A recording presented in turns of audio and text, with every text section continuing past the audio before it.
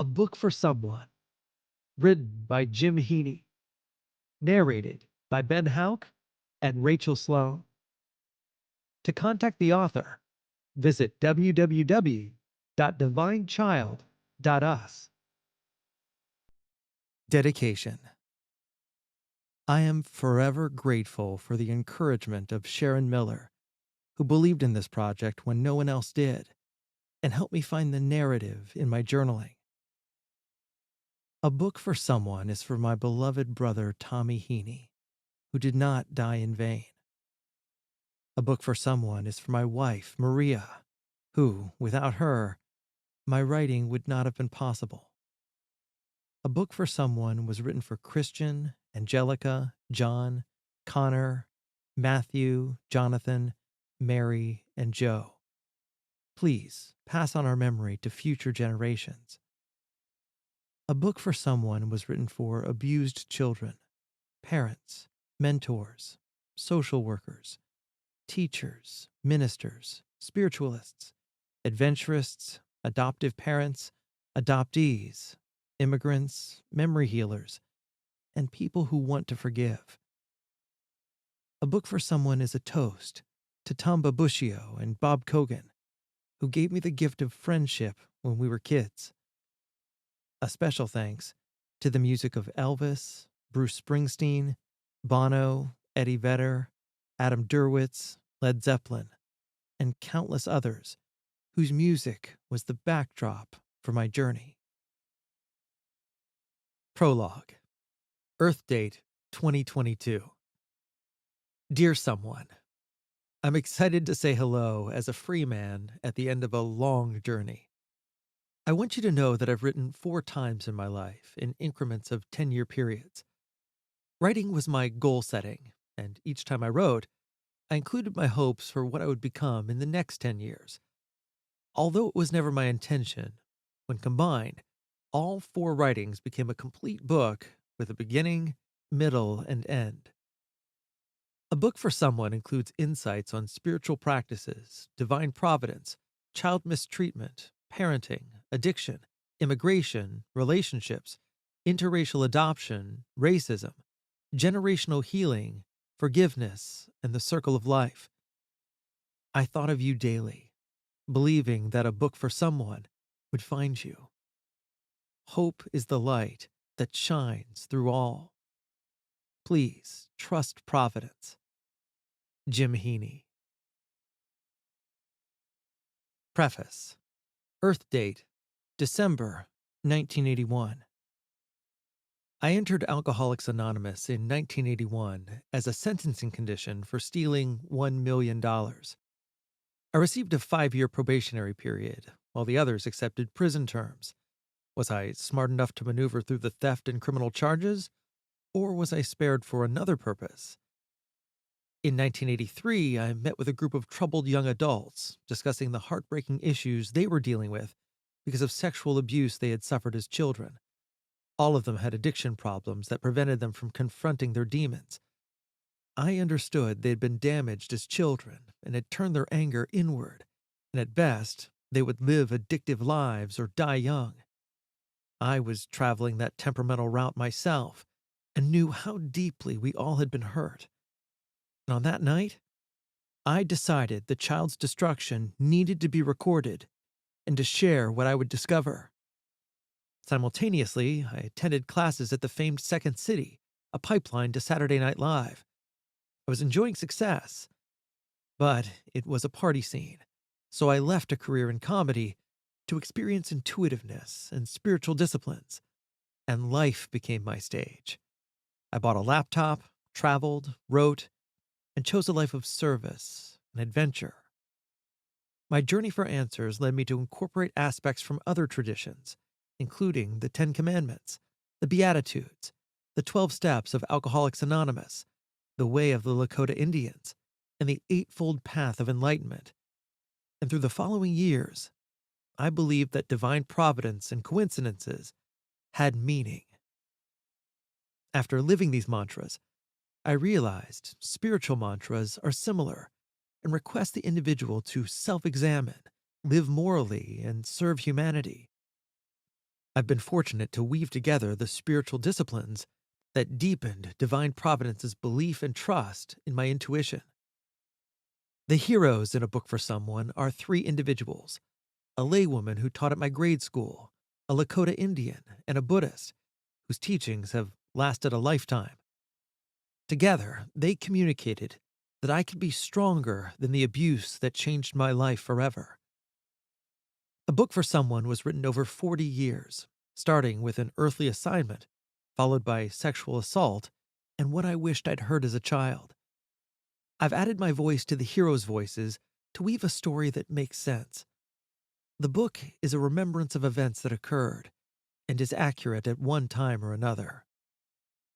A Book for Someone was written because of a promise made on a bleak December night in 1983, which led to a love for all children, spiritual paths, divine providence, an immigrant wife, a scientist's son, an African American daughter, and memory healing and forgiveness. God profoundly has a purpose for every human being: to evolve, forgive, and pass on discoveries. May A Book for Someone help provide green lights in your life. Hope is the light that shines through all. Please, trust Providence. Jim Heaney. Act 1. We Tried to Be Kids. Chapter 1. 10th Dimension. Assignment Earth. Stardate, May 1954. The director looked out her window and saw young souls laughing as he swung higher and higher on the monkey bars before releasing his grip and landing at their feet. Ring, ring, ring. This is Dee. May I help you? Have you reviewed the file? Yes, I've read the file and I'm looking at him now. Dee took off her glasses, put them on the desk, messaged him, and watched through the window as he marched through the playground like a soldier. He entered the building, and she motioned him towards the seat at her desk. The director looked briefly through a file and then handed it to him. I received this dossier from High Command. Parents have lost their way, and your earthly assignment is to help reroute the flow of generations. And how will this happen, Dee? He asked. The director closed the file and leaned back in her chair. Something will happen which will allow them to be better people. Is this my only job, ma'am? She handed him the file and said, In the middle of your struggles, you will have to define who you are, find your purpose, and complete your circle of life while on Earth. James looked intently at the file, which read, Mission: reroute dysfunction and define child abuse, addiction, divine providence, spiritual disciplines, memory healing, generational healing, immigration, relationships, parenting, interracial adoption, racism, forgiveness, the circle of life. James nodded with a faraway look into the galactic stars. The director sighed. So, what do you think? Really? This scenario doesn't sound good, he said. Do you have anything else? Can I be extraordinary and stand on stage and win awards? I'd prefer to sign autographs, Sorry. the director said, smiling. High Command has assigned this mission to you. It's a great challenge and perfect for you. Not interested, ma'am. May I go now? The young ones are waiting. It's a hero's position, James. Oh, Dee. The hero's gig is not what it's cracked up to be. Statistics show that most heroes fail in the first 12 years, and it's been a pleasant visit. Let's do it again sometime. Very well. Dee said curtly. I'll inform High Command of your refusal. He closed his eyes, shook his head, and sighed. Okay. What soul gifts am I born with, ma'am? Page 2. Dee said. James flipped the page, which read, Soul gifts for earthly mission: kindness, caring, resourcefulness, perseverance, nastiness, and a good sense of humor, which you are going to need. Nastiness? He asked. Yes. And please use with discretion, James. The young souls, will they be okay while I'm gone? Yes, James. But Dee cautioned him as he rose to leave. If your parents don't intercede and respond, you will be alone in a tragedy, and your circle of life will be damaged. Evil will try to destroy you. So be awake and listen to your soul's voice. Anything else? James asked. An infant's circle of life is mystical. Dee said. Babies are born innocent, with a pure soul, and with conscious intentions, parents can enter the baby's circle of life and heal multi-generational trauma. The clock chimed the first note of 12, and Dee said, There is some good news, James. You get the girl you want. He paused and said, Really? Tell High Command I consider this position an honor. However, I will interview numerous females and will not be impulsive. Dee smiled, looked at her smartwatch, and said, You must hurry, James. The High Command will be with you always. And from the window, she watched James say goodbye to the young ones and then enter the circle of life. Chapter 2. Profiled. Earth date, 1966. Dear Jimmy, I saw you first outside St. Alby's Church after one of the Sunday Masses. Your blonde hair was short, and your blue eyes twinkled like a little angel. The spring breeze ruffled your flowing white cassock like a porcelain figurine, and I wanted you for my collection. While I desired you, an elderly arm dropped over your shoulder and pulled you close. Next to the arm was a pendant necklace with a silver cross lying on top of an old blue sweater. I looked up and found myself eye to eye with Miss Hope, and she did not look happy. Instantly, I knew that she knew. One of my little friends had squealed. She slowly extracted the crucifix from her chest and held it facing me. Anybody watching would think it was a fidgeting habit, but I knew better. See you soon, Jimmy. Larry Creep. Chapter 3. Traumatized. Even after all these years, I wonder what went on in the mind of the man called Larry Creep. How did he justify what he did? What lies did he have to tell himself to live with himself? Or did he not care? The last thing I remembered before falling asleep the night before was my mom saying that a paper route was an excellent way to learn responsibility. Even though it was just once a week, I hated the idea because I had to wake up when it was still dark.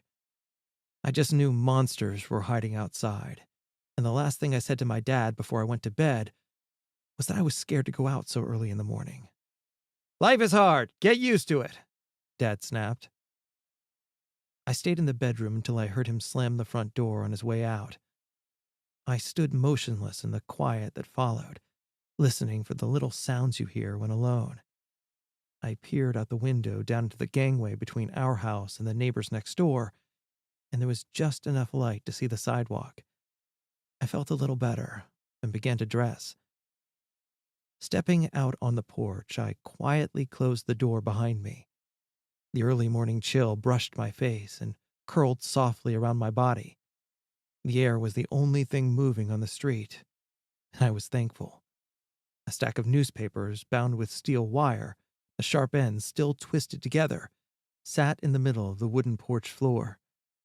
My heart sank because my father had promised to cut the wire and didn't. I untwisted the wire carefully and managed not to cut myself. My route was different from my older brother Joe's. He delivered the Chicago American and only had to deliver to subscribers' houses. I delivered Goldblatt's paper, which was just a few pages of ads. Still, a copy had to go to every address in my delivery zone, about 800 copies if you included the apartment houses on Blackstone Avenue. My newspaper bag held only about 75 copies, so I returned to the porch about 10 times for refills. A wagon would have made the job easier, but I knew not to ask for one. It was too early for the apartment buildings on Harper Avenue because I had to walk the hallways to deliver, and it was too dark. Someone or something could grab me, so I'd do Harper last when it was light outside. Dante Avenue was a good start with single-family houses like ours. I felt better heading left and throwing papers onto porches because I could run in the open. I was fast, and even the older kids couldn't catch me once I started zigzagging. I turned east on 91st Street, which only had a few houses and ended on the railroad tracks. I came around the turn of the alley and, oh my God, someone was blocking the sidewalk. I froze. My heart raced and my breathing stuttered. The man was tall and fat, much bigger than my father. He had short, oily black hair and wore work clothes everyone called factory greens. I saw the word Larry sewn on his shirt, and I suddenly had to go to the bathroom. I wanted to run, but my legs wouldn't move, and the man didn't move either. "What do you have? The paper?" I nodded. "What's your name?" Jimmy, I stuttered. "How old are you? 11, What school do you go to? St. Albie. How's Miss Hope?" I relaxed. Miss Hope was my 4th grade grammar school teacher, and I would likely have her again. If he knew her, he must be okay. "Tell Miss Hope Larry said hello." Okay. I may see her today because she lives on Harper Avenue right behind the Castaways Motel. The Castaways Motel, huh? I hear a few prostitutes are working at the Castaways now. Things sure are changing in this neighborhood, I have to deliver the paper to the motel, too. I said. "You look thirsty. Want a pop?" No, thank you. There are too many papers. Goldblatt's is having a big sale. "Junk paper. Junk store," Larry said. "Everything in that store is cheap. It's a waste of time delivering their ads." Yeah, and it's way too early to be up. Larry nodded again. "Well, I'll see ya," he said. Wouldn't want to be ya. I thought to myself. As I continued my deliveries, I began to feel thirsty. Larry was friendly to offer me a pop, even if it was so early in the morning. There was nothing fancy about the baseball field by the railroad yard and steel mill. We played on dirt, crushed coal, and weeds, and when a train rolled through, the freight cars blocked the outfield, forcing a game delay. There were better diamonds in the area, but we were proud of ours, and that pride had motivated us to get up early the previous Saturday to clean up the field and the tracks. We worked until dark, a labor of love. Today was the moment of truth. The team captains would pick their teams, and I was worried because there were more guys than positions. I was younger than some, and I was in a slump. I couldn't get on base and dropped a few easy balls, but my friend Bush was a captain. While making his picks, I kept trying to catch his eye, and now and again I succeeded. 4 kids were still waiting when it came down to the last 2 players. I'll make plays. I promise. My eyes pleaded. "I'll take Jimmy," Bush said. Right away, I started to take practice swings with my bat. I was anxious to redeem myself. All it would take was one good game, just a couple of hits, and then I'd earn back the guys' respect. Looking over the field, I saw white butterflies fluttering among the yellow dandelions swaying softly in the summer breeze. Across from the right field baseline on Dante Avenue was a neat row of small brick bungalows, and when we played evening games, the neighbors would sit on their porches, drinking beer and watching us play. It was live baseball and better than sitting in a stuffy house. "Quit daydreaming!" Bush yelled. "Your home run isn't going to happen. What? Nobody's ever hit one over the steel mill fence. It's too far. By the way, you're playing right field." But nobody ever hits to right field. "That's the point, and I don't have to worry about you dropping one." We took the field first, and I trotted out to my spot. Even though nobody ever hit to right field, I had to be ready. The first batter on the opposing team was Troy, a kid from the east side of Stony Island Avenue, who was always picked first because he could hit the ball. He took the first pitch, watched it go by, patted the mud off his shoes like a major leaguer, and surveyed the right field. "He's going your way, Jimmy!" Bush yelled. The second pitch came in. Troy swung late, and the ball cracked off the bat and was streaking down the first baseline.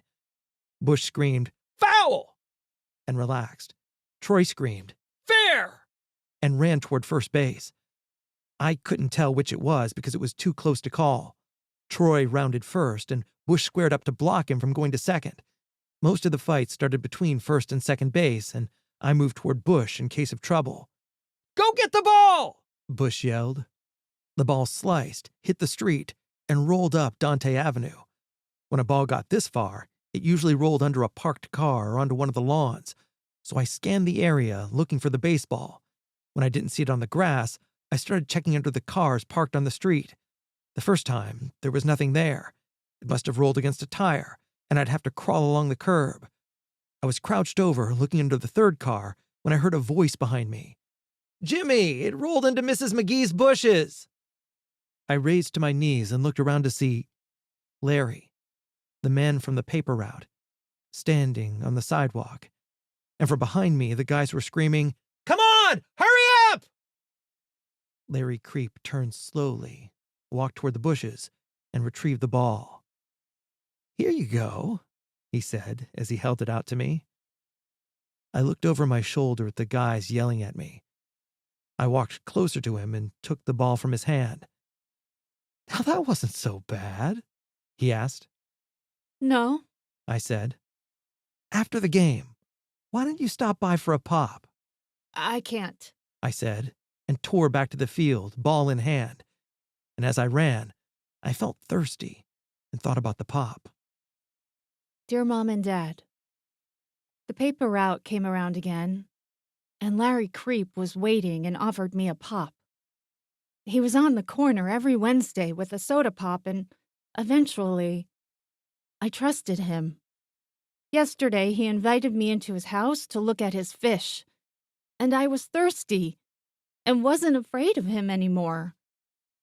I probably still had a chance to run, but I no longer thought about it. And that's why he knew I'd come into the house. I didn't understand he was going to hurt me. And I was still free of the agony that was about to begin. Wednesday was paper day, and the big day Larry Creep had been planning. It turned out that Larry Creep was a child molester. It was what he did. A painter paints, a doctor heals, a policeman protects, and a child molester molests children. I went inside Larry's house, and what happened changed my life forever. Way to go, Jimmy. Dear parents, so now you know my sickness. Watching, contacting, gathering information, securing trust, and I assault your children, reducing their thinking to a screeching tremor while their bodies shiver with fear. Sure, I know the consequences, because it happened to me. Once I was young and full of promise, but there was a man who was my teacher, and I'm only passing on what I learned. Besides, being my special friend means he gets treated better than at home, and I'm pretty sure he won't tell on me. His mother is having another baby, drinks, and his father works 12 hours a day in a factory. Jimmy's just another kid who needs someone to care about him. And that person will be me. I don't give a flying turd about Miss Hope's precious crucifix that she shoves in my face as if I were a vampire. She won't be able to prove a thing. None of them can. Somebody must catch a predator in the act. The child must testify in court, and the parents don't want to deal with it. Everyone decides to forget all about it and go home. Sex with a child is horrific for the child, but thrilling for me. Kids feel a combination of trauma and pleasure, which confuses them and creates addictions. They believe it's all their fault and pure evil because it forever shocks their psyche. I want Jimmy, and if I blow the twinkle out in his eyes, too bad. He might like it and return for more.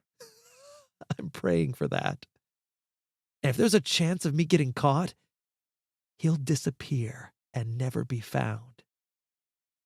Stay distracted. Larry Creep.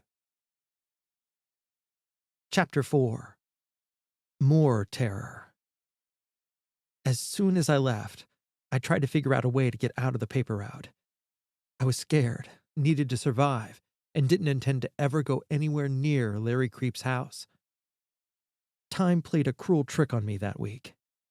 It was like sitting in school watching the clock, only to have it stand still until the end of the school day. And then time flew by so fast, like a blur, when I walked out the door. The week after that awful Wednesday, time behaved like it was after school. The week flew by because I didn't want it to, and I became more afraid and trapped as the upcoming Wednesday approached. Tuesday night, I laid in bed sweating because I'd been unable to think of a way to avoid the morning encounter with Larry. Then it came to me. A simple plan that I laughed at myself for not thinking of sooner. I must have drifted off to sleep because the next thing I knew, the sound of the paper truck woke me up. The driver yelled our home address, and a man in the back rattled up the truck's metal cargo door and jumped out. He dragged the bale of papers up our steps and heaved it onto the porch, which landed with a boom. The unloader clumped back down the stairs, hopped on the truck, and pulled down the cargo door as the truck sped off, gears grinding. I stayed in bed a little longer until my father's alarm clock went off, and he came to the bedroom door after a few minutes. "You up?" Yes. I said, and asked him to please cut the wire for me. I could hardly breathe as I waited for him to leave the house. I kept telling myself that all I had to do was hide the papers and everything would be fine. It's not like people look forward to a newspaper full of ads. I dressed slowly and didn't leave my room until I heard my father walk out of the house. Then I walked to the front door and looked out onto the porch, and Dad didn't cut the wire again. I sat down next to the papers, trembling. My plan didn't seem so simple anymore. Where to hide them? I had to decide because it was getting light. Under the porch? No. Somebody might find them there. In the sewers? No. Bush and I had tried lifting a sewer hole cover a few weeks ago, and the two of us couldn't budge it. I couldn't do it alone. Finally, it hit me. The garbage cans in the alley. No one would notice them there.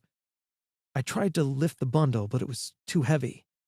I pushed it to the edge of the porch and gave one more shove. The pile tipped, rolled down the 5 steps, and landed on the sidewalk. Moving the papers over a concrete sidewalk was more complicated than sliding them on the smooth wood deck of the porch.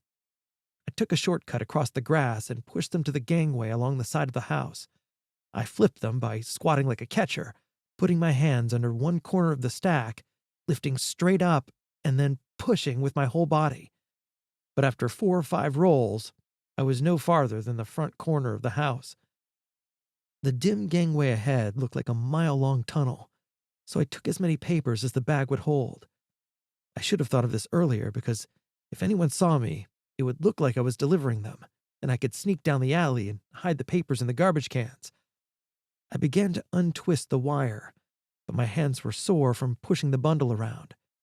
Slam! My heart jumped. A car door shut out in the street. What if someone saw me? Furiously, I worked at the wire until it unraveled, then ran back to the porch for my bag. I tore back to the gangway and started stuffing. I carried the first load down the alley looking for empty garbage cans, and most were half full, which meant the garbage truck workers were hopefully picking up the garbage this morning. I was on my 3rd load and all was going well when I heard a voice near Mrs. Douglas's house. I looked for a place to hide and saw a spot across the alley between a garage and a can, and I made it just in time. The gate swung open, and I saw Mrs. Douglas looking around the alley. I thought she was looking right at me, and I dropped my breathing so she couldn't hear. Penny! Where are you? She inquired. Penny was her dog. Mrs. Douglas looked up and down the alley, closed the gate, and went back into her yard. I took a deep breath and crawled from behind the garbage can. It was no good.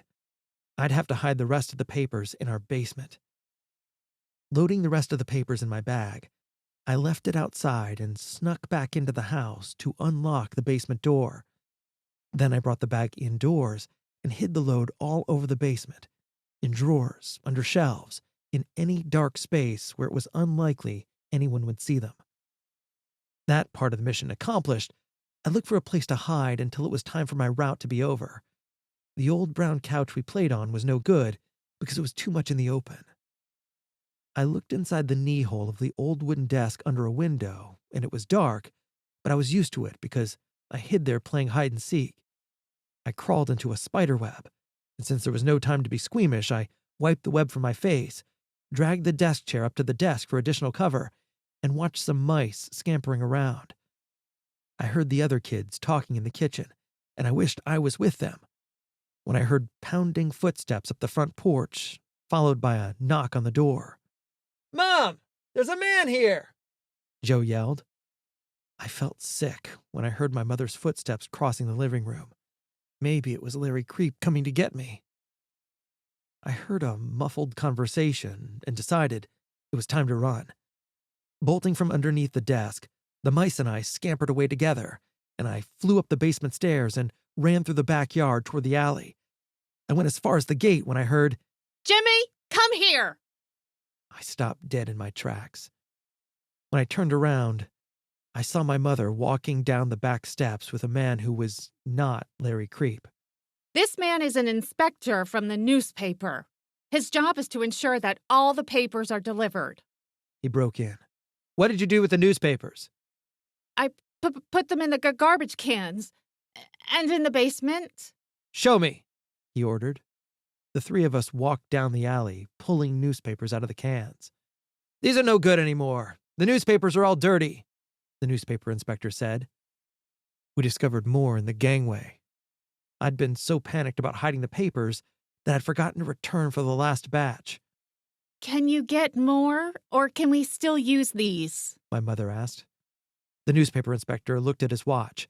"I can't get another delivery out here this late. Can I use your phone? I need to report this." We walked back into the house, and the newspaper inspector called his office. He hung up the phone and glared at me. "The boss says to save what we can and deliver as many as possible. We'll decide whether your son can keep his job later in the week." After the newspaper inspector left, Joe and I delivered the papers. When we got to Larry Creep's house, he wasn't there, and it was as if nothing had happened to me. At one point, Joe asked why I'd done it. I shrugged. I couldn't bring myself to say the real reason. I felt bad enough without him pounding on me or making fun. I guess I don't want to have a paper route, I said. When we returned from the delivery, my mother had convinced the newspaper inspector's boss that I would deliver the papers the right way and then sent me to the bedroom until my father came home. While I waited, all I could think about were the inspectors and monsters out there waiting to get me. I had a week to figure out another plan for ditching the route, and telling my parents what happened was out of the question. Even though we lived under the same roof, my parents were in their routines. My father worked in a factory, and my mom drank beer most nights after we went to bed. She told us she wasn't a morning person and said, "Leave me alone," and let us get off to school, but we figured out that she was hungover. I guess there was anxiety with the kids, and she was having another baby. I asked her once, "Why do you drink so much?" Mom got angry and told me, "I'm Irish. Drinking is my family tradition, and I don't stop for anyone." my father had his problems too. He had been an only child and felt isolated most of the time. His father was a gambler, and his mother had walked out on them when he was young. He grew up believing his mother didn't love him, and that's why she left, which my grandfather reinforced in him. Dad didn't ask Mom to quit, most likely because he feared she would leave him, and he liked to drink too. Sober, my father was a quiet man. When drunk, he was vicious. Mom was the best woman he'd ever known, and Dad broke my brother's spirits one by one. When the next Wednesday came around, I decided to skip Larry Creep's part of the route, but I thought the newspaper inspector would squeal on me. Then it occurred to me that he might be nearby, and I could use his inspection to avoid Larry Creep. I stood at the corner staring at Larry's house and realized the newspaper inspector was not coming to my rescue, and no one was going to save me. So I took a deep breath, walked swiftly across the street, and flipped the paper onto Creep's concrete porch. As I hurried to the next house, I looked over my shoulder and saw Creep's white lace window draperies moving ever so slightly. Chapter 5. First Betrayal. The week was flying by again, and inside I was breaking, and I needed to tell someone. John was about 16, with long brown hair that hung across his forehead. John always wore knit shirts, khaki pants, and leather boots with thick heels that made him look tough, and he even played ball in those clothes. Everyone else wore shorts, t-shirts, and gym shoes to the field, but John always played in his tough guy uniform. I was hanging around the field, waiting for the other guys to show up, and I was busting inside. I needed to tell someone about Larry Creep, and I needed to be protected, and I thought I could trust John. I was standing there when suddenly it just came out. John, this man on my paper route touched me. What do you mean by that? He grabbed me and made me take my pants off. Have you told anyone else? He asked. No. Who is it? Larry, that guy who lives over on 91st Street. John became very quiet. Finally, he said, "Don't worry about it. We'll fix him. We'll talk to him tomorrow." My horror must have been evident because he said, "You don't have to be afraid, and nothing bad will happen. I'm going to tell him to leave you alone." Are you sure? I asked. "Don't worry," he said. As we approached Larry's block, I felt braver and protected, and I thought that John would scare Larry Creep once and for all. We walked through the alley to his back door, and John knocked. "All you have to do is keep him busy," John said, "while I look around the bedrooms." John smiled. "All the good stuff is in the bedroom." The back door swung open before I could ask what he meant. "We'd like to talk to you, Larry," John said. Larry Creep's eyes lit up. "Sure. How about a game of pool?" We went down to the basement, and I watched Creep rack the balls, and John picked out a pool stick and chalked it confidently. They both missed their shots when John said, "I need to use the bathroom." "It's upstairs," Larry Creep said. John strolled up the stairs, never glancing back. Larry Creep put down his pool stick and hurried towards the couch where I was sitting. I sat paralyzed with fear as his big body knelt, and he touched me at my pants zipper, and he was breathing quickly, his foul breath in my face. "I've missed you, Jimmy. I've waited for you to come back. You know this is what you want. People just don't understand. Your father will get angry and love your brothers more." I heard his zipper open, and at the same time, the toilet upstairs flush. Larry Creep hissed in frustration and whispered, "Come back later." John came down the stairs quickly, smiling from ear to ear. "Thanks for the pool game, Larry. Jimmy, we must go." He grabbed my hand, pulled me off the couch, guided me up the stairs, and yelled, "Thanks again, Larry." Safely outside, John bragged, "That was perfect! Man, oh man, was it perfect!" He reached into his pants pocket and pulled something out. "What do you think?" he asked me. And before I could answer, he continued, "Do you think they're worth a lot?" What was perfect? I yelled. "The bathroom was between the bedrooms. When we went downstairs to play pool, I looked for the bathroom, and when I didn't see one, I knew I was home free. I saw how he looked at you, so I asked him to use the bathroom. When I went upstairs, I slipped into one of the bedrooms and found these 2 rings in a drawer." He held 2 diamond wedding rings in his hand, and they looked like the rings my mother wore. I didn't know what to say at first. Finally, I asked, What will happen when Larry Creep discovers you stole his rings? "We stole the rings, Jimmy. You were here too. And you'd better not say anything, or we'll both go to jail. No matter what, we were never here. Besides, he'll never say a word because of what he did to you, and the cops will throw him in jail. It's a perfect crime." Chapter 6. Top of the world, Ma. I ditched the whole paper route on Wednesday and didn't try to hide it. I walked outside, took the papers, threw them away, and then walked back into the house and slept on the basement couch. A few hours later, the newspaper inspector appeared and told my mother that the newspapers were all over the alley. "He didn't even try to hide them," he said. "He just threw them everywhere. I've never seen anything like this before." You're a snitch. I said. Last week you didn't even inspect the paper route. He looked puzzled and then asked, "What did you call me?" Nothing. I said. "Ma'am, we'll have to get someone else for the route. Your son's not ready for a job yet." Mom was peeved and said, Go to your bedroom. Oh well. I thought. I didn't care about having to go to my bedroom because I was getting used to it. I watched from the window as the newspaper inspector ran around the alley grabbing newspapers, most likely trying to keep his job. As he closed in on one, the wind picked it up and blew it away, and I muttered in a low voice, Ma'am, we must get someone else for the route. Oh no. I countered in a shrill voice. Anything but that. He looked at me in the window, and I faked a roaring laugh so he could see it and proclaimed, I bet you get fired for this one. He stared at me in disbelief, and I grinned and shot him the middle finger. I hated the newspaper inspector because he didn't do his job. He should have been inspecting the route delivery.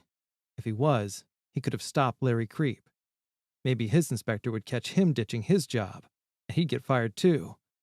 Possibly the inspector of the newspaper inspector also had an inspector who was the main inspector. I hoped he got fired too. Suddenly, my father's face came to mind because Dad was the main inspector in my family, and he'd be home for dinner soon.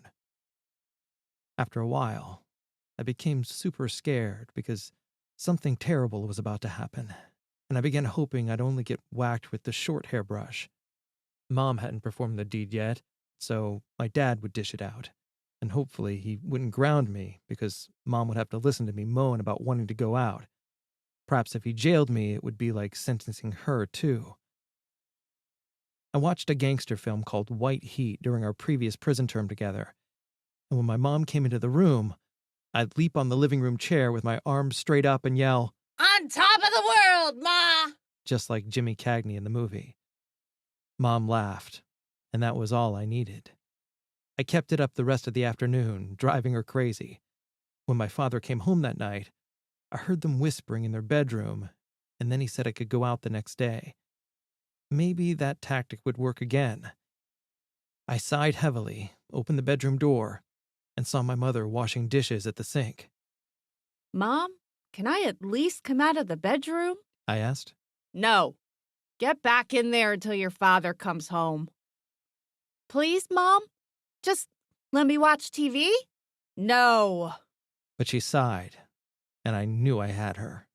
I'll be good. The movies are on. On top of the world, Ma! She smiled and said, Okay. I went into the living room, turned on the television, and switched to the channel that showed the afternoon movies. The station featured Love Week, and people were kissing, and the film was about a couple falling in love and having a baby. It was horrible, but still better than being stuck in the bedroom. I switched the channel, and the afternoon news showed a house on fire and a robbery at a liquor store 5 blocks from our house. Suddenly, I remembered I needed to pest my mother, so all I got from my father was a short hairbrush beating. I jumped out of the chair and into the kitchen like a rabbit. Mom? I asked. What? I like staying with you. I'd rather be with you than anywhere else in the world. I was about to tell her that I was hoping my father would give me a lengthy jail sentence when we heard footsteps coming up the wooden steps to the front door. She whispered, Go to your bedroom. I ran to the bedroom and dove onto the bed. I waited forever and heard my father's heavy footsteps coming down the hallway, and the door flew open. "You've had it, mister, and you're on lockdown for 2 weeks. And you're going to work around the house and catch the mice in the basement without playing or watching television." I got clobbered 10 times with a long hairbrush and didn't cry. After it was all over, I became angry because telling my parents about what happened with Larry was not an option. And then I thought about getting nasty and burning Creep's house down. Chapter 7. Second Betrayal. For a month, life returned to normal. Then, one Saturday, when I was in the backyard, I heard the phone ring, and my father walked out of the house a few minutes later. "Jimmy, a policeman named Detective Ryan was just on the phone, and he wants us to come down to the station tomorrow." I felt terror, and then clammy, and I'd never seen my father afraid. "He said rings were stolen, and someone picked your face out of the school pictures." Another burst of fear took my breath. As my father studied my face, I heard John's voice. "We stole them, Jimmy. You were here too. We stole the rings, so you better not say anything." I never. I stammered. "Tomorrow we're going to the police station, and we'll say someone has made a mistake. Go to your bedroom now." I laid on the bunk bed and thought about the police and crime in our neighborhood. Stony Island Avenue was a main thoroughfare into Chicago for travelers from the southern part of the United States. The street was filled with tiny motels where traveling salesmen would sleep overnight. The first motel to change was the Castaways, where the owner allowed a pimp to sell prostitutes for public consumption. Unfortunately for Miss Hope, the motel sat across the alley from where she lived, and she always planted flowers along the back fence. I wondered if she could garden because of the pimp at the Castaways Motel. I thought the coppers should be more concerned about actual crime than Larry Creep's stupid rings. The more I thought about it, the angrier I got, especially about Miss Hope. It wasn't fair. My dad hated what was happening to the neighborhood too, and he didn't believe I was a thief. I felt we were on the same side for the first time in a while, but that quickly vanished when I remembered the whole situation. What about Larry Creep molesting me? Did they know about John? Was Larry Creep going to be at the police station? "We, Jimmy," John said. "You were here too. We stole the rings. No matter what, you have to say we were never here. They'd put us in jail. Besides, with what he did to you, he'll never report it." Larry Creep must have reported it after all. I returned to the house and saw my dad sitting in his chair, drinking whiskey and soda. I thought about saying something, but Larry's voice came into my head. "You're here because you want to be here, Jimmy. It's your fault. Your parents will blame you, and your father will love Joe more." I noticed Joe staring at me, and I wanted to tell him what was happening, but I didn't dare because Joe would use it against me. Then I thought about what Larry Creep had said. Everyone in the neighborhood probably knew that my parents pitted us kids against one another.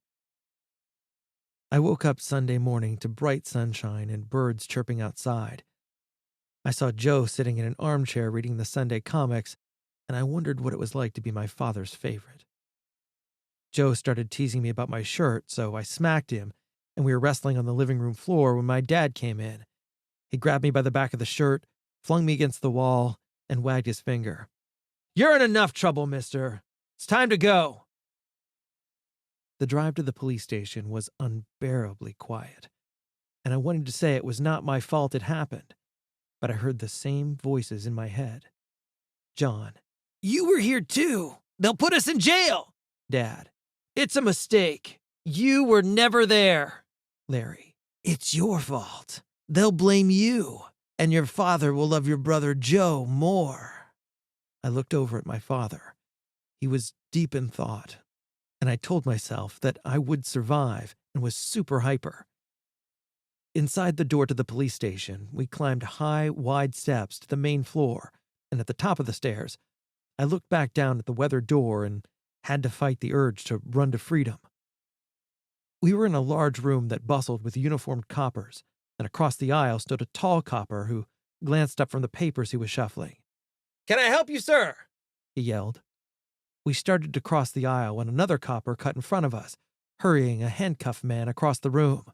No! Please don't do this to me! But the scream was only inside my head. My father said, "We're here to see Detective Ryan." The cop swirled around and yelled at someone we couldn't see. "Hey, Petey! You seen Ryan? He's in room 3 waiting for some kid." The tall copper leaned over the desk and glared at me, then politely said to my father, "As you can see, we're a little crazy around here this morning. Every weirdo in town was out last night, and now they're all here." He motioned to a couple of chairs against the wall. "How about grabbing a seat while I get Detective Ryan for you?" We strolled back across the room, trying to avoid bumping into the crowds of people coming through. My father dug through his pockets for his smokes and lighter, and his hands shook as he lit a cigarette. There was so much commotion in the lobby that it was impossible to pick out Ryan, but suddenly I noticed a younger man in a blue business suit walking toward us. "Hello, I'm Detective Ryan. Thank you for coming. Would you follow me?" We walked down the long hallway until we came to a door. Ryan opened it and asked us to step inside and take a seat. Oh my God. Larry Creep was sitting before me, and I noticed I had to pee. Detective Ryan began by thanking my father for coming down on a Sunday. Then he explained that Larry's mother had reported some wedding rings stolen from their house. What? You have a mother, Larry? I screamed inside my brain. The detective explained that Larry's mother was cleaning out her dresser and noticed that 2 heirloom rings were gone, so she called us. After looking at the evidence, Detective Ryan had decided it wasn't a break-in because the locks were not shimmied, and there wasn't any broken window glass. He asked Larry Creep if anyone had been around while his mother was at work, and Creep said, "No." Good. I thought. Now I could say I was never there, and we could all go home and I could play some baseball. I interviewed Creep's neighbors, and one said they had seen the paperboy at Creep's house early one morning. The neighbor picked Jimmy out of the class pictures from St. Albee, and here we are. Detective Ryan turned to me. "Jimmy, did you take the rings?" I tried to talk, but my mouth was so dry that nothing came out. Ryan asked again, "Jimmy, did you take the rings?" I looked up at my father's eyes and knew what to say. Nope. "Were you ever in the house?" Nope. Detective Ryan looked through me and then at Creep.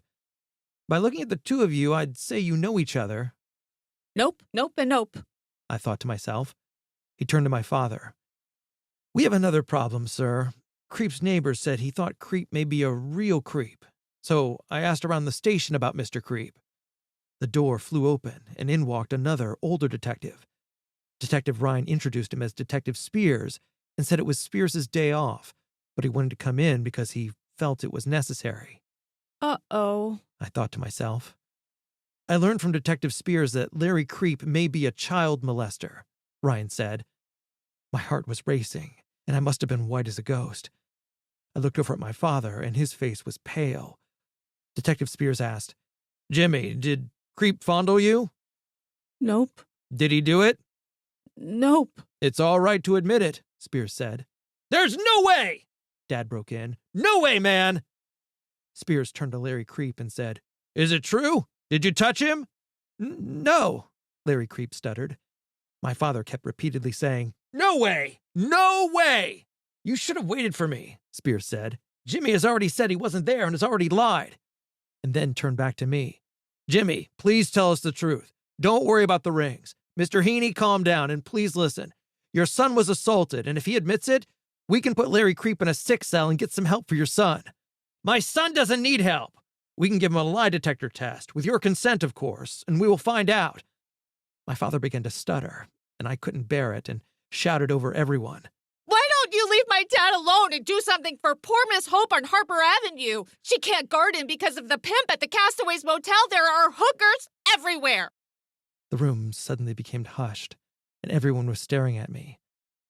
"A lie detector will not be necessary, Detective." "May we leave now?" "Yes, but here's my card if you change your mind." As soon as we got back in the car, my father said, "That's it, Jimmy. We're through. He was looking ahead and not at me. I knew a guy. His voice trailed off. Then he cleared his throat. And he ended up a queer. You've always reminded me of him. I nodded, relieved that we were through at the police station and happy that the detectives would help Miss Hope. It wasn't until we were almost home that I realized that what he meant by "we're through" was not about visiting the police station. He was talking about us. And I felt a nuclear eruption and wanted to torture and kill him. Chapter 8. We tried to be kids. Mysteries of the Soul. 1. Believe in God like a child. 2. Believe that God is more powerful than your problems. 3. Pray for strength to live God's will. 4. Live your life honestly and morally. 5. Share your wrongdoings with a close friend. 6. Right the wrongs you've done to others. 7. Find someone to help in all situations. 8. Experience God's healing, knowledge, and purpose. Even though my home life had fallen apart, there were things outside that kept me going. After the awful summer came September, which meant the start of school and the football season. Since I officially was in 7th grade, I hoped to make the varsity starting lineup because when we played on the street, I rarely dropped the ball and even caught some touchdown passes. The only problem I had with September was school. It would be nice if we could play football without having to go to class. There was always a hook, some threat attached to anything you liked. If you didn't do well in school, the parents and teachers wouldn't let you play. Poor Miss Hope would be my 7th grade teacher. I also had her in 4th grade, so I knew her well. She was short, thin, and had long, crinkled white hair. She hadn't married and didn't have kids. The first time I saw poor Miss Hope, she was standing in the hallway when I was in kindergarten, and my first thought was that she could be Santa Claus's wife and was about 100 years old. Bush said she was old enough to have taught the caveman's children, which I said, She can't be that old. My desk was in the 3rd row, first seat, and right in front of her big brown teacher's desk. There were 2 reasons for this. The first was to keep an eye on me, and the second was that she liked me. I loved the attention she gave me, and I'd get excited, and then the class would laugh and get out of control. She would get flustered, and her wrinkled little hands would start shaking. Some days I'd just be quiet because I was tired or bored, and she'd ask, Are you okay today? Thomas J. Babushio was my best friend. Thomas came from a long line of relatives who were nicknamed Bush. His father was a Bush, his uncles were called Bush, his brothers were called Bush, and his cousins were called Bush. Every male was called Bush, and the reason for this was because right in the middle of their Italian last name was 4 letters spelled Bush. All the Bush cousins had a mother called Connie, too. One time, Connie called Bush from the kitchen, and when she did, everyone stopped talking to recognize which Connie was calling which Bush. After the pause, Bush's dad said, Bush, go see what your mom wants, and bring me a cannoli on the way back. Well, Bush had a different point of view on football because he was in 8th grade. School has girls, Jimmy, and that's not such a bad trade-off. Now go out for a pass. I ran deep down the street, just short of a blue Chevy, turned and stopped on a dime, and Bush threw a perfect pass that looped into my gut. Touchdown! I yelled, and trotted back toward Bush, and when I got closer, I heard the cheerleaders practicing over in the parking lot. Bush heard them too. Come on, he yelled, and we ran closer to listen better, and I trotted after him reluctantly. When we got there, the girls were practicing their cheers. 2, 4, 6, 8. Who do we appreciate? St. Albie! St. Albie! The girls jumped up and down, then went into a huddle and stepped out into a new formation. I like this one, Bush whispered. Why? I asked. Because you find out which girl likes you. I didn't catch on and began to ask another question. Listen, he said sharply. The 8th grade girls started screaming. Bush, Bush, he's our man. If he can't do it, no one can. They repeated the chant twice, and one girl jumped out in front and did a solo the 3rd time. Bush explained that whoever did the solo had picked the boy's name because she liked him. I rolled my eyes. Jeez, let's go play some catch. But Bush wanted to find out who liked him. It turned out to be Linda Henry. Next, the cheerleaders started on the 7th grade players, which meant me. Bush nudged me, laughing. I said, Oh, brother. but I was interested to find out who'd picked my name. Bobby Seward was the one who finally jumped out of the formation to chant, Jimmy, Jimmy, he's our man. If he can't do it, no one can. I turned around because I couldn't bear to watch. Come on. I said, tugging on Bush's arm. He didn't budge, so I had to stand there, embarrassed, waiting for all the cheers to end. Bobby Seward stood in the right corner of the lot, surrounded by all her girlfriends, and she was laughing and staring at me. I could have died. Can we go now? I pleaded. Okay, Bush said. Go deep for a pass. I ran straight, looped to the right, turned, and saw Bush cock his arm and throw. The ball sailed high and a little too far to the right. I picked up speed, stretched, and caught the ball on my fingertips, pulling it close to my stomach. Yes! I whispered to myself. A cheer went up from the girls as I continued to run around the corner of the building that separated me from them, and I ran up the street, breaking tackles and scoring an imaginary touchdown. I saw Bush running behind me, and as he approached, I heard him sing-song. Jimmy, Jimmy, he's our man. If he can't do it, no one can. That's the stupidest thing I've ever heard. Oh, come on, Jimmy. You've got to admit, it's fun. I denied it, but I couldn't help remembering how Bobby looked at me as she stood giggling with her friends, and I wanted her to be my girlfriend. Chapter 9. It wasn't my fault. The boys and girls had discovered one another, and there was a special feeling in the neighborhood, and I got caught up in it. All the guys had a girl who liked him, and we liked them back, and the girls managed the whole thing, starting with personalized cheers. Some girls were prettier than others, but it didn't matter because a girl liked you, which felt good, and I was in love with Bobby Seward. After every football game, there would be a party at someone's house. Typically, the boys would hang out on one side of the basement area, and the girls would giggle among themselves on the other side. When enough time went by, and after plenty of prodding, one of the boys would ask his girl to dance. The first one to plunge would be Bush because he was our quarterback and leader. After he broke the ice, we would all ask the girls to dance, but it would be time to go home by then. For the week following the party, our heads would swirl with talk of the girls in our lives. Girls were all new to me, and as a result, I wanted to look better and dress more neatly. St. Albee students wore uniforms, which meant navy blue pants, blue shirts, and ties for the boys, and wearing non-uniform pants was not allowed. Each year, my mother would reduce the waist in Joe's old pants and take up the bottom length so I could wear them, and Mom tried, but they never fit me right. The hand-me-downs from Joe were too loose at the waist and dragged on the ground.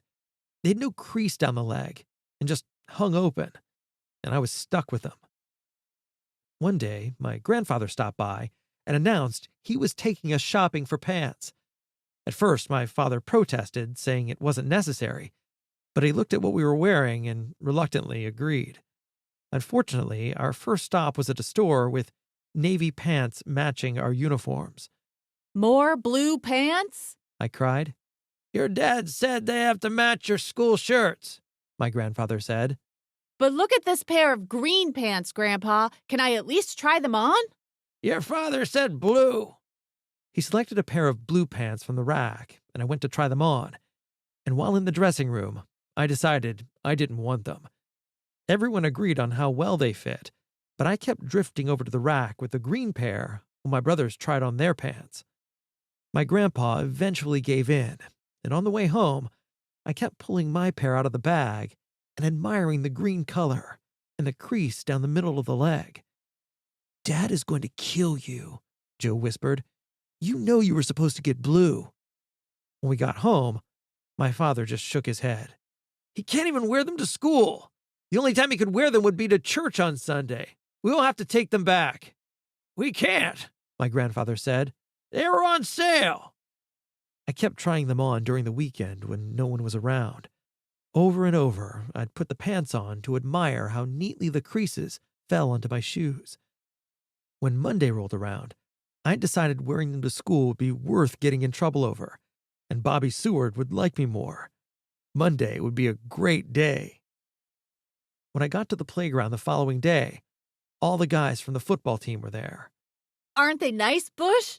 I asked. Wait until poor Miss Hope sees them. She's not going to think they're so nice. The school bell rang, so we all headed for the doors, and I kept looking down at my pants and the beautiful crease in my leg. As I walked, the bottom tip would bounce and hit the top of my shoe. We huddled through the doors, and poor Miss Hope didn't notice. And during the morning classes, I kept admiring how well the pants fit me. At lunchtime, I walked down Blackstone and approached the house from the front, and my mother came out to get the mail from the front porch. I paused, and she sensed I had done something wrong. Come here right now! She called. I climbed the stairs, and she grabbed my arm and yelled at me. What were you doing? Were you letting a queer play with you? No! I yelled. Don't say no to me! She yelled. And we needed that money from the paper route! She repeatedly hit me with the short hairbrush on my arms and through my pants. No! It's just that I'm wearing the green pants Grandpa bought me! I said. She stopped hitting me and looked at them. What are you wearing them for? She asked. I sputtered. Because they fit me! Get your school pants on! She said. Oh, God. I felt so bad. It was months since the visit to the police station, and suddenly Mom brought up Larry Creep, which meant she blamed me. Creep was right. But how could I be to blame when I didn't want the paper route? I wasn't looking for a way to meet Larry Creep, and I didn't know they needed the money. None of this had been my idea. It's all Dad's fault! It wasn't my fault! I yelled at Mom. As I changed my pants, I realized I needed to protect myself because my parents would never admit they were wrong about anything. So I fought back. Chapter 10. Something Wonderful. Mom gave birth to a baby boy, and he was named Tommy. Life seemed better for Mom for a while, and she loved Tommy.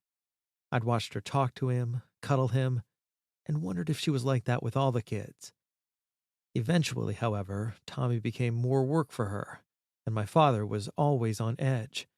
I figured there were too many kids and not enough money. The football season was over, and eventually the anger at my parents for deserting me took its toll. My concentration failed, and my homework was marked in big red letters, incomplete. I was unraveling so much that I couldn't focus on anything. It felt stupid.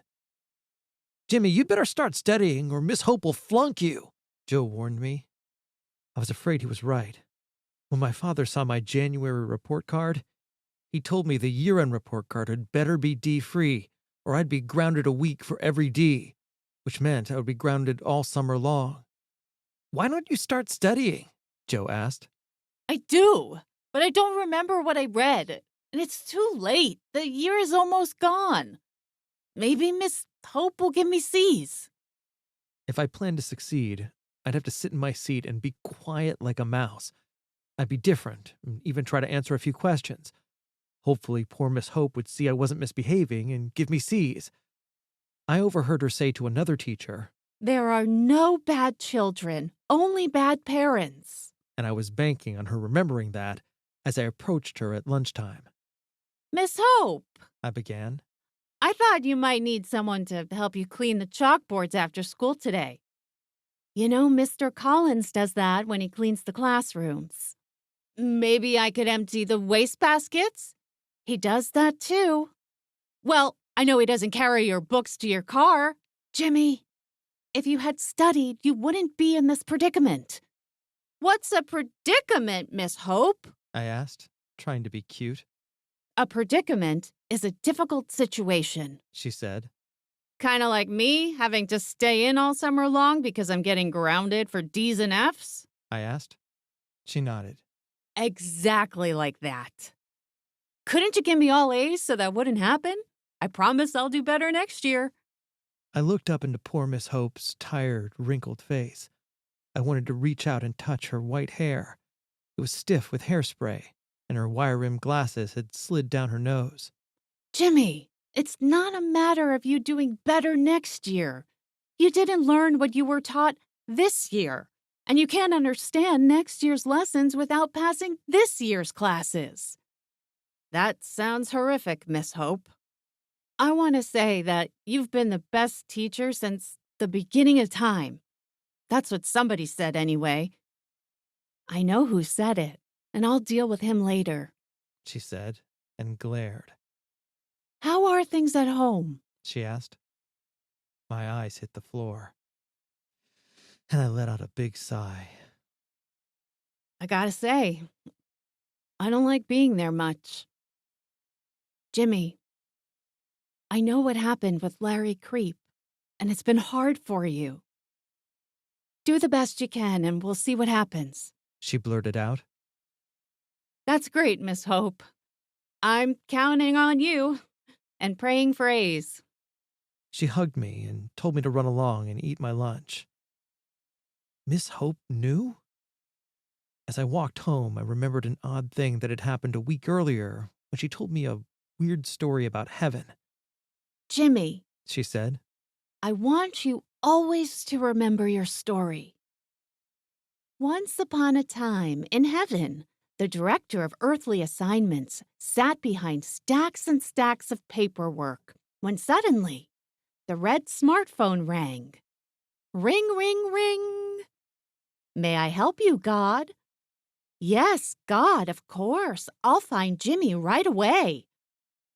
The director looked out her window and saw you in the playground, swinging upside down on the monkey bars, with your legs wrapped around the top rung, as the younger souls stood at the bottom laughing. The director took off her glasses, put them on the desk, and instant messaged you. You looked at your smartwatch, trotted through the playground like a soldier, and entered the director's office. The director looked through a file and said, "The young couple who will be your parents have lost their way. Your earthly assignment is to help them." And exactly how am I going to do that? You asked. The director closed the file and leaned back in her chair. Love them. But there's no guarantee your parents will respond. It's their free choice. But do it anyway. You nodded and asked, "Is this my only job, ma'am?" There's more, and it will be a challenge, Jimmy. In the middle of life's difficulties, you'll have to define who you are and your purpose on Earth. You nodded again with a far-away look into the galaxy. After pausing, the director asked, "So, what do you think, Jimmy?" "May I take a day to prepare?" you asked. The director looked at her smartwatch and shook her head no. You need to be born now. You closed your eyes and asked, "What soul gifts do I have to take with me, ma'am?" "A kind heart, resourcefulness, and a good sense of humor, which you'll need." I don't know. It doesn't sound good," you said. "Do you have anything else? Can I be a great artist?" "Nope," the director said. "This is all we have available. It's going to be great, and you'll love it." Ugh. May I say goodbye to the young souls? Of course, the director said. But she cautioned you. If your parents don't help you, it will get dangerous. Evil will oppose you, so listen to your soul's voice. The clock chimed the first 12 note, and the director smiled and said, "God will be with you always, Jimmy." The director watched as you said goodbye to the children and dove down to earth as the clock struck midnight.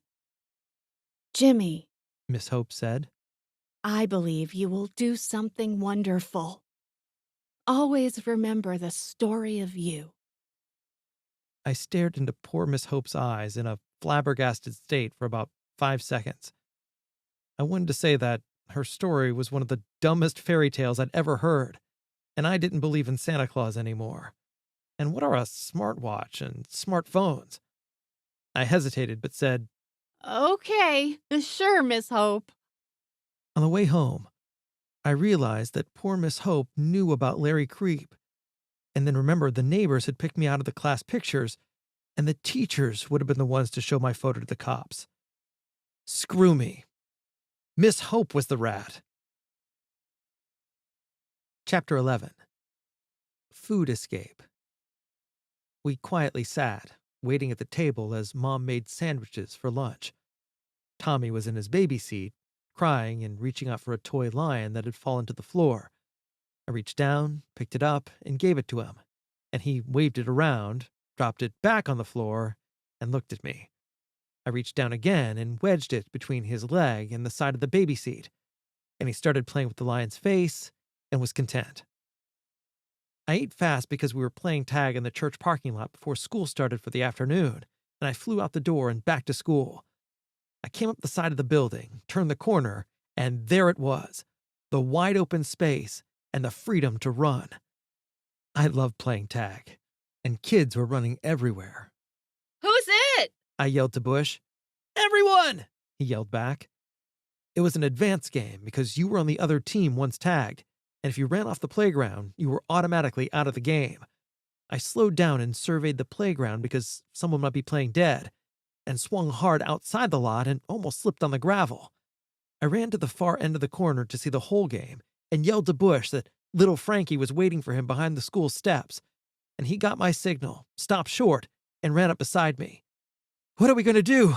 Bush asked. We're going to make them come after us. Let's move to the middle of the lot so you can run one way and I'll run the other way. We will separate them. We jogged to the middle of the lot and took our places, and the other guys started to descend on us. Make it a good run, Bush said. See you at the field after school. I yelled and took off. The other team had set up a wall and tried to force me to the inside, but it didn't matter because I would zigzag. I cut to the interior and lost my footing on the loose gravel, and my ankle slid, then buckled, and I flopped hard on the pavement, feeling the stone digging into my hands. Looking at my palms, I saw they were scratched up, and then I bent over and grabbed my ankle in pain. I shook my head, Screwed again. then slowly stood up and hobbled back to school and into Miss Hope's classroom. The afternoon dragged on with arithmetic, my least favorite subject. Directly in front of me, above the blackboard, the hands of the clock moved ever so slowly. I kept looking down at my throbbing ankle, carefully moving it sideways, and when the dismissal bell sounded, I stood up cautiously and put pressure on my foot. I could walk a little, so I shuffled home, passing all the guys throwing a softball around in the street. No games for me for a while. My mom was at the sink washing dishes when I came limping through the kitchen door. What happened to you? Twisted my foot playing tag. It's a sprain. She said, moving my foot back and forth. How long will it take to get better? Probably just a day or so. Sit on the couch and rest, and study for your exams.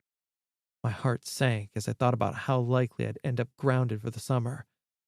Would they keep me inside 1 week for every D? What was I going to get for an F? You know, Mom, some of those classes are pretty hard. I said. Jimmy, we try to get you to study. But a week for every D? That's a little much, don't you think? It's up to your father. Talk to him.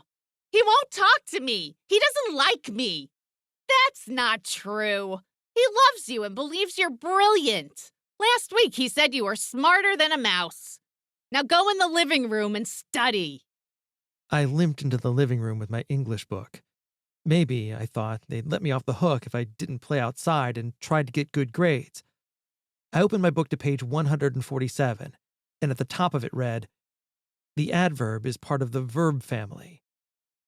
Just like the pronoun is part of the noun family, they're all part of the same but separate families, verbs and nouns, probably like our cousins. I wondered about my cousins and looked over at Tommy lying on his back. Are you reporting to the inspectors? He giggled as his tiny fingers stretched at me and shook his head sideways, saying no. That's a good little brother. We must stick together. If we don't, the newspaper inspectors will get us all. Mom yelled from the kitchen. Jimmy, leave Tommy alone so he can nap and keep studying. I glanced at Tommy. He was starting to move around on his blanket. I had heard a story about a baby dying unexpectedly because the baby turned over and went face down into the blanket and suffocated. I reached down and picked him up, hugged him, and thought, That's not going to happen to you, little brother. How soon until we eat, Mom? She came to the kitchen doorway with a glass of whiskey. It's only 5 o'clock. Not for an hour. 5 o'clock. It was the same every day, and I hated it. She would be drunk in 20 minutes. My father got home every day at 5:40, so we never saw her sober during the week, and every day he missed it by 20 minutes, which aggravated him. She was a great mom from 3 to 5 in the afternoon, but she became disgusted with her life after 5. We all tried to please Mom, hoping we could pull her out of the deep end with love and good deeds. But nothing we did was good enough for her, and I learned that when it came to my mother's affection, we were no match for the alcohol. Her mood swings conditioned us to be careful, making me sad and mad.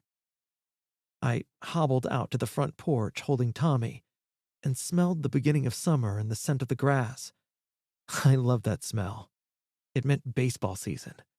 Let's play ball. I yelled to some guys on the corner. Jimmy, keep studying. It's almost exam time. My mother yelled as she walked down the basement stairs.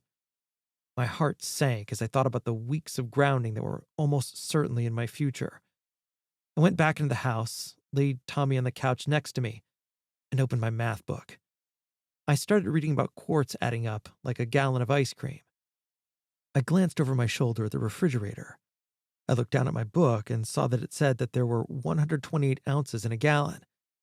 Unless there were only a couple of scoops left, nobody would notice 3 or 4 ounces missing out of 128. I looked down at Tommy, who had dozed off in a nap. I then hobbled to the kitchen and pulled out the vanilla ice cream carton, which read, 1/2 gallon, 64 ounces. I might get caught if I ate 2 ounces of ice cream from a 1/2 gallon. But when I opened the carton and saw how much was left, I realized that nobody would notice an ounce or two. I reached in with my fingers, took a big swipe, put it in my mouth, and then decided that arithmetic homework wasn't dreadful. I then heard a thud from the living room, and at the same time, my mother was on her way up the basement steps. I put the ice cream back in the freezer and made a beeline into the living room, and Tommy had rolled off the couch and was face down on the carpet. I turned him over and saw his tummy was moving in and out, so at least he was still breathing. I tapped him on his forehead and asked, You in there? You okay? He opened his smiling eyes, and his little finger stretched out to touch my nose, and I felt relieved. That's a good brother. Don't die on me today. Chapter 12. Lower Academic Achievement. How'd you do? Bush asked after our exams were over. Hard to tell. You know how it is with multiple choice questions. Some you know, some you guess. On the questions I didn't know, I closed my eyes and came down with the pencil between A and C. Wherever it landed, that was the answer. What did you do when it landed on D, or none of the above, or between the letters? He asked. Well, the way I see it, a D is just there to trick you. So it's just A through C. If it's in between the lines, it's a do-over. Trick you. That's interesting, he said. The way I figure, it's like if a rooster lays an egg on top of a roof, which way will cause the egg to fall? Roosters don't lay eggs. We both shrieked. What are you doing today? I asked. Playing ball over at the field, he said. How about you? Joe and I have to cut the grass. I don't think I can play. My ankle's sore. I worried about my report card the rest of the way home. I didn't want to be stuck in the house all summer, and I came through the backyard where Joe was starting the lawnmower. "Hurry up to get this over with," he said. I have to do some studying, Joe. I won't be able to help you with the grass. "Why is it that the only time you do any studying is when there is work to do?" I laughed. I'll be right out. I changed into my play clothes, thought about leftovers, and grabbed a hunk of leftover meatloaf. I crammed it into my mouth and disappeared out the rear screen door. My job was sweeping the grass clippings from the sidewalk. When Joe was on the last spin around the yard, I went down to the basement to get the broom, thinking about the meatloaf, which hadn't tasted lousy cold. I could hear my mother heading for the bathroom, so I climbed upstairs and quietly opened the refrigerator door. I peeled back the foil and tore off another piece of meatloaf. I was looking for the salt when I heard the water turned off in the bathroom. I quickly wrapped the remainder of the meatloaf, stuffed the piece into my mouth, and disappeared through the back door to sweep up. When I arrived at the field, Bush asked, "You want to play?" I lied and said, My ankle's fine. "I'm going to pick you then, and you'll play second. That way you only have to cover a small amount of ground." I stretched my ankle in directions, trying to loosen it up. There was no way I wasn't going to play. "Jimmy, you're up first. You'd better get a hit," Bush warned. That was a strike, Jimmy. Yelled the pitcher. "Give him something he can hit," yelled the shortstop. I watched another bad pitch go wide of the home base. "Come on, Jimmy, wait for a good one," Bush yelled. I choked up on the bat. Crack! I lined one down third base, just out of reach of the third baseman's outstretched arms. As I ran down to first, I watched the ball disappear into the weeds and decided I would go for second because it would take the fielder a few seconds to find the ball. I picked up speed and started a wide loop around the first base when my ankle gave way, and I tumbled headfirst into the dirt and coal along the railroad track and rolled over on my back, moaning in agony. The second baseman for the other team ran up and tagged me. "He's out!" No way! I screamed. I thought my ankle was broken this time. But when I checked with my mom, she said it was just a bad sprain, and the only thing that would help it heal was rest. I spent the rest of the week back in the house.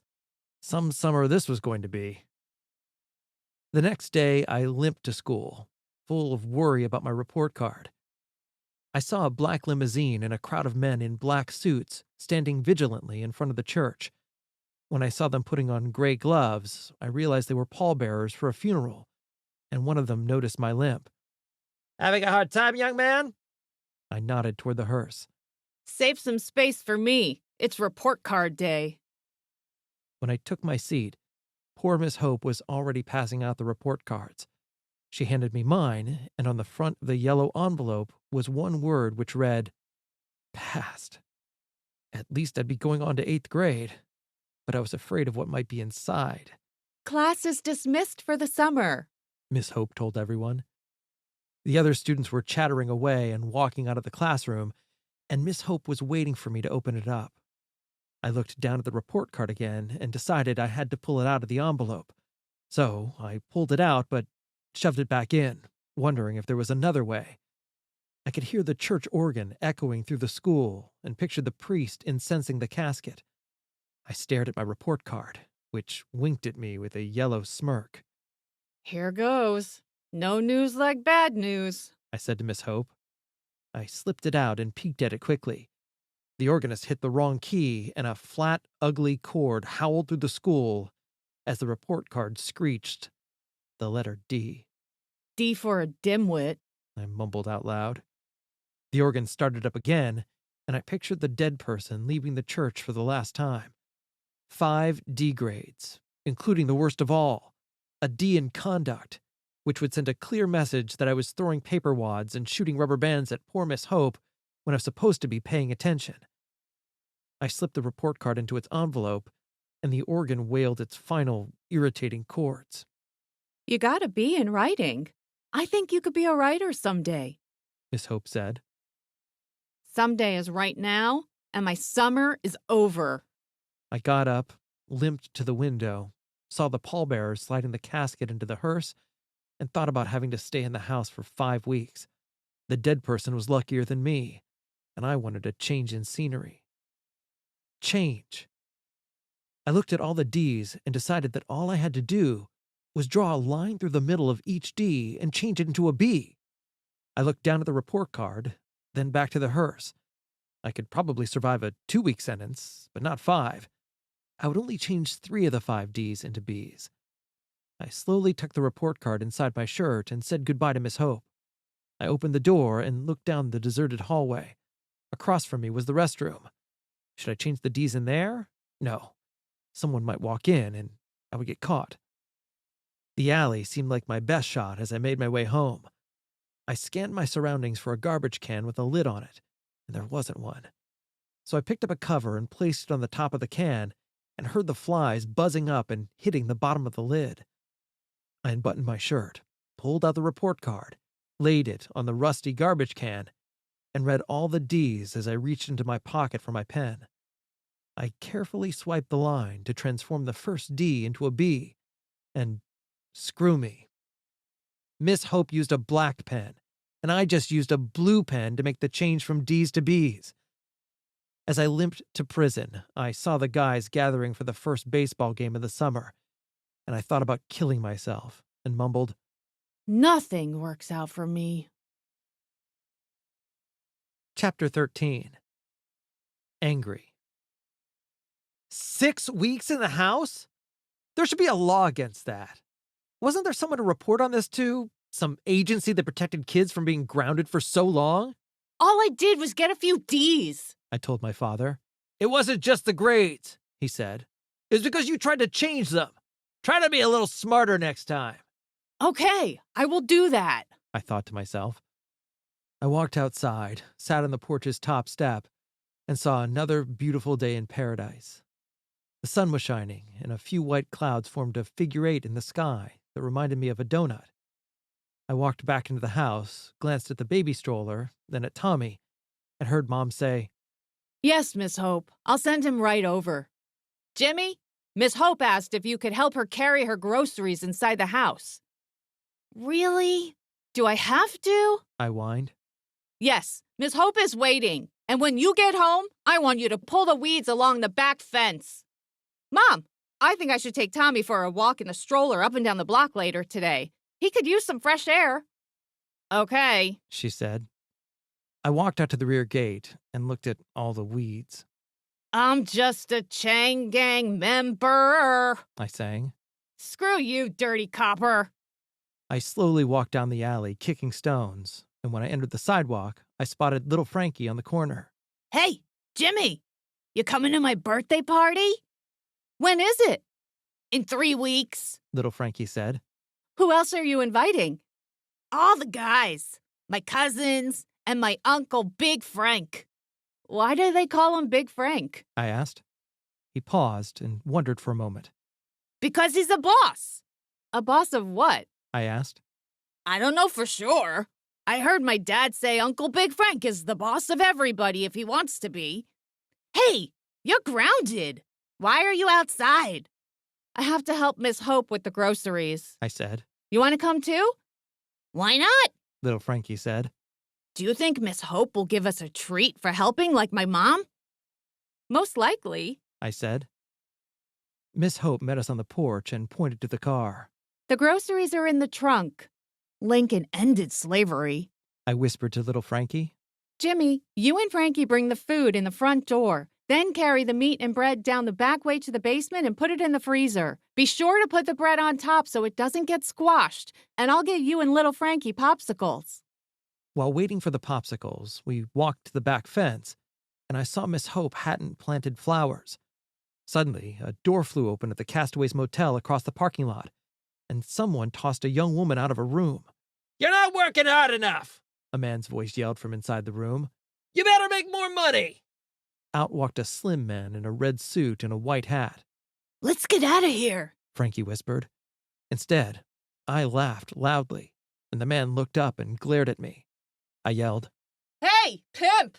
You steal your clothes off a dead Santa Claus? He stared in disbelief at what I'd just said to him. "Boy!" Pimp yelled. "You best shut up, or you'll catch a whipping." Screw you! Come and get some, Santa! I yelled back. Frankie tugged frantically at my arm. Jimmy, let's go! Frankie, we could take this guy. I whispered. I'll bring him down and hold him. You hit him with that garbage can lid and keep hitting him until he stops moving.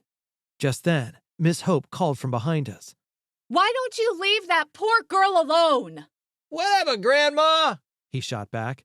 we've been through this before. You live there, and I live here. Go back inside and water your couch. I thought about those two dirty coppers, Spears and Ryan, and they'd done nothing to help poor Miss Hope. So I reached down for a brick lying against the fence and wound up, and Miss Hope clamped a hand on my shoulder. Jimmy, let's go inside and have the popsicles. But Miss Hope, this pimp. Jimmy, She said sternly, looking directly into my eyes. I'll have none of this fighting, and very soon you're going to make me a promise, young man. What kind of promise? We'll talk about it later, but I expect you to make it. But, Miss Hope, how can I make a promise if I don't know what it is? She just looked at me. Okay, I'll think about it. I said. Good. And in the meantime, use your head for something besides wearing a baseball hat. Frankie and I looked at each other, astonished because Miss Hope had said something funny. On the way inside, I glanced back at Pimp, and when our eyes met, I glared and winked at him. When I arrived home, I pulled weeds along the back fence, and my mind drifted between Pimp and the refrigerator. Jimmy, I'm going to the grocery, so watch Tommy. I straightened up and thought about getting another hot dog, except I'd dunk it in some mustard this time. I pulled my feast from the refrigerator, dipped the first hot dog straight down the middle of the mustard jar, and then slipped it into my mouth, which was gone in 3 bites. I reached in the package for another until only one was left. I decided it was time to walk, grabbed the stroller, strapped Tommy in, and headed for the baseball field. Bush greeted me, saying, Oh my God, look who busted out of the slammer with his little Tommy in a buggy. He looked down into the stroller at Tommy and back at me, laughing. Take a licking and keep on ticking. No way the wardens are breaking me. I said. You been watching movies again? It's all there is to do is watch TV. That and eating. Do I look a lot bigger? A little. You better watch it. Bush said.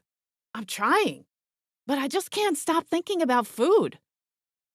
2 weeks later, Bush stopped by, and we watched the younger kids skipping rope across the street. What's going on in the neighborhood? I asked. Little Frankie's birthday party is next week. Will your folks let you come? I've been thinking about that. I said. Tell Frankie he needs to come over on his way to Flowers Grocery and drop the invitation off. It must be this Saturday morning at 10. Okay, but what are you up to? Bush asked. Just make sure it's 10 o'clock. And don't say a word about this to the other guys. I don't want a big crowd here. Tell me, what else is happening in the outside world? Bush sighed. You're not going to like this, but David moved in on Bobby while you've been locked up. I felt my heart twisting, and I felt nauseous. Bush added quickly, You'll get Bobby back once you get out. I pulled myself together and growled, Girls cost a penny for a dozen. There's plenty of fish in the ocean. After Bush left, I went into the bathroom and looked at my chubby face in the mirror. I thought about Bobby being David's girlfriend and felt I was supposed to get the girl. My feelings were hurt, and I decided to get nasty. Chapter 14. Violent. Saturday morning was sunny and highly humid. It was only 9 o'clock. I watched as the birds landed on the dry brown grass, then flew from tree to tree and back to the fence as if they were searching for water. My mother and father were sitting at the kitchen table drinking coffee as I went back inside to fill a bowl with water. Where are you taking that water? My father asked. The birds need a drink. That's nice, Jimmy. My mother said. But use the hose, not our bowls. I thought of that, but I'm going to cut the grass and I don't want it wet. My father looked up, startled. I'm trying, Dad. I know I need to do things without being told. What if I use the wide bucket in the basement for the birds? The one we use for the lost ox? My dad looked at me suspiciously, so I changed the subject. Dad, have you ever considered getting a cat for the mice problem? You ever consider that you're the cat and I want you to catch the mice? Copy that. I replied. As the birds sipped, I cleared the twigs from the grass. Next, I went back into the house, looked at the kitchen clock, and went to the basement for the lawnmower. I squeezed the throttle about 20 times to flood the engine, then hauled it upstairs. I pulled the starter rope repeatedly for about 5 minutes, making a big show about trying, and on the last pull, let go of the cord and fell backward on the grass, screaming at the top of my lungs. My mother came running out and saw I held my ankle and was moaning. I think it's broken. Please get Dad. She ran back into the house and returned with him as I lay writhing in pain. He inspected my ankle and asked, What happened? The lawnmower wouldn't start, and when I pulled hard, I slipped and bent my ankle again. You're sweating so much, Jimmy. You should have asked for help. my mother said. I didn't want to bother you. Maybe I could walk on it. I limped across the yard and put pressure on it. I just need to walk it off, Dad. Can you see what's wrong with the lawnmower? He leaned over to look at it, and just then came a Hello, is anyone home? from the front gate, and little Frankie and his mother walked through the gangway to the backyard. We were on our way to the grocery store and wanted to give Jimmy his invitation to Frankie's birthday party. When is the party? My dad asked.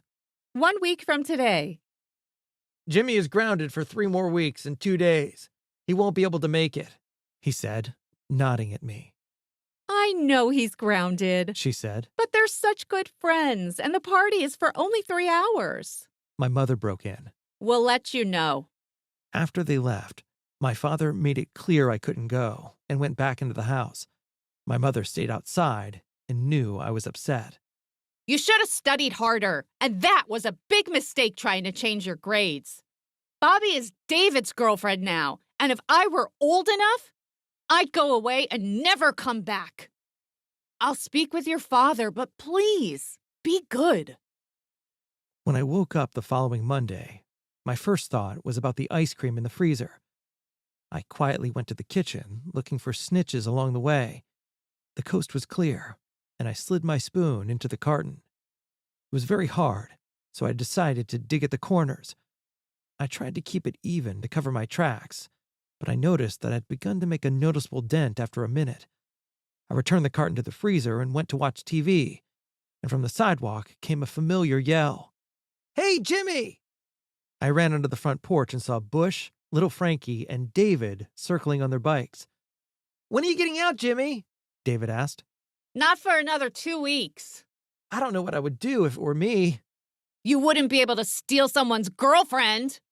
His face went blank, and he turned away. That was all I needed. I flew off the porch, wound up, and hit him. He hadn't been expecting a fight and hadn't covered up. I dragged him off his bike and hit him with a few more punches, throwing him to the ground. He scrambled for a place to hide, and I pushed him to the bushes, and he bounced back up at me like he was on a mattress. I cracked him again, and then it was over. David ran down the street, and I picked up his bike, ran it into a tree, and then jumped up and down on the spokes. I'm going to tell my mother about you! I will tell my mother about you. I taunted back. I waved him off and walked back toward the guys, who had watched the whole thing in disbelief. Bush stuck his hand out and said, Violent! Give me 5 on that one. You tell him for me that I'll be out of the house soon, and there's more where that came from. Tuesday, I rolled out of bed, grabbed my white shorts, and slid them on, and they were getting harder to zip up. Sitting around the house and eating was catching up with me. I entered the front room and looked through the window as the day's activity began in the outside world. 3 younger girls sat on a porch across the street, and Mr. Howard was in his garden and looking at tape. God, if only I could go out. The remaining 2 weeks in quarantine felt like an eternity. Ping! Johnny's toast popped up, and I made a beeline for the kitchen.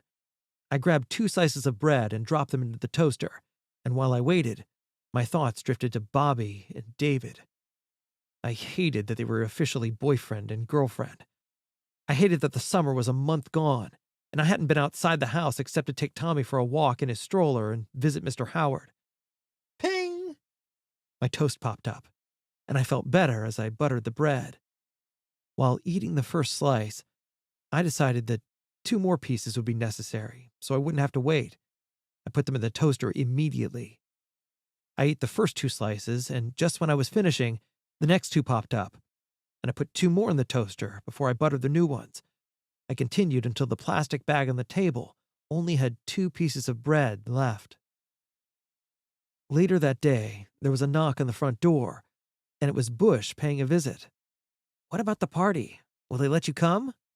I don't know, I said. but I'm going no matter what. The party is at 5 o'clock, the same time my mom starts drinking. And while she's focused on that, I'll sneak out to little Frankie's party. "What about your father?" He has to work Saturday night. I said. "Won't your mom be mad when she finds out you're gone?" She thinks I should be able to go. I said. "You're getting out the following Monday anyway," Bush asked. "So why take a chance? If you get caught, your summer will be gone." It's worth the stretch. I said. Chapter 15. Big Frank. I approached my mother at 20 minutes after 5. Mom, I know Dad said no, but can I please go to little Frankie's party? It's right now. I don't think so. It would be, Mom, I'm getting out on Monday, and I've learned my lesson. She took a sip from her glass as I continued. It's only 2 days short of what it's supposed to be. Please, Mom, I'll be back before Dad gets home, and he won't find out. Jimmy, I won't go betray your father. We are a team. But you don't correct and punish each other, just me. You watch your mouth, mister, or you'll never get out of here. No, I'm not going to watch what I say. Why do you have to get drunk every night? She moved across the room at me, but I circled the table. It's because he lets you get drunk, and like a good teammate, you let him be who he is. I'll be bigger than he is someday, and we'll see how tough he is then. You're going to get it, Jimmy! She screamed. Why? So you could beat me like a good teammate? That's great! I speak the truth and get a beating! I used all my weight to push the table toward her, which wedged her against the sink. As she hit the counter, whiskey spilled from her glass and splashed onto the table. You're hypocrites! I was screaming now, her eyes filled with tears, and her lower lip shook. You can't go to the party! I'm going! You can't do anything to me. Not really. If you ground me any longer, we will be grounded in this house together. And if you say anything to him, I swear, I will kill him someday. I raised my finger and shook it in her face. Don't you ever forget that! I'll kill him someday! I released the table so she could move away from the sink and walked out the back door. I hustled down the alley toward 93rd Street, feeling raw, scared, and guilty over what I'd said and done. Bush and little Frankie were eating cake on the front steps as I approached little Frankie's house. Jimmy, you made it! Little Frankie yelled. Hi, guys. I said. Happy birthday, Frankie. I don't have a present for you, and I have to get back home before my dad gets off work, but I'd sure like a piece of cake. Cake's in the kitchen, and don't worry about the present. I'm glad you came. I'll make it up to you, Frankie. I promise. Frankie, I whispered. is your uncle here? Yep, that's him, sitting in the chair. I saw a medium-built man in his 50s, wearing a black shirt, black slacks, and black suede shoes, and his arms rested on the chair as if he were an emperor on his throne. To his right and left stood 2 men who seemed to be on alert, available for any duty that he might require. The cake is in here. Frankie said, waving me toward the kitchen. I want to meet your uncle, Frankie. Introduce me. As we walked across the room, little Frankie moved aside so I could stand in front of his uncle. Uncle Frank, this is my friend Jimmy. He wants to meet you. "Hello, Jimmy," he said. He reached for my hand and shook it. Hello, sir. I would like to ask you to do me a favor. Big Frank glanced at the bodyguards, then at little Frankie, and his eyes twinkled as he studied me. "Frankie, your friend needs a piece of cake," he said, and waited until little Frankie left the room. Big Frank asked, "How old are you, Jimmy? 12, sir. What favor would you like?" I have a friend who can't work in her garden because of a pimp at the Castaways Motel. I would like you to put an end to his business. He leaned back in his chair, smiled at his guys, and asked, "Who is your friend?" Poor Miss Hope. She's a teacher at St. Albie's. He looked up at his bodyguards again, warning them not to chuckle. "And how is this pimp bothering Miss Hope?" Her apartment is right across the alley from the Castaways Motel. When Miss Hope tries to work in her garden, she sees the pimp, girls, and customers. Miss Hope gave up gardening because of the pimp and his girls. "And this offends you, Jimmy?" It bothers her, so it bothers me because she is my friend. I want you to eliminate this greedy pimp who doesn't care about anything but money. "I don't know about this," he said. "Have you talked to the police?" I have, but they don't seem to care. "Well, maybe they know best," he said, holding his gaze on me. What could be more important than protecting a person who teaches children? The pimp shouldn't be allowed to do it right across from poor Miss Hope. And he's dressed like Santa Claus. Only Santa Claus should be allowed to dress like Santa Claus. I was getting desperate, and I needed him on my side. I knew it would pull him over the line. Just a couple of weeks ago, the pimp threatened little Frankie and me while we were helping Miss Hope remove groceries from her car. His uncle asked Frankie when he appeared with a piece of birthday cake. "Frankie, did a pimp give you a problem at Miss Hope's?" Frankie looked at me and then nodded yes. "Frankie, please give me a piece of cake, too," his uncle said. Would anyone else like a piece of cake? I have 2 hands, you know. Little Frankie laughed and left the room again. Uncle Frank leaned back in his chair. "If I grant this favor, what will you give me, Jimmy?" I thought for a second. The most valuable thing I have, sir, is my friendship. I will give you that. He nodded. "A wise young man. I think I would like your friendship, Jimmy." He motioned toward the bodyguard on his right. "Jimmy, this is Nichols. He is also my friend. Nichols, take the boys and visit this pimp. Let him know he can no longer operate his business from the motel. Send a strong message about what we believe to be right. And make sure he doesn't know that our friend Jimmy has arranged his drop in income." I want him to know, sir. I said. Uncle Frank raised his eyebrow. "And what advantage does this give you?" We may see each other again. It will be safer if the pimp knows that we are friends. Big Frank thought for a few seconds, then smiled. "And you want to watch?" Yes. I said. He winked at Nichols, but then his face grew serious. "Jimmy, my help must be a secret. Can you keep our secret, no matter how difficult?" Yes, sir. I'm good at keeping secrets. "Then it's done. Go with Nichols and the fellas, and I look forward to our next visit," Yes, sir. Thank you, sir. I said. "Come on, kid. Let's take a ride," Nichols said. We drove down Harper Avenue and into the alley behind the motel. "What room?" Nichols asked. Number 2, right next to the office. "Beat him good, then bring him to me," Nichols said to his associates. I crouched between the seats, peering out the window, and the next thing, the pimp came flying out of his room into the parking lot. He wore the same silly clothes, only now blood splattered down the front of his red suit and white shirt. Uncle Frank's guards picked him up off the ground, stood him up against the wall, and went to work on the pimp's stomach area. They hit him 4 times, let him fall to the ground, and then did a tap dance on his head. Next, the guards grabbed the pimp under his shoulders and dragged him to the car. And when his face was at the window, Nichols lowered it. "Pack your things and move, pimp, because your business is closed. You know who I'm with, right?" The pimp was astonished when he saw me in the back seat.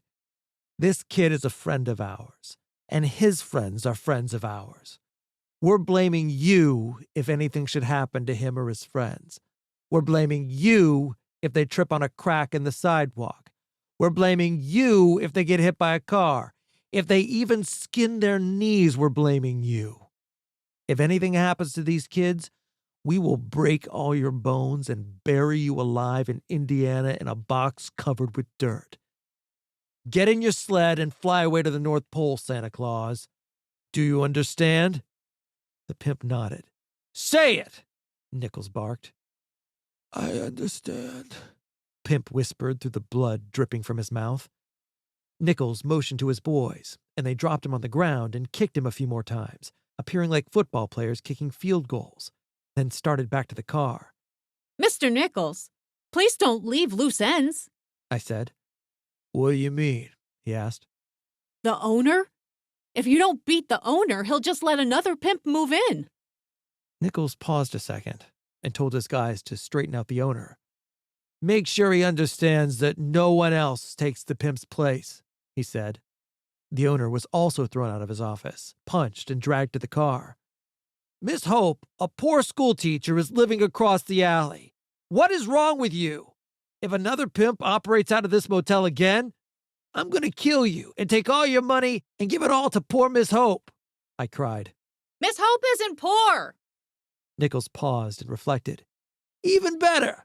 I will take all your money, lock you in your flea-infested rooms, and pour gasoline all over you. Then we'll burn your motel to the ground with you in it. Do you understand me? The owner nodded, and Nichols said, Say it! I understand. I understand, the owner said as he saw me in the rear seat window. And don't you say anything about this. Now, you and the pimp, disappear. The associates climbed back into the car, and we sped out of the alley, and Nichols turned from the front seat, laughing. You need someone else straightened out in the neighborhood, kid?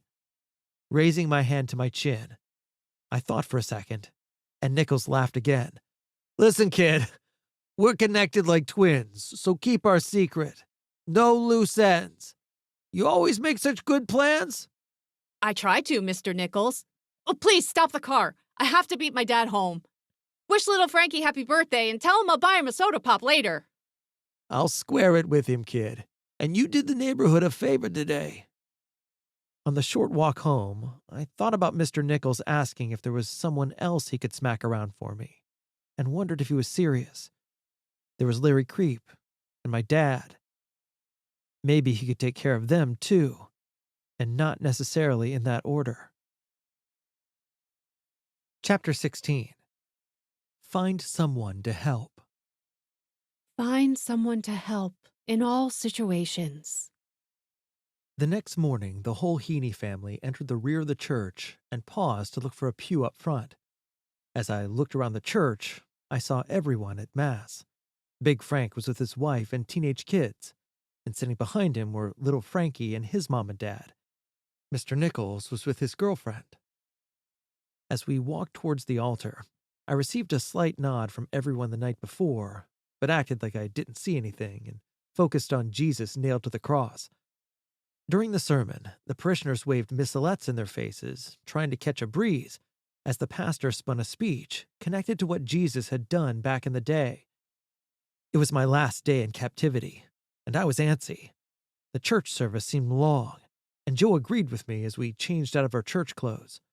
Boy, that went on forever. I said. Yeah, you'd think they'd shorten it a bit as hot as it is. So, what are you doing tomorrow? Rainbow Beach. I said. Uh-oh, Joe said.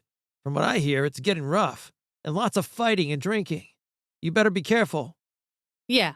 Okay, sure. I said. My mom called from the kitchen. Jimmy, Miss Hope just telephoned. She needs you to dig out some weeds. She said someone gave her flowers and needs help planting them. I don't think so. And it's Sunday. Aren't we supposed to be resting today? My mother came out of the kitchen, wiping her hands on a dish towel. I said you would help. A little exercise would benefit you, and Miss Hope sounded excited. I shook my head slightly. Mom, about last night, I didn't want to. It's our secret. Now go over and help poor Miss Hope. I rang the front bell at Miss Hope's, and she called, I'm around back, Jimmy. I walked down the gangway and opened the gate to see her standing by the back fence, holding pots of flowers. At least a dozen more sat in boxes on the ground around her. Jimmy, the motel owner brought all these flowers. He was very sorry about the commotion and promised that things would be different. I'm so happy. These roses, marigolds, and tulip bulbs will bloom next spring. I nodded. That's good, Miss Hope. See, it's like I told you, Jimmy. Just pray, and things will work out the way they are supposed to. That's great, Miss Hope. What do you want me to do? She gave me instructions, and I picked up the shovel and began digging as Miss Hope went on about God and prayer and how things worked out when one behaves correctly. I looked up at her puffy, drawn red cheeks and felt her joy, and by the end of the afternoon, we were content. As I gathered the garden tools, I saw the motel owner approaching us from the motel across the alley. Screw me. I thought, turning to face another way. Jimmy, this is the motel owner. He's the one who gave us these beautiful flowers. With my back turned, I raised my hand and said, Thanks. Jimmy, that's no way to greet someone. Turn around now and remember your manners. Yes, Miss Hope. and I turned slowly.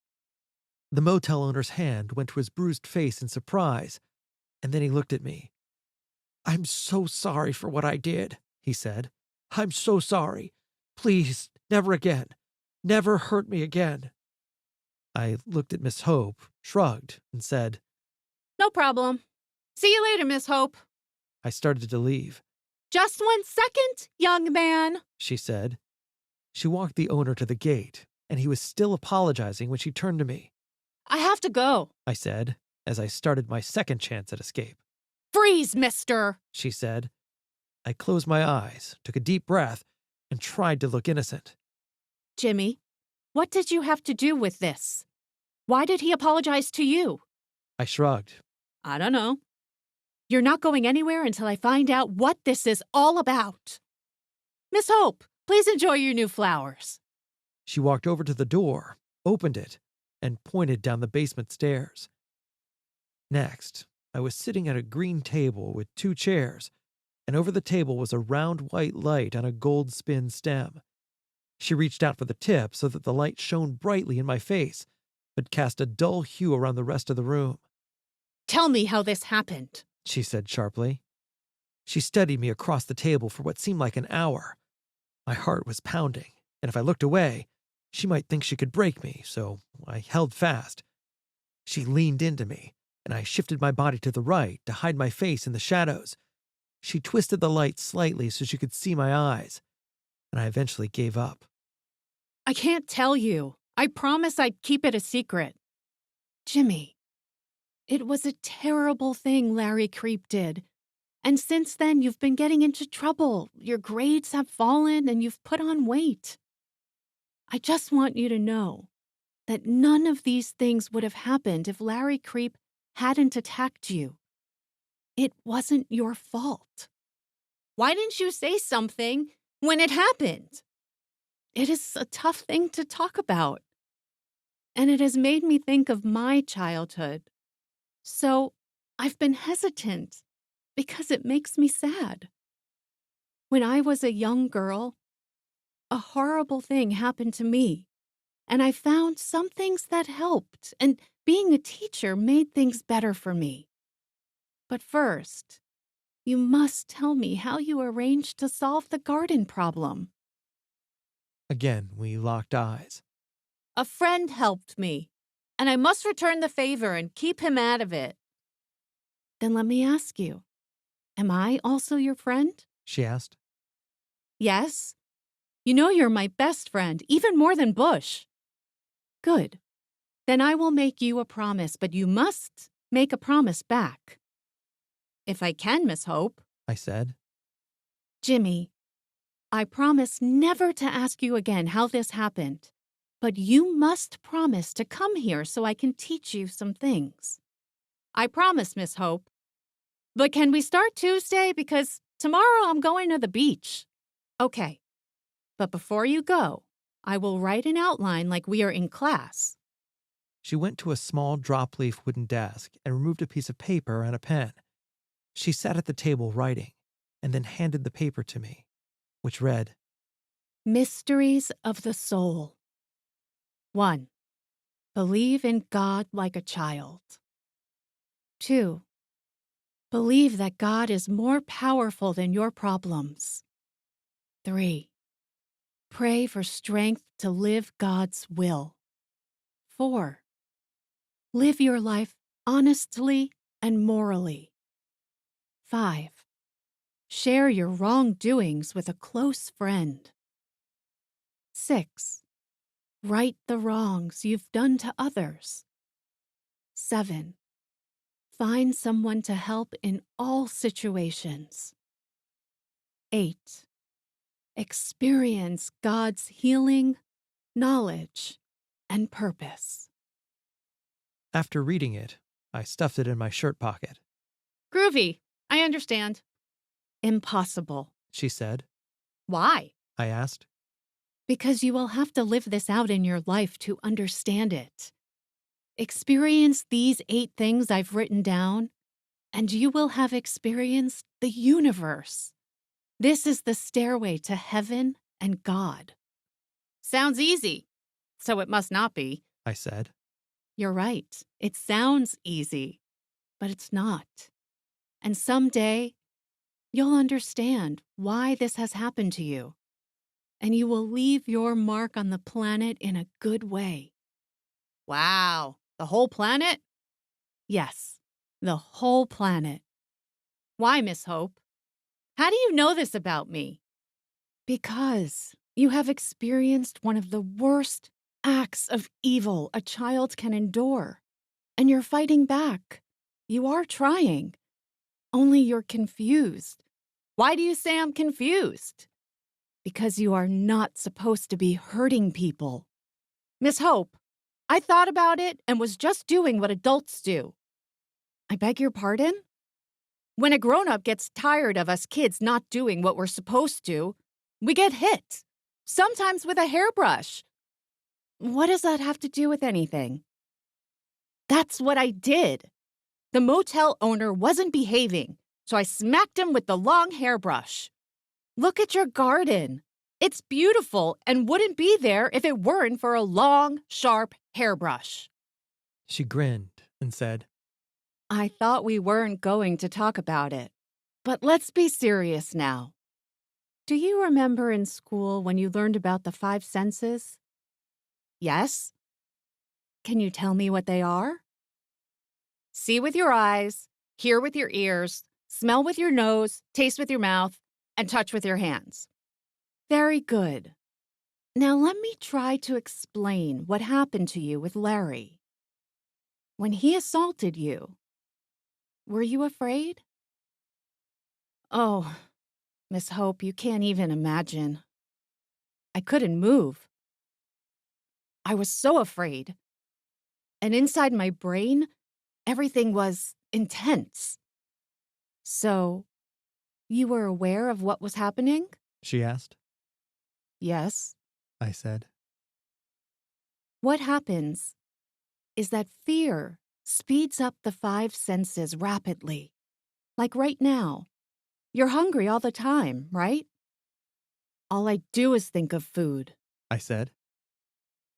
It's because you're afraid and angry.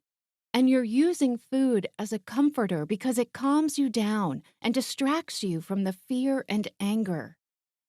Using food is an escape mechanism and a bad habit.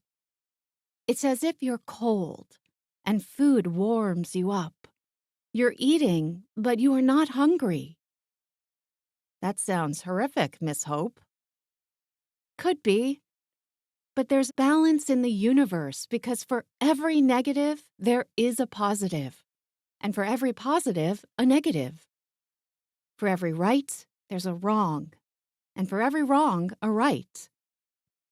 And what is the right about what happened to me? I asked. Let's go outside and see. We stood in the middle of the yard, and she sat in a lawn chair so her face was level with mine. Jimmy, close your eyes. What just happened? She asked. I can't see. Right. But you can hear me. Tell me what you hear, Jimmy. Listen carefully. I hear the freight train running on the track. What sound is it making, Jimmy? Vadump. Vadump, vadump. What does the vadump mean to you? The train is rolling over the tracks, Miss Hope. Jimmy, I want you to breathe in and out with the vadump sounds. Breathe in, vadump. Breathe out, vadump. Breathe in, vadump. Breathe out, vadump. Relax your body and breathe in and out to match the train sounds. I said. You see, your hearing is better. Miss Hope, I know the vadump has always been there, but I just never listened to it like this before. Do you like listening to music? Have you heard of the Beatles? I never knew you were a Beatles fan. I laughed.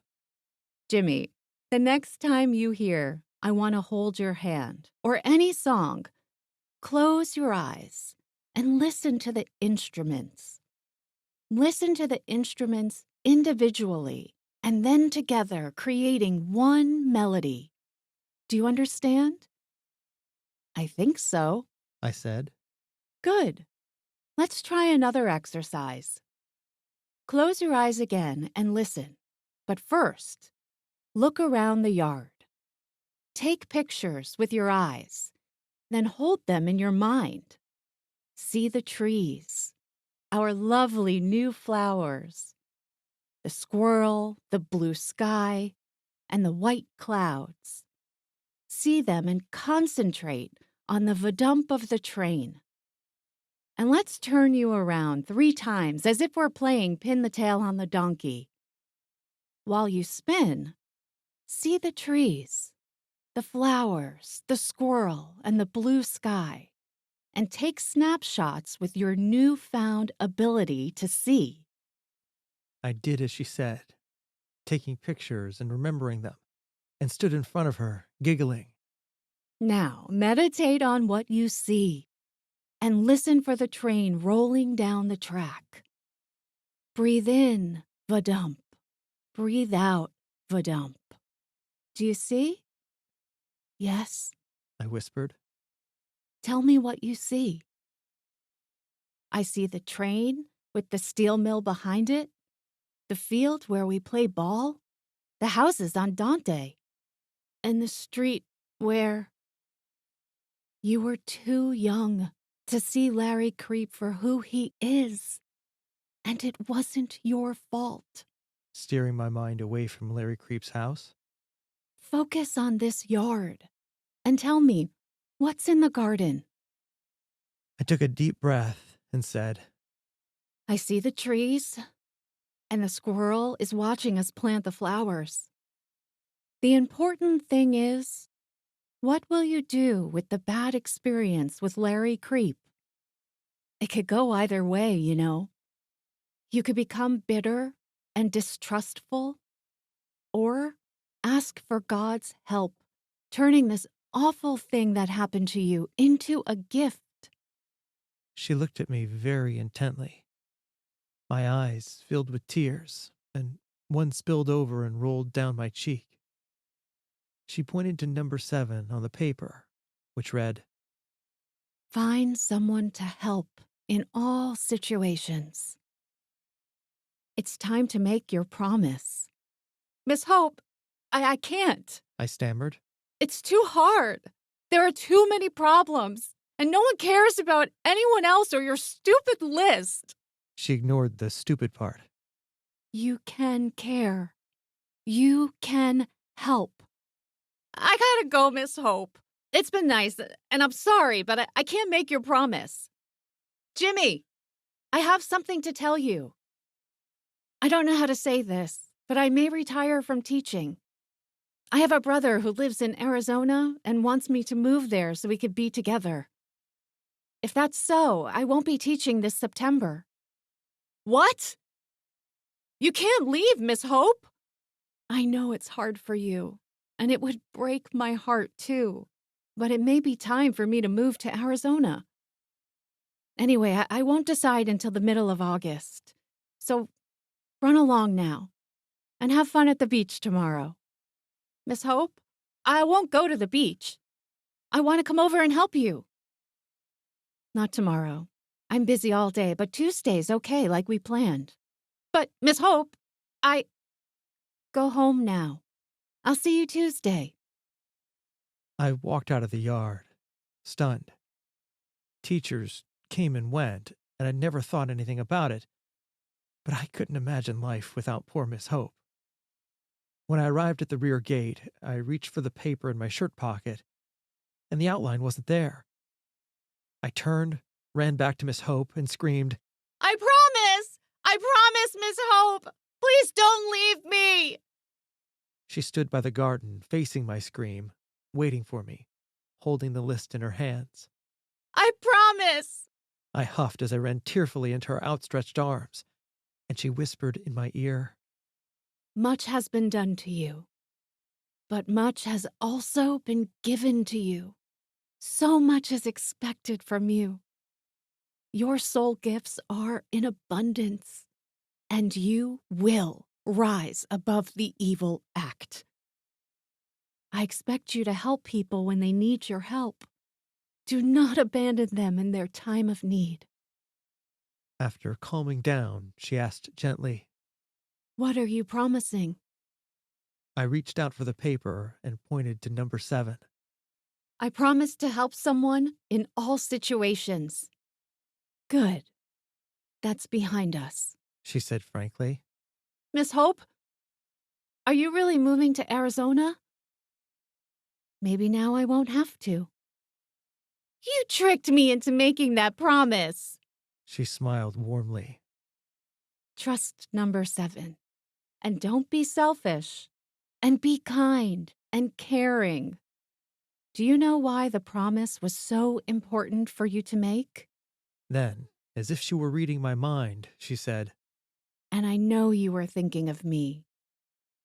But help doesn't count if you harm someone, including yourself. So be patient. Life is like listening to instruments in a song.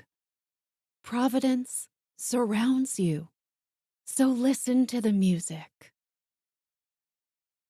Chapter 17. Alcohol Escape. At last, the wait was over, and the prison gates would open. Mom, can I go out now?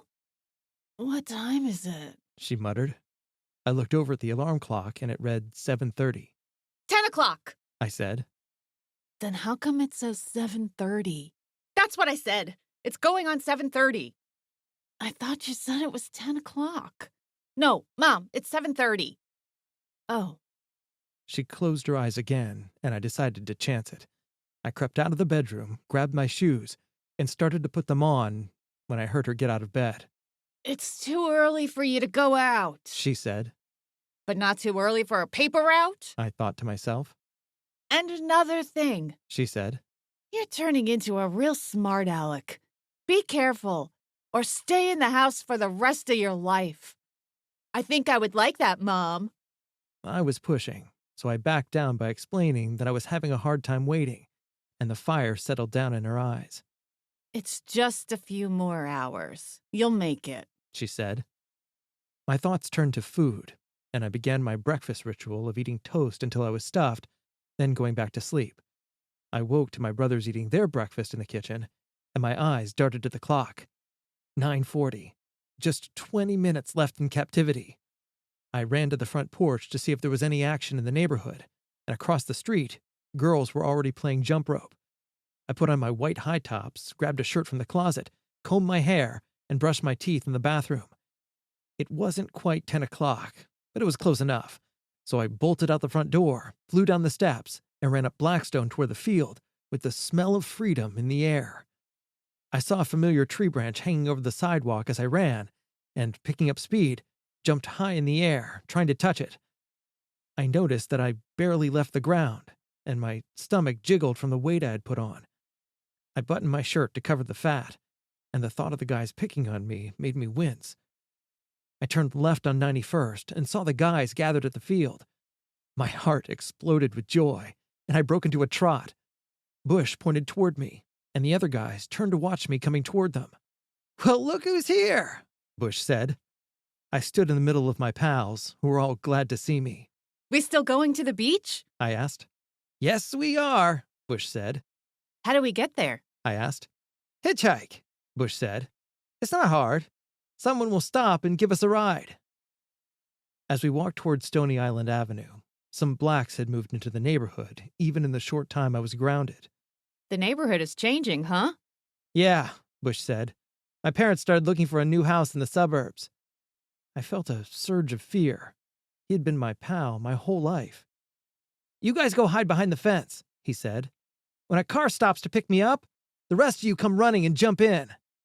Hitchhiking was new and very exciting, and we stood in a huddle and put our hands on top of one another's. All for one and one for all, we chanted. Bush went for the street, while the rest hid behind the fence. We crouched down low and peered between the wooden slats to watch as Bush stood with his thumb out from the curb. The cars flew by, and when the light turned red, Bush walked out between the cars and asked for a ride. When the light turned green and he was still in the street, a car honked at him to move out of the way, and an old man in a beat-up blue car yelled out his window, Take a bus! As he drove by, Bush birded him, and we all laughed. The grouch must have seen him in his rearview mirror because he put his brakes on and yelled something back at Bush. Bush yelled back, Yeah! and shot him the finger again. It was hilarious. We all stood up, slapped each other on the backs, and laughed. I yelled, You're my hero, Bush. and at that moment, we were close as a gang. David turned to me and said, I'm sorry Bobby didn't say she was your girl. I didn't know what to say. I didn't have time to think of anything because Bush called, I got one! Bush was crouched beside a big blue station wagon, his head in the front passenger's window talking with the driver. He pulled his hat out of the car, pretended that he was coughing, and waved us over, and we poured out from behind the fence and ran towards the car. Bush reached back, opened the rear door, and we filled the car before the driver knew what hit him. All you had to do was ask, he said, once we had rejoined the traffic. Where are you guys headed? To the beach, cabby, Bush said airily. You're a real smarty, aren't you? I'll drive you to the beach. Perfect, Bush replied. I looked out the window and tried to take it all in as we headed up Stony Island. We turned right on 75th and headed toward the lake. It was the first time I had been out of the neighborhood without my parents, and I knew I was not supposed to be doing this, at least not without telling them. It felt both scary and fun at the same time. We pulled over at a stoplight and the man said, This is it. We all scrambled out, and Bush said, You guys head over to the beach, and Jimmy and I will meet you there with the beer. Beer? I asked. Yeah, Bush said. Seeing it's your first day out, we thought we'd celebrate. I don't know about getting drunk. You won't get drunk, just a little high, Bush said. You'll be fine by the time you get home. Stay with me, and I'll show you how it's done. How what's done? How we get the beer. Now you guys take off. I watched as they walked toward the beach, then turned back to Bush. So, what do we do? We wait until someone who might buy for us goes into the liquor store. The guy behind the counter knows we're buying beer from him, but if someone old enough carries it out the door, he doesn't care. A man about the same age as my father came around the corner. When he got close to us, Bush stopped him. Would you buy it for us? He shook his head. No. I have sons your age. You're not old enough to drink. And he continued to walk down the street. Sometimes it takes a while to get the right guy, Bush said. Here comes someone else. This guy didn't even respond. He just kept on walking. That's the rudest thing I've ever seen, Bush said. Ask someone a question and they don't even answer you? Remember, Jimmy, when someone asks you a question, at least have the decency to answer. Right on the heels of his sarcasm, Bush asked another man, Hey, mister, would you buy it for us? Beat it, punk, the man replied. We laughed, and Bush yelled, There he is. I followed Bush's eyes across the street and saw an older man in a long, dirty brown overcoat. He shuffled along at a slow pace, his pants tucked into a pair of worn-out black boots, and he was walking with his head down as if he was looking for something he'd lost. Bush dashed across the street, dodging traffic, and I followed more cautiously. Lucas! How are you? Bush said. Lucas looked up briefly. I'm okay. Then he scanned the ground, and I wondered what he had lost. Lucas, will you buy for us? Bush asked. Lucas looked up, and his eyes locked with mine. Who's he? He's okay, Bush responded. He looked me up and down. I don't know. You look young, kid. How old are you? 12. I muttered. You look like you're 7, and returned to looking at the ground. Bush said, If you buy for us, we'll buy you what you want. It will cost you a bottle of wine, and that's $4. We've got it, Bush replied. The older man looked at me again. You're too young to be drinking, kid. Go home and play in your sandbox. I stood motionless, looking the other way because it was so eerie. What do you want? Lucas asked Bush. 5 6-packs of beer. Bush gave Lucas the money, and Lucas told us to wait around the corner. As he was walking away, I found the courage to call out, Hey, Lucas, what are you looking for? He stopped, turned around, and looked me right in the eyes. Kid, I started drinking when I was about your age, and I haven't been able to stop since. I'm 45 now, and I've lived on the street for years. I looked down because I'm hoping to find some money that fell out of someone's pocket.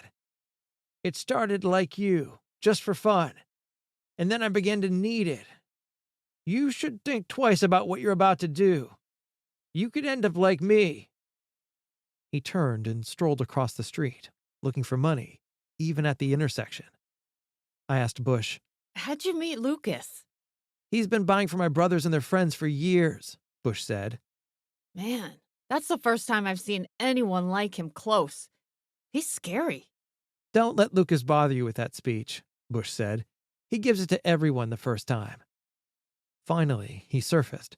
Beer piled so high you could hardly see his face, and his brown bag of wine was on top.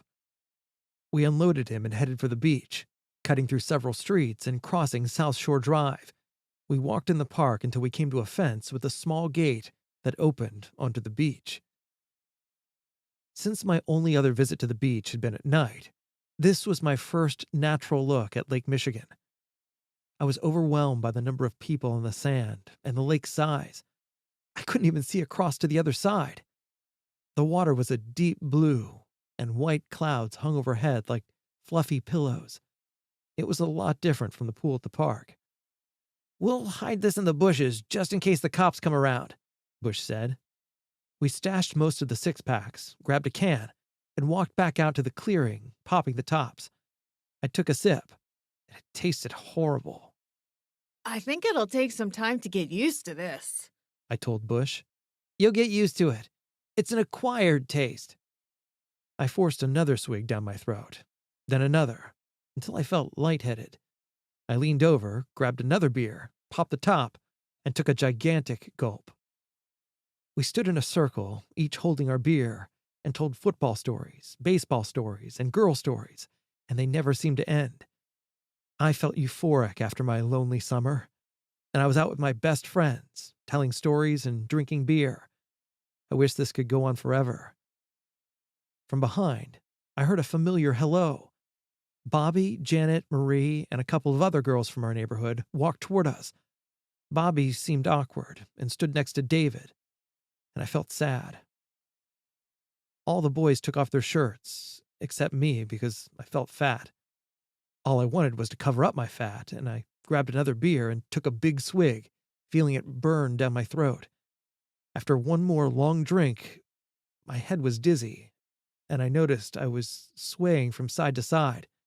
Hey, take it easy with that stuff, Bush laughed. There's plenty left. You're drinking like there's no tomorrow. I returned to the bushes, grabbed another beer, opened it, and turned to the group. I raised the can and toasted them, and an hour later, I had drunk myself into my first blackout. Chapter 18. New Memories. In the morning, I woke up sick and thirsty and noticed I wanted to drink more beer, but looked forward to seeing Miss Hope. Clinging optimistically to the fact that my mind could think, I dressed, brushed my teeth, and drank what seemed to be a gallon of water before heading to her apartment. As I rang her doorbell, I studied the list on the Mysteries of the Soul paper, and the first step read, Believe in God like a child. She opened the door and asked, How was the beach yesterday? It was okay. But Bobby is David's girlfriend now, so I didn't get the girl I wanted. You have a date with me today, so cheer up. she said. We went downstairs, and she pointed to a chair and went into the storage room, where I heard rustling behind the wall. After a while, she returned with a wooden ruler and a pile of books. What are those for? I asked. Let's start with the ruler. Then she placed the ruler across my eyes. The space across your face and between your ears is 7 inches wide. She turned the ruler around, showed me the 7 inches on the ruler, and then added, All your recent memories are inside this 7-inch space between your ears. However, your mind may be the size of the entire universe. You are only 12 years old and may have 70 more years of life and thousands of memories in front of you.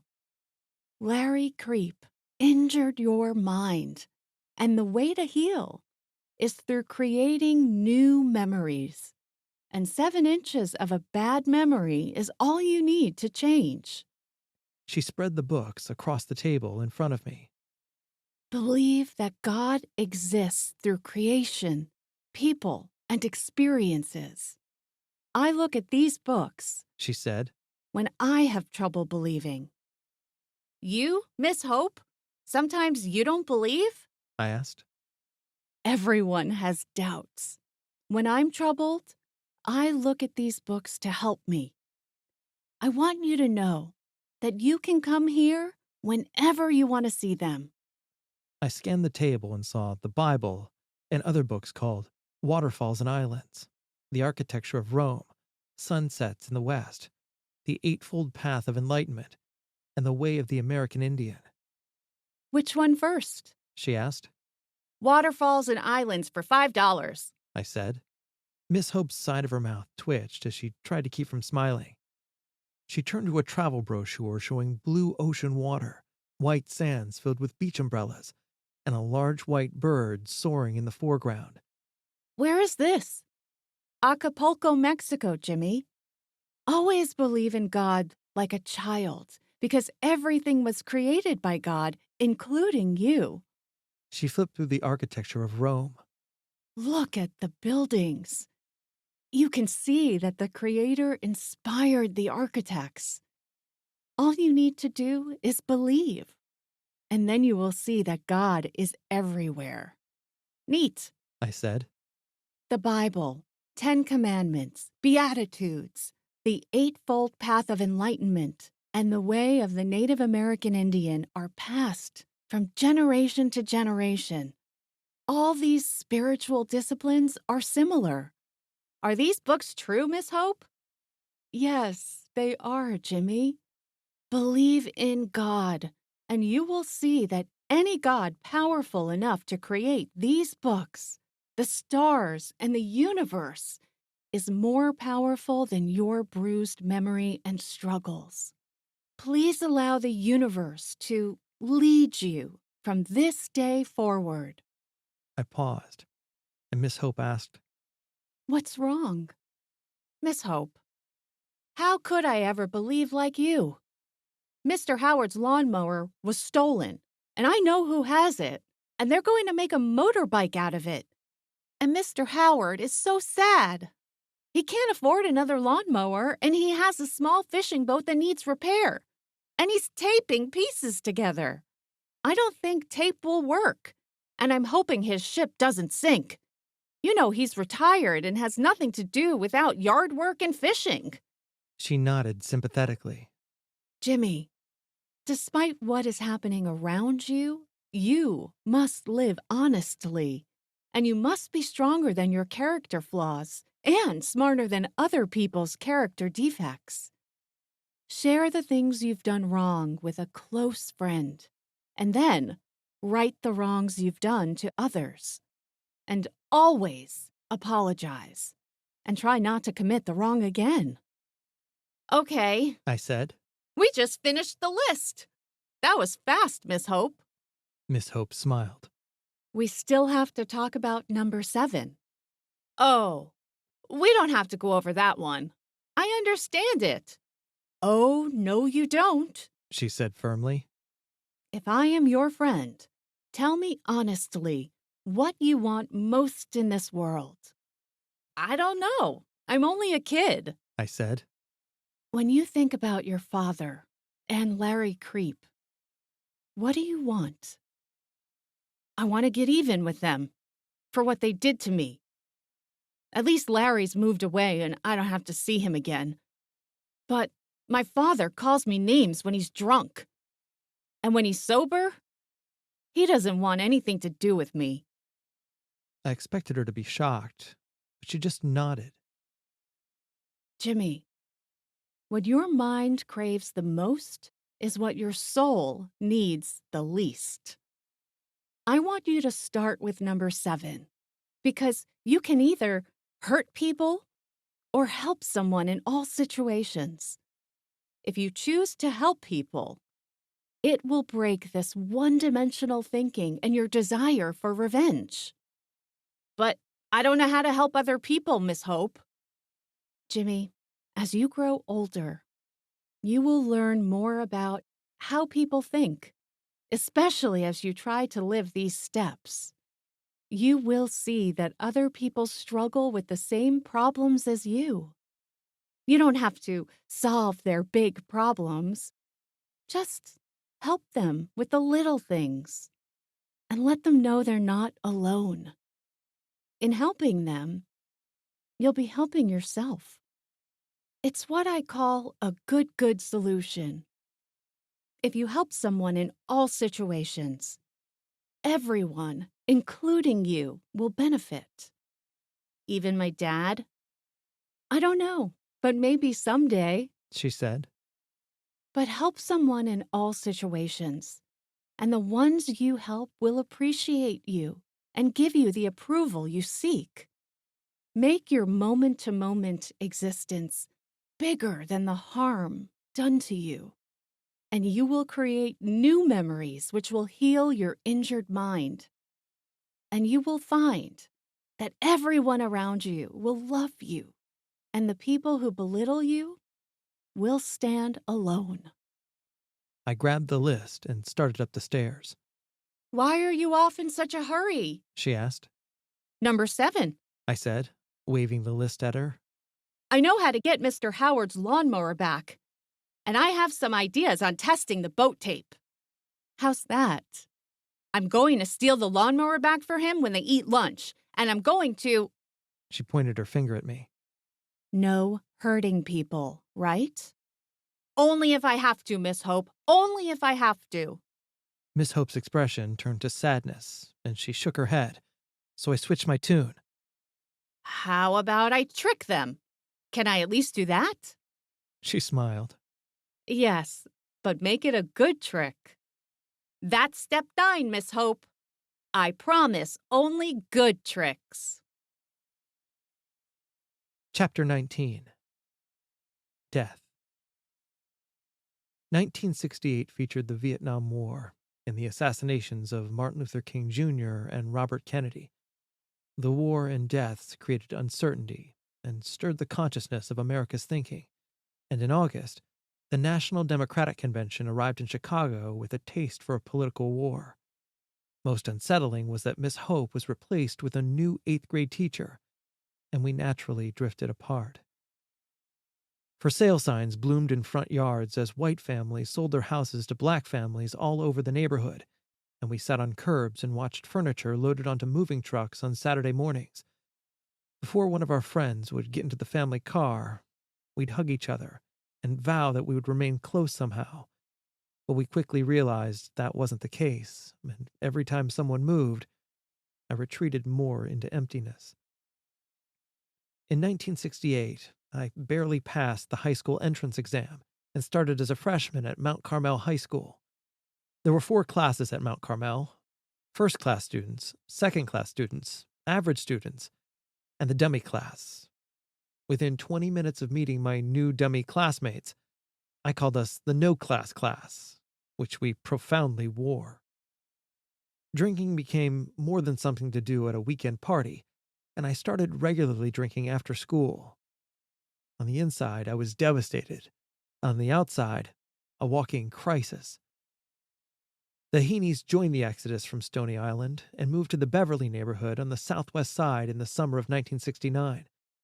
The new community was more than a geographical relocation, because I went from a tough, blue-collar, increasingly black neighborhood to an all-white area. Then driving into Beverly, I said in a Rod Serling voice, The Heenies think they could move into a new neighborhood. They are about to enter the Twilight Zone.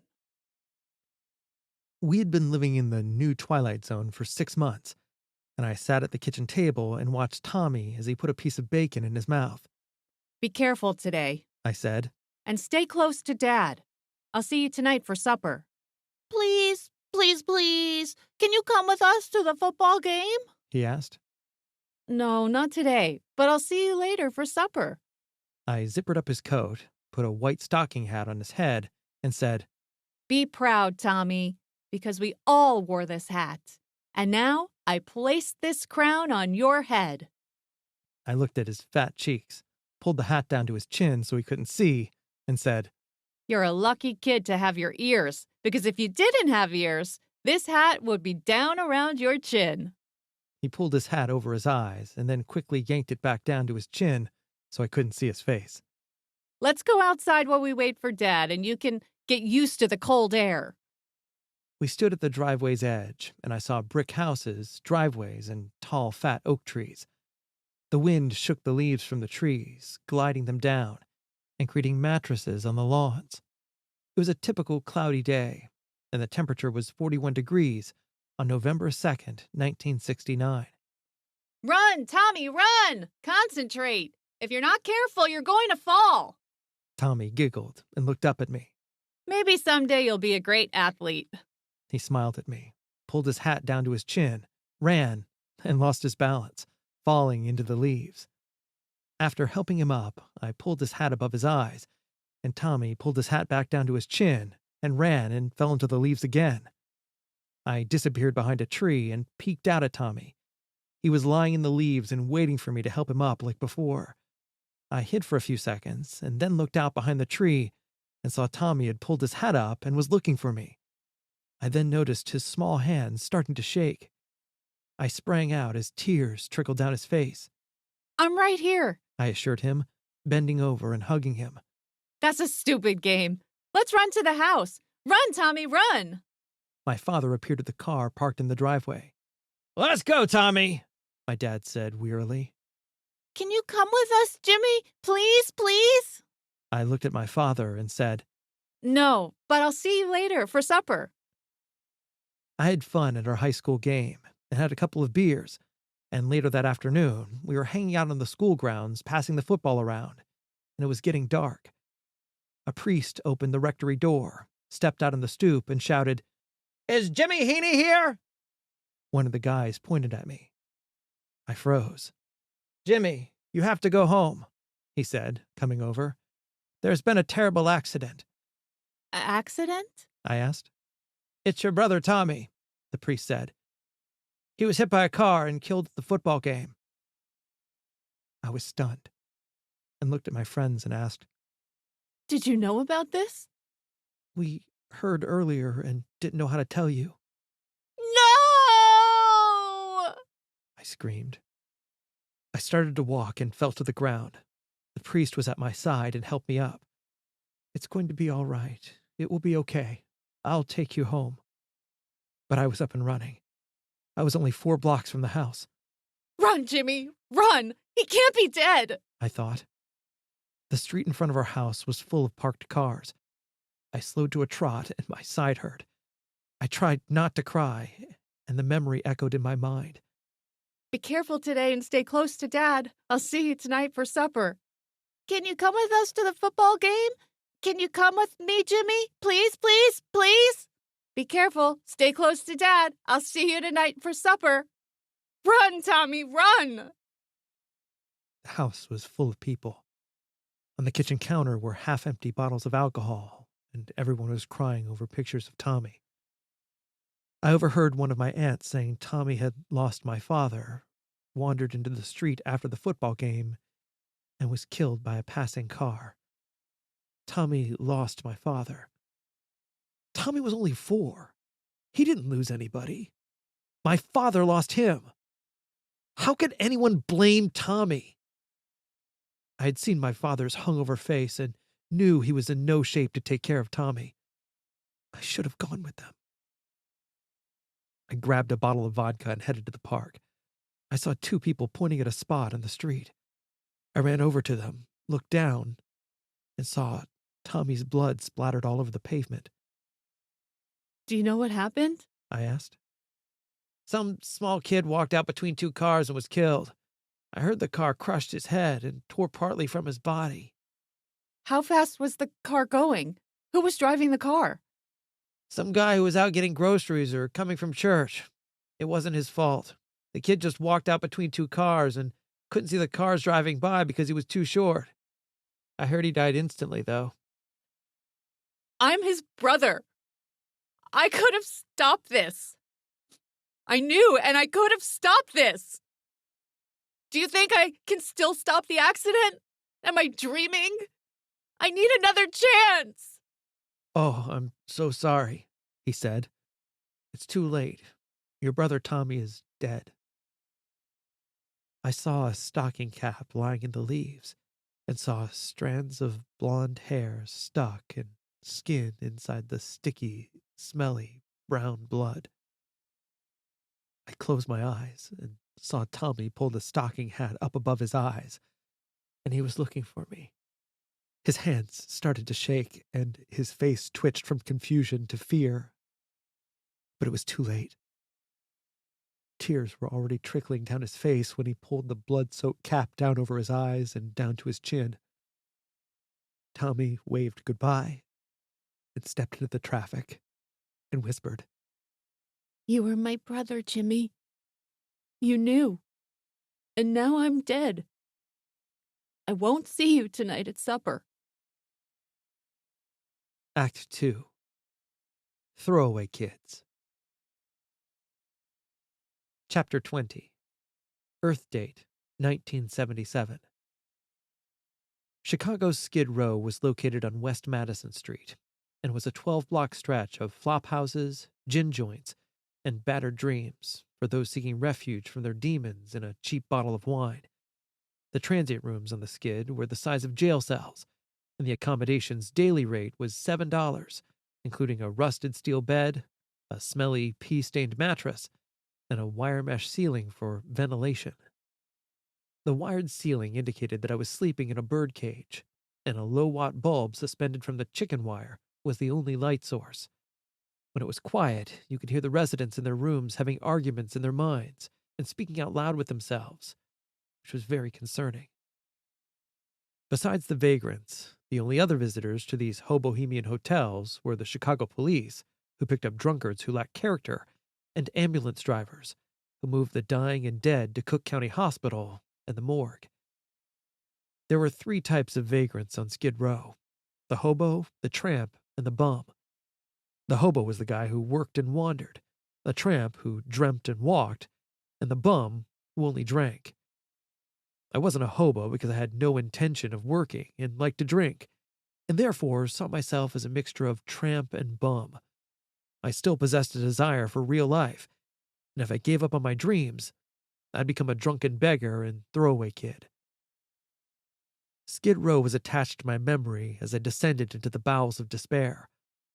On July 15th, 1966, at approximately 6:15 a.m., I was about to serve the priest's morning mass, and I saw a guy about 200 feet away at the corner of 92nd and Stony Island. Later that next day, the newspapers released a survivor's drawing of Richard Speck's face, which looked like the guy I saw in the corner. I showed Bush the sketch in the papers and said, I saw Speck on the way to church. And he just laughed and said, You saw this guy in the corner? Yes, I saw him on the corner. You said you saw Marilyn Monroe in the grocery store last week, and she's dead. I was kidding, but I think I saw a speck yesterday. The newspaper said a hobo killed 8 nurses in a neighborhood just east of Stony Island Avenue 2 days earlier, and his name was Richard Speck. Speck was apprehended at the Star Hotel down on Skid Row. I followed the case in the newspapers because of the insane brutality of the Speck murders and the publicity of the prosecuting attorney, William J. Martin, who had persuaded the jury to declare the death penalty, even though Martin opposed the death penalty. On August 17, 1977, I woke to find I'd fallen asleep in my car. I would cruise around with wine or beer, and when I got tired, I'd pull over, drink, and pass out. Sleeping in my car was a last line of defense. And if I lost my car, I'd be on foot and knew I'd end up living on Skid Row full time. I reached and turned on the ignition, and the radio blared "In the Ghetto," and the disc jockey did a voiceover. "In the Ghetto" was written by Mac Davis and originally called Vicious Cycle. Elvis made it a major hit in 1969. That's right, fans. The king is dead. Elvis Presley is dead from a drug overdose. I mumbled. What? Elvis dead? I leaned back in the seat, looked out the window, and saw a pigeon flying overhead. I blinked and took a snapshot of my mind and dozed off to sleep. Bang! Something hit the side of my car. Hey, kid! You can't nod off here! I saw a copper's face glaring down at me. Okay, but I... Don't give me any lip or I'll tow your junk, and you'll go directly to jail without passing go. Yes, sir. Did Elvis die? Yeah, kid, he's dead. Now move it or lose it.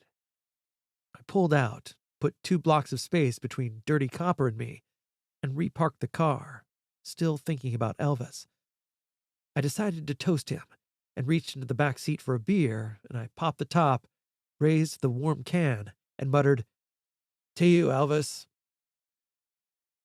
The isolation was taking its toll. Sadness and impending doom were constants in my life, and I wished I belonged somewhere. I didn't want to need people, but I'd keep trying to connect with others, hoping they would save me from myself. When I failed, I'd try to fill the void with alcohol and food, which created more mental anguish, and I was walking a thin line between right and wrong. I glanced in the side mirror and saw Dirty Copper walking up the block, so I pulled out again and put another 2 streets between us.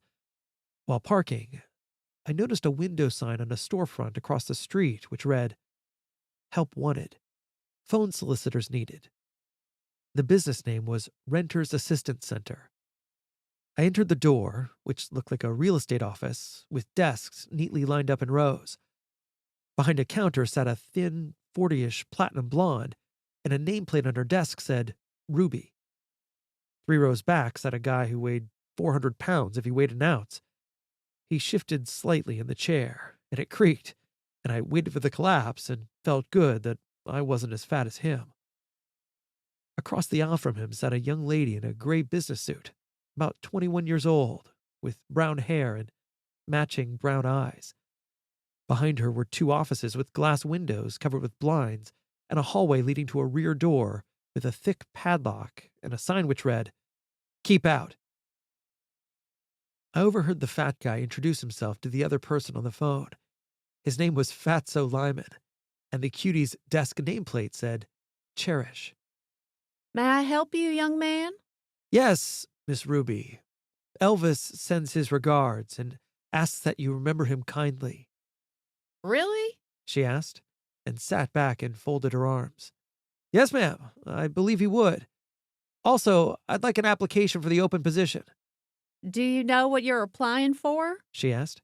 Yes, phone solicitor. What's the pitch? We help people find apartments. Say, y'all need an apartment? No, just a job application. Where do you hail from, Ruby? Nashville, Tennessee. Nashville is a nice town, Ruby. Thank you kindly, she replied, smiling. Ruby opened a drawer, took out a pad, peeled off an application, handed it to me, then hunted in a drawer for a pencil. The blinds on a rear office window moved, while a speaker hanging from the ceiling crackled, and Ruby eyeballed the speaker behind us. So, what's the phone pitch? I asked. She began to tell me when her phone rang, raised her finger, and winked. Renters Assistance Center. This is Ruby. May I help you? Yes, that apartment is available and the landlord wants it rented. And all it costs for the landlord's listing is $25. Please come in and ask for Ruby, Tennessee. She hung up the phone, waved for my job application, and studied it. It says you worked as a phone solicitor. Ruby asked. Yes, ma'am, Why did you leave? she asked. They didn't pay me my commissions, so I quit. A short, square guy opened the door from a back office, nodded before leaving, strolled to the fat guy's desk, pretended to shuffle a few papers, and listened to what came next between Ruby and me. Fatso called him Bob. I'd like a job, I said, looking at Bob. I'm a phone pitcher, and I've worked in other boiler rooms. And I'll tell you what I'll do. I'll pitch the phones now for nothing, and if I don't produce, don't pay me. But if I'm successful, give me a job. The muscled guy pointed to the open desk and said, Go ahead, have a seat. There's a pitch right next to the phone. The phone rang, and I picked it up and read the same pitch that Ruby recited and promised the caller I would give him a landlord with apartments available for rent. I told him to ask for Cody Jarrett, and the caller came into the office and asked for me. After a while, another one came in, and then 2 more. I had 5 customers sign up by the end of the day, earning the company $125. Around closing time, Bob said, I have someone who wants to meet you. I followed him to a back office, and standing in front of me was a tall, thin guy with hair so black it was dyed. Strands of gray on his head indicated he'd either overpaid the barber or so cheap he'd done it himself. Otherwise, he was impeccable. Purple silk shirt, black pants, and shoes, with a gold chain visible through his open collar. He looked me up and down and handed me $25. I need $200 a week, I said. Just wondering how you brought in 5 customers. You get lucky? He asked. Nope. I'm Cody Jarrett. And you are? I'm Alex. How did you do it? I told the callers that we have more than one apartment and gave them 5 landlords to contact. Picking up the section, I showed him the other available apartments in the paper. I just took the landlord's number out of the paper near where they want to live and added it to the apartment they called about. Alex looked confused, but his happy meter swung far to the right. Who told you to do that? He asked. No one. Just makes sense, right? Right, he said, thinking slowly. Any other things you would do? Yes, there is one thing. You should advertise all these apartment listings under your company name Renters Assistance Center. Dominate the page in big black letters and raise your price to $50. Take all these apartments and advertise them by vicinities only, according to what city neighborhood or suburb they're located. Why? He asked. It's a matter of supply and demand. All these apartments are the supply, and the people needing them are the demand. Just then, the phone rang. I walked over, punched the blinking button, and answered enthusiastically, Renters Assistance Center, may we help you now? Hold on, please, I'll check. I punched the hold button. He's asking about the apartment near 63rd and Western. It's taken, Alex said. I repunched the phone button. It's available right now, and we also have many more in your area right now. This is what we do at the Renters Assistance Center. We supply you with a list of multiple apartments right now. It only costs $50. We suggest you consider several in your price range to make a proper decision. Should we expect you to come to our office right now? Wonderful. Please ask for Cody Jarrett. Thank you very much, and see you soon. Goodbye. I hung up the phone and announced, That's it. So what happens when we don't have multiple listings right now? Alex asked. I picked up the paper and scanned it. You have at least 5 apartments advertised in that area alone. Write these 5 apartments down on a nice piece of paper, including the landlord's numbers, and give it to them. Only change the vicinity by 1 street. And what happens when the landlords see us advertising their apartments? Alex asked. Change the streets by 1 block. They won't know and won't care because you're helping them rent their apartments. What college did you graduate from, kid? Bob asked. Stony Island University, I said. Never heard of it, Bob smirked. Alex broke into a huge smile. It's beautiful, kid. Very creative. Last question. How did you see this? I was looking for an apartment a while back and sat through a similar pitch from another company. And if I had received a few more landlord listings, I would have paid them, but for only one.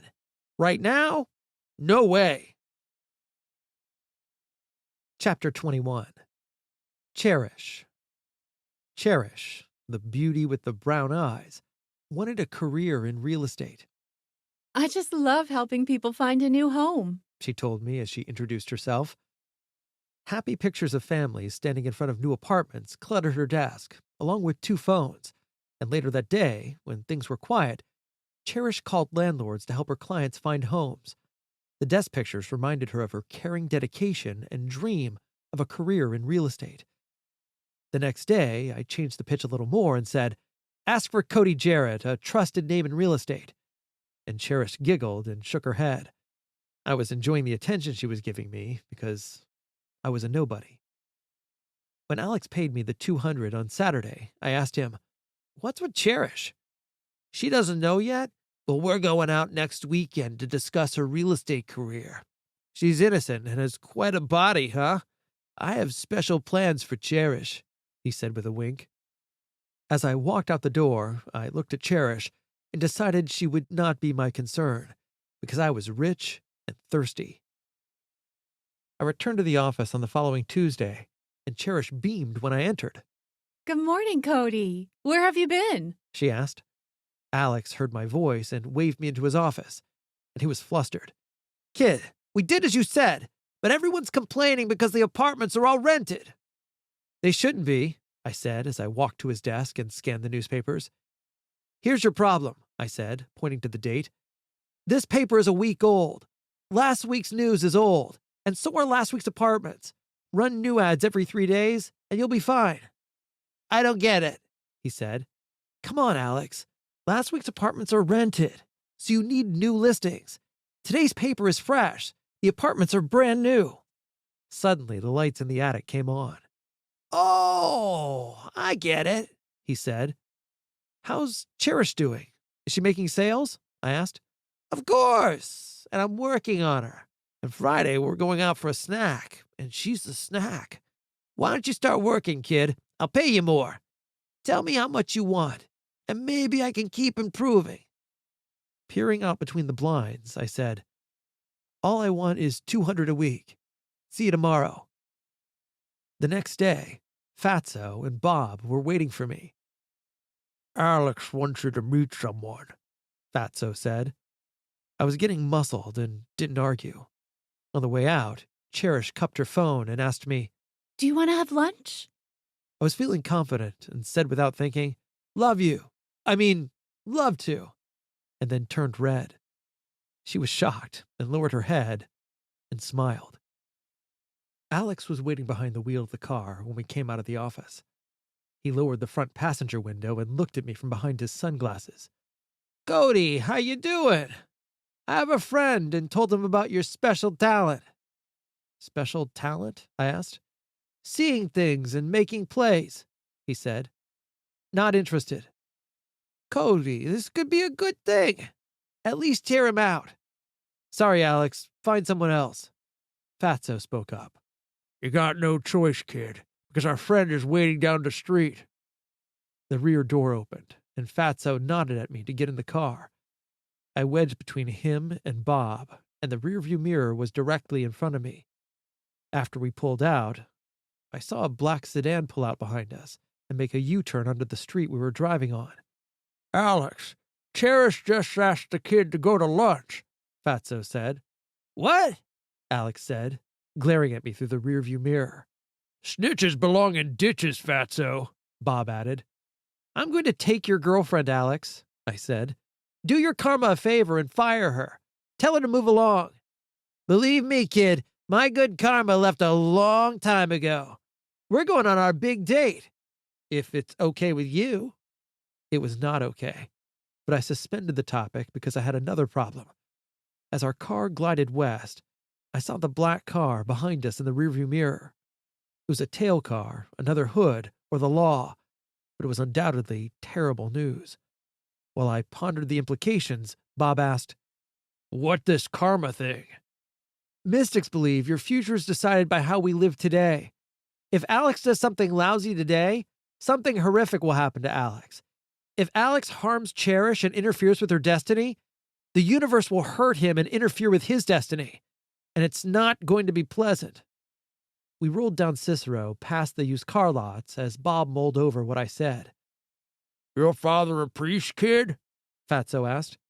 Priests don't have kids, I replied. I bet they play around, though, Fatso said with a snicker. Probably, I added. I could see Alex's face in the rearview mirror through his shades, and he was taking in every word as his gaze alternated between me and the street ahead. If this sit-down doesn't go good, kid, you may not be around much longer, he growled. So I wouldn't be making waves. We walked into a restaurant where a 50-year-old criminal was sitting at a table with his eyes on the door. He had short black hair and wore tinted blue sunglasses, a white shirt, and a beige suede jacket. He looked me up and down and nodded to the chair. My name is Nick. Why am I here? I asked. I wanted to meet the brain who figured this apartment twist, and I wanted to thank you and see if I could do anything for you. Nothing, I said. You sure, kid? I could do a lot for someone with your skills. Like what? I asked. 1,000 a week, but you'd have to earn it. What would you want? I asked. You know, lay off the booze, work every day, and help out. I'll work for a while, I said, and then I'm gone, like water down a drain. Nick was dumbfounded. Who's not interested in $1,000 a week? Why not you?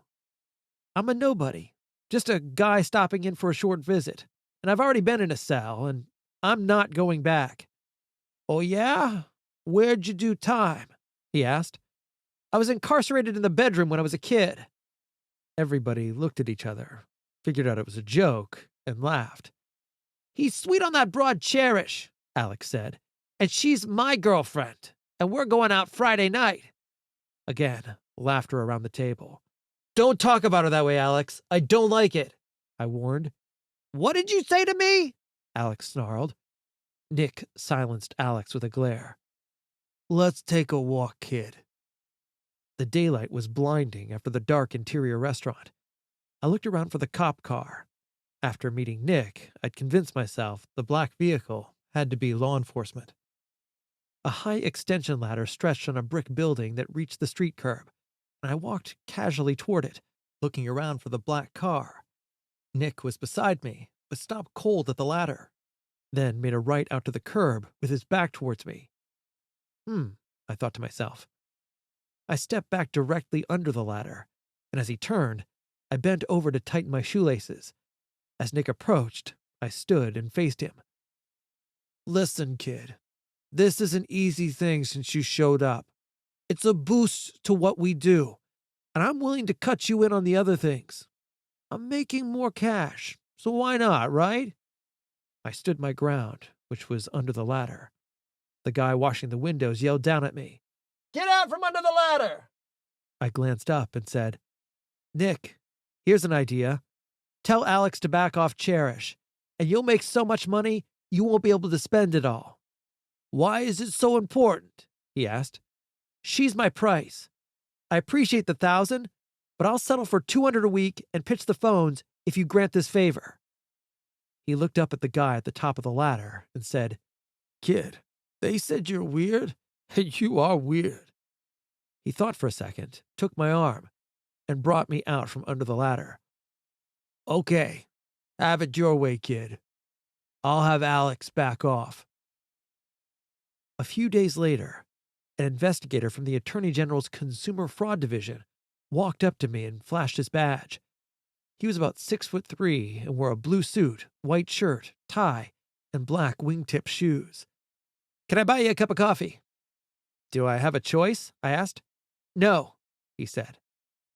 We walked to the coffee shop on the corner without saying a word to each other, and my mind and heart were racing. We ordered coffee, and the investigator stated, You need to find another job. I can't right now. He looked at me with steely blue eyes, picked up a spoon, and continued as he stirred his brew. These guys are bad. Nick's a career criminal from Michigan, and we were putting together a RICO case on him. A couple of days ago, you discouraged one of our investigators from signing up with the Renters Assistance Center. He was a guy looking for an apartment for his mother. Why did you do that? I shrugged. We must not have had the right apartment. Did you know he was an investigator? I nodded yes. How? He asked.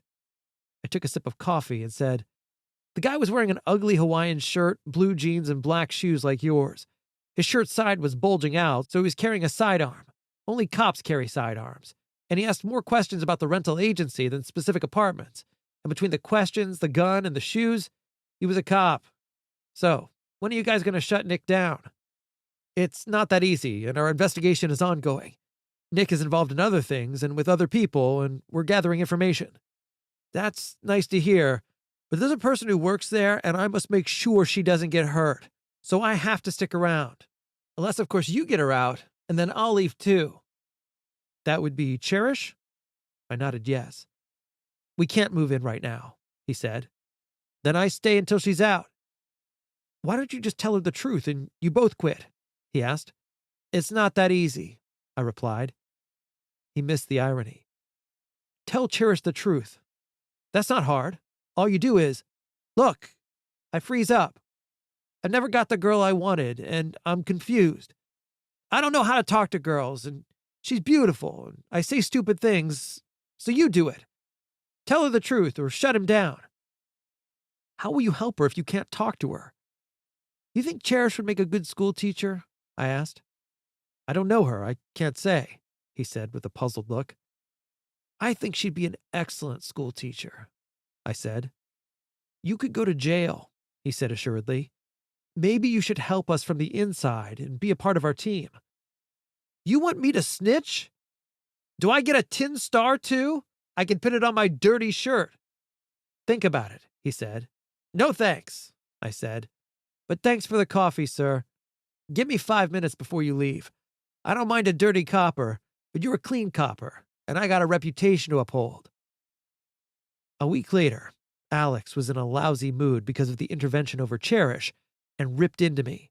Hey, kid, are you going to keep daydreaming or pitch some phones? The phones aren't ringing. Business is bad, I said. Maybe it's time for you to expand to another city, like New York or Washington, D.C. Just a thought. Here's a thought, he said. Answer some phones when they ring. I'm going to pick up Nick and be back soon. After Alex left, I decided to visit Judy Jolly, who lived 2 doors from the office.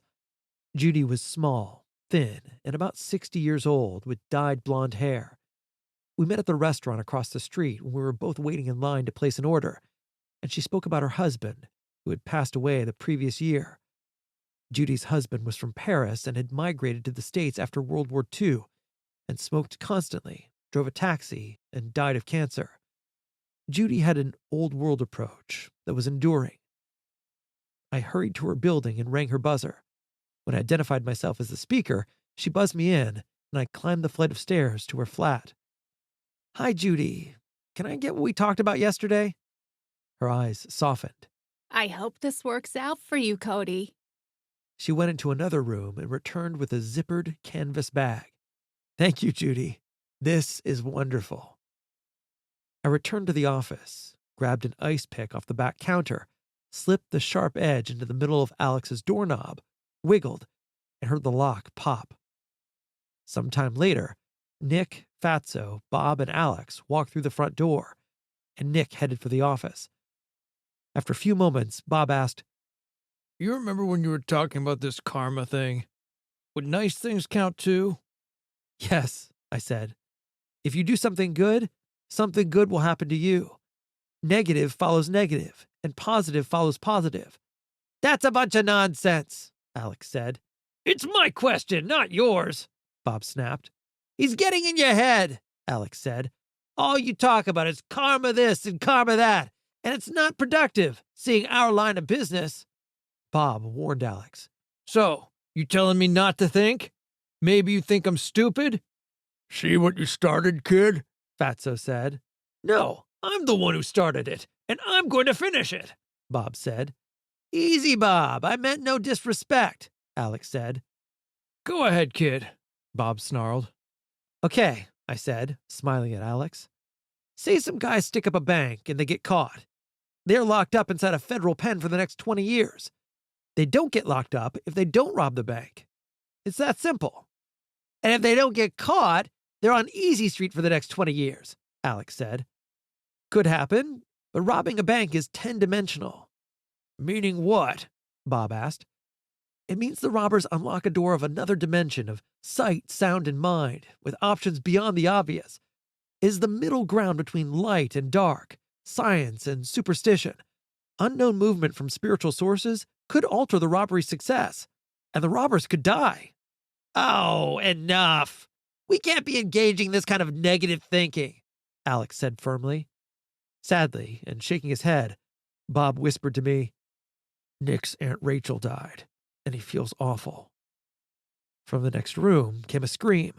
Oh, God! The boys scrambled to their feet and ran to Nick's office, followed by a massive roar of laughter. Nick had wedged himself between the desk and the wall, and we could only see him from the eyes up. And on top of the desk was a crouching, hissing black cat with yellow eyes. Slipping by the boys, I said, This old lady down the street had a bunch of cats, and I figured we should get one and take care of the mice we've been seeing. I reached down and scooped up the cat and held it out. Isn't she cute, Nick? Get that thing away from me! Nick growled as he rose from behind his desk. Bob, Fatso, and Alex were still howling as I stroked her back, and the cat relaxed. Nick took a deep breath and composed himself. Thanks for the solution to the rodents, but I hate black cats. Nick, mice are brilliant, and there's a leader mouse that trains all the other mice. This cat will catch the leader mouse and the other mice too. Get it out of here now! Nick screamed. While walking back to Judy Jolly's to return the cat, I told myself that I was happy that Cherish and I were together. And reality screamed, You and Cherish are not together! Time went by, and I enjoyed working with Cherish. She had a stabilizing effect that made life meaningful, although I always said stupid things and felt insecure. I knew that Cherish could never be interested in me, but I was powerless and loved her because she asked me to go to lunch, and I wasn't even hungry. It was crazy because my feelings for Cherish overwhelmed the reality that I was the inventor of a serious hustle, and any day we could all be arrested, including Cherish. Meanwhile, several people came into the office a day and asked for Cody Jarrett, and my stature with Nick was rising because he was making more money. However, Alex was angry over my intercession for Cherish and felt disrespected, and he was right. I didn't want to get killed, but I couldn't back off.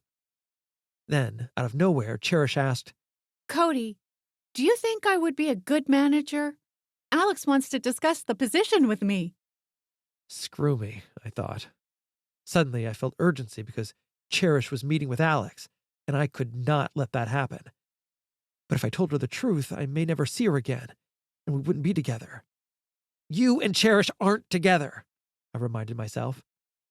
No, you can't be a manager. You're a nobody, I said. Her face wrinkled. It bothers me that you would say it like that. You're right, I said. I'm sorry. What I'm saying is that your talents far exceed working here. Can I give you a ride home from work tonight and we can discuss this? Okay, She said. After the office closed, we drove in the rain towards her house. Cherish, do you know most people aren't finding apartments? She sighed.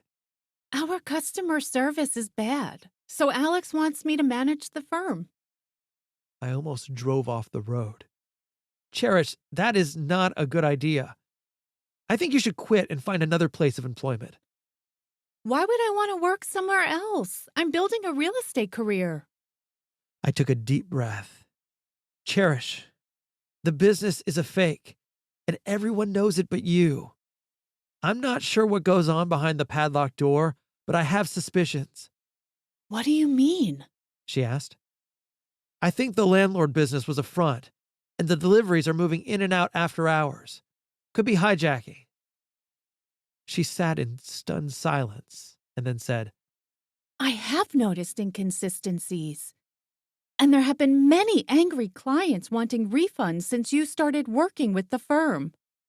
I watched her thinking it through, and the next question was inevitable. So why are you still here? She asked. I stumbled through my answer. At first, I needed a job, but saw that Alex had eyes for you, so I hung around to ensure you were safe. Then an investigator appeared from the Attorney General's office, and we spoke about you, and he's been no help because of an ongoing investigation. I took a deep breath. It will be over soon, and we'll enjoy our lives together. Will you marry me? No! She said impulsively and adamantly. She looked very beleaguered, then asked, You stayed to protect me? Why? Because you found apartments for all those people and have a generous heart. I will be sure it stays intact. Cody, why would you do that? It's hard to explain. But I promised that if I saw someone who needed help, I would intercede. But I try not to do so. Have you ever thought about being a teacher? You'd make a great grammar school teacher. My real name is Jimmy. I'm hungry now. Let's get lunch. Cody, or Jimmy, this is hard for me to say, and please don't take this wrong. But sometimes you talk to yourself, and it seems you hear voices in your head. I have a cousin who has a similar issue, and she sees a psychiatrist. Have you ever considered therapy? I sighed deeply and said, No! Cherish, you must quit. Don't show up for work tomorrow. Alex will hurt you eventually. And if you come to work, I'll kill him just because you came to work. I wasn't expecting this, She said, appearing terrified. I screamed, "Ah!" and pounded my fists on the steering wheel for about 10 seconds, and then heard the windshield wiper and saw the soft rain being pushed from side to side on the front car window. Cherish, you are a victim in a mirage that appears real, but it's not real. It's like a television show, and you are a cast member, and the police will make a raid in tomorrow's episode. You must quit, and go quickly, and don't look back. I took a card from my wallet and handed it to her. The card read, Report Fraud, Attorney General's Consumer Fraud Division. Please contact the office, and they will verify what I'm saying. The last time I saw Cherish, she faced the car under the porch light and waved slightly, then disappeared like a ghost in the fog. Chapter 22. Ask for Help. I gave myself the usual line about starting a new life and getting a real job, but I had doubts. I'd never been able to stick to anything, but this time I had to try. Maybe if I got a real job, Cherish would be interested in me. I went job hunting anyway. I filled out applications, but had to leave the prior employment sections blank. Once, during an interview, a personnel secretary suggested I just write down that I'd been in jail. She tried to be helpful. They had a unique program for ex-convicts. But I haven't been in prison, I told her. What have you been doing since high school? She asked. A little this and a little that. Closing her file, she smiled and said, We'll let you know. So I went back to day labor, working for minimum wage, but it wasn't enough, and after food and housing, it was gone. No one in the world had any use for me, so my drinking got worse, and at least once a week, I'd go out and spend money I didn't have, and the following day, I'd be crazy with remorse over what I'd done. I decided to apply at the factory where my father was a supervisor. He had gotten Joe a job, so why not me? I walked into the plant's employment office, quietly told the receptionist my name, and asked if they were hiring. She was pleasant and called upstairs to my father. It was a short conversation, then whispered through the personnel window. Your father says we're not hiring. I'm sorry. From the look on her face, I could tell she was embarrassed, and I felt like a fool for letting myself be blindsided. After 24 years of the same treatment, I should have known nothing would change. The rejection and humiliation were constant and devastating, yet I always went back for more. It was a severe mental disorder. I grabbed a pint of wine to drown in and walked through the door of Skid Row Motel. The desk guy said someone had called asking for me and that he would call back at 2 o'clock. I was hopeful it was good news about one of the applications I had filled out and waited in the lobby. "Hold on," the lobby attendant said. "Hello?" I asked. It's Alex. If you're interested, we've landed and set up a shop in Washington, D.C., and you're welcome to join us. "Good to hear. Thanks for calling," I said. I hung up the phone and thought of all the applications. Only the crooks wanted me. The world was closing in, and despite my brave words to Cherish, I could only think about running. If I disappeared from Chicago and put together just one big score, maybe I could get something legitimate started, and she would want me again. "Cherish never wanted you!" I screamed at myself. So off I went, driving east with no plan in mind beyond getting away from my life. I'd never been out of Chicago before, and it felt like I was on vacation. But then reality and fear would interrupt the daydream, followed by the belief that I was going to prison. About 50 miles outside Washington, D.C., I picked up a D.C. newspaper, and like a homing pigeon, I zeroed in on the classifieds, and there was an ad for a service called Apartment Finders. My life of crime awaited, and just outside D.C., I called the number from a payphone. Hello, Apartment Finders. May I help you? "I want to speak with the big man, Bob." Cody, where are you? Are you stopping by? "Yes, be there later today, and I need a place to live." Not a problem. Just this morning, Fatso arranged an account at a hotel. It's on 3rd Avenue, and I'll make sure you can check in this afternoon. "Is Nick around?" I asked. He's in Detroit, taking care of a few things. He said you might show, and I was to take good care of you. "When's he coming back?" Maybe next week. "Tell him I'm committed." Sure, kid. He'll be happy to hear it. I could feel the blood flowing through my veins again as I'd come back from the dead, and they had lunch waiting, and everyone was there except Nick in Detroit. Bob even brought out a big cake with lit candles, and it felt good to be wanted, even by a crew of bad guys. "We didn't know when your birthday was, so we decided to celebrate it today." He started singing, and after a few choruses of Happy Birthday to You, Alex asked what the temperature was in Chicago. "Cool. Real cool. The cops have moved on to something else." "That's good." He reached into his pocket and brought out an envelope. "Here's $5,000. I don't need this much. Cody, when you're committed, you take the money." The phone rang, and Bob answered it. "Cody, pick up line 3. "Hello, Apartment Finders," I said. "How may I help you?" Morning, kid. How's it going? "It's going, Nick. How are you?" I'm taking care of a few things, but I'll be there soon. Did you get your money? "Yes, thanks. It will help." Kid, you're mumbling. We're family now. Let's hear some enthusiasm and pitch some phones. I felt like throwing up. "Sure, okay. Why not, Nick?" It's this or nothing, I thought to myself.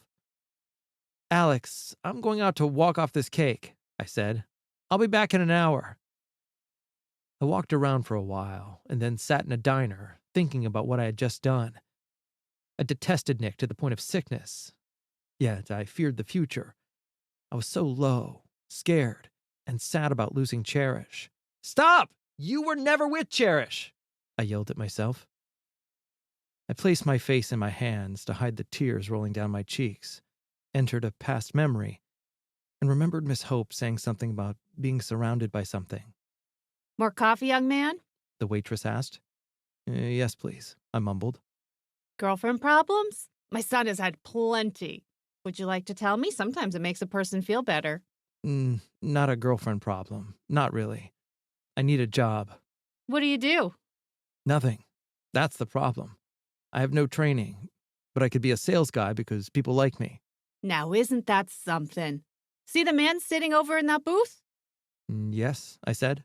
He's a regular, and we're friends. He's the sales director at Park Lawn Cemetery and has an idea to sell funeral plots to people who don't need them, like young married couples who have their whole life ahead of them.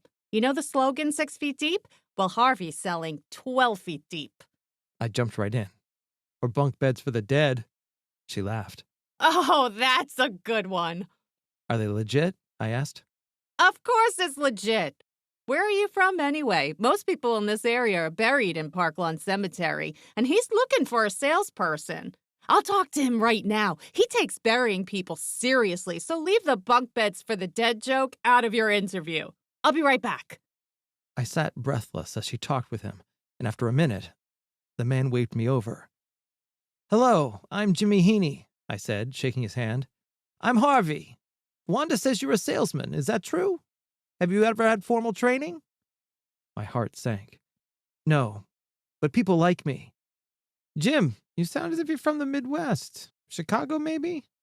"Yes," I said. "Cubs or White Sox, Jim?" "Both, sir. But there's nothing like the bleachers at Wrigley Field." "Why can't the Cubs win?" Harvey asked.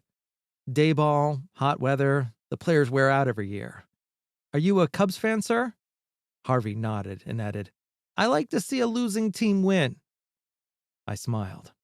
Something good was happening here, so I kept going. "What brings you to Washington, Jim?" I looked at Harvey, then out the window and back to Harvey, and laid out the whole story, start to finish.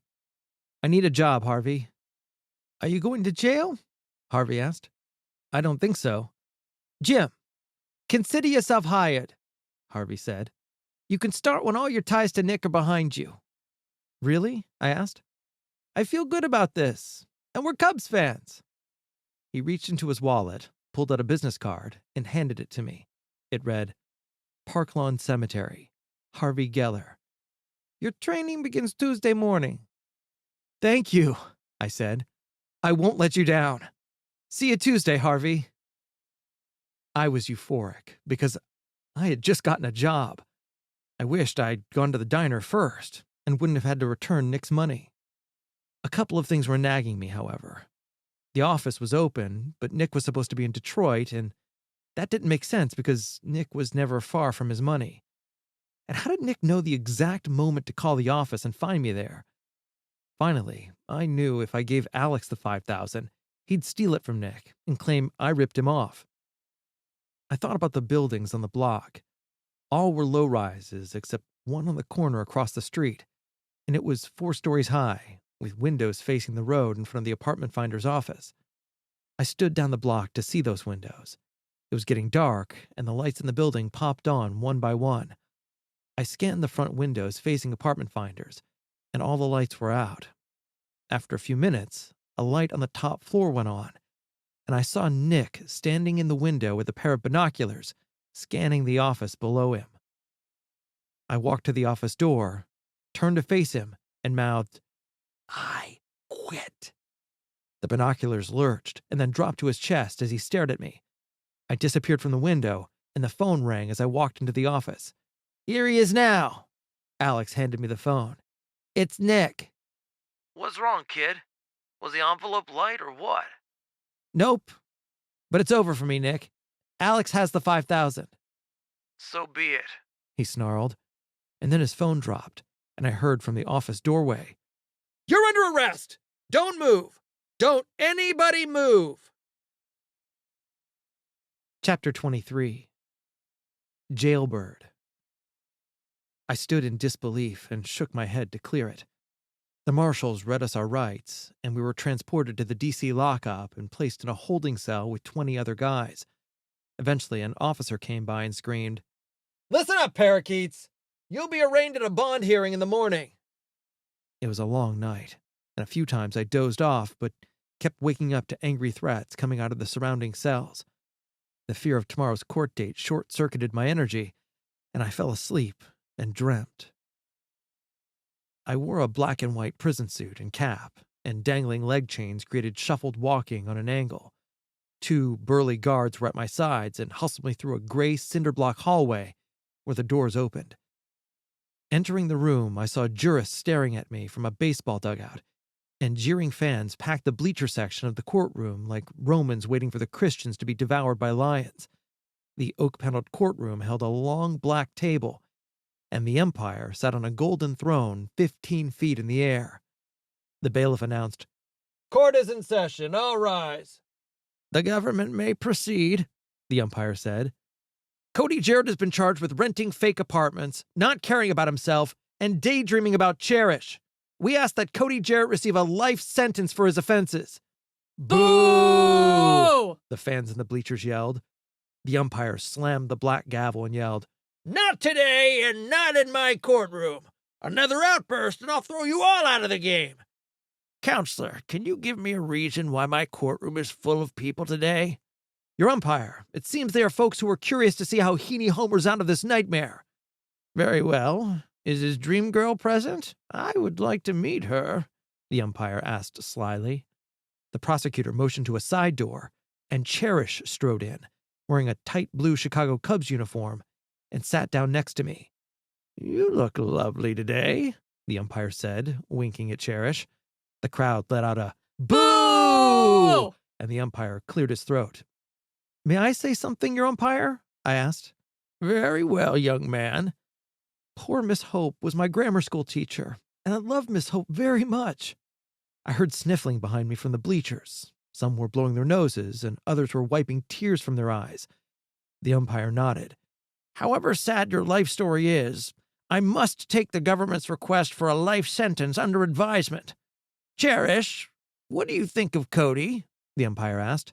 I don't know why he does what he does. Popcorn, your umpire? "No, thank you, Cherish. I've already had breakfast, but I am very available for lunch." Boo! The fans hissed. "Settle down! Settle down!" the umpire yelled. After a brief pause, the umpire asked, "Cody, how is it you came to be in the apartment finder's office?" "I was looking for an apartment so Cherish and I could keep staying alive, because she's 3 times a lady. Staying alive, and give me a home where the buffalo roam." I glanced down at Cherish. She had placed her head in her hands and shook it in exasperation. "Anything else you would like to add, Cherish?" the umpire asked. I believe he needs lots of medication that will be invented in the future, and I have the fastest car ever in the parking lot. May I drive away from Cody's daydream? "That's just mean, Cherish. Can I go with you?" I asked.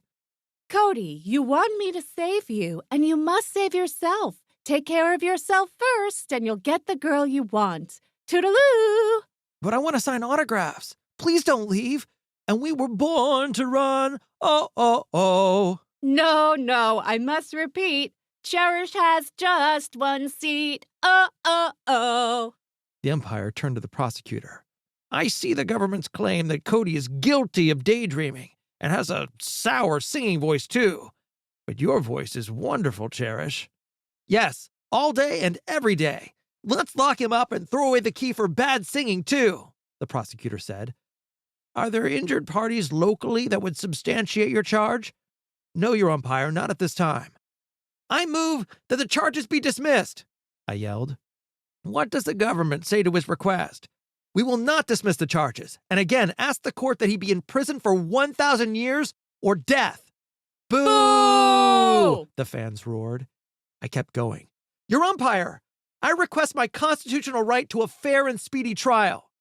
The umpire smiled, sat back in his chair, and asked, "Did poor Miss Hope also teach you to talk like a lawyer?" No, I did not. I was stunned and recognized the voice. I saw Miss Hope striding out of the baseball dugout towards my table and dressed as the Chicago Cubs manager. "You're going to get tossed out of this courtroom now, your umpire!" I screamed, and the fans cheered as the Chicago Cubs had finally won a World Series. The umpire was shocked and asked again, "Why are the bleachers filled in my courtroom today?" The fans Miss Hope said. all represent divine providence for other children who have experienced what Jim has encountered. "May I call Cherish as a character witness?" "Proceed," the umpire said, yawning.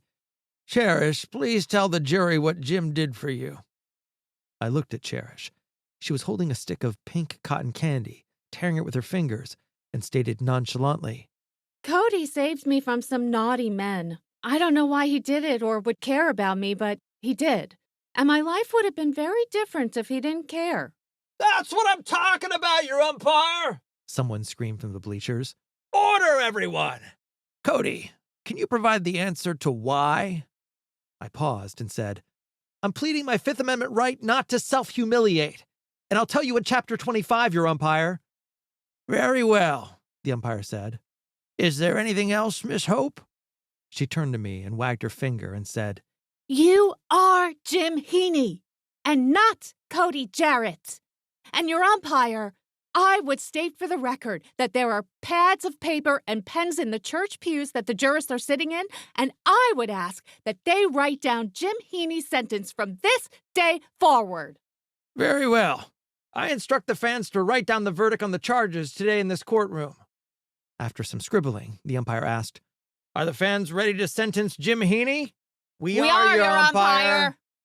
The first fan held up a paper, followed by another, and when all the fans had held up their findings, the verdicts read, You must learn how to help yourself before you can help others.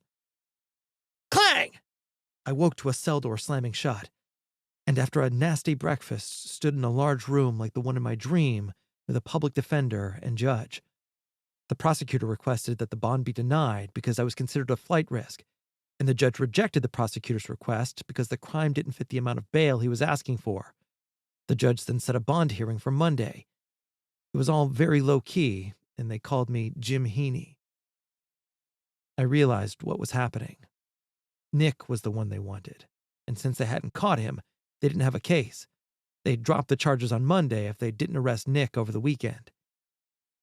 I was placed in solitary, and the door closed behind me. The cell had a steel bed, sink, toilet, and sliding steel bar door, protecting me from the main population. I felt dizzy and lay on the bed and closed my eyes to stop the airless room from spinning. I broke into a cold sweat as the cell seemed to shrink in size, and I began to panic.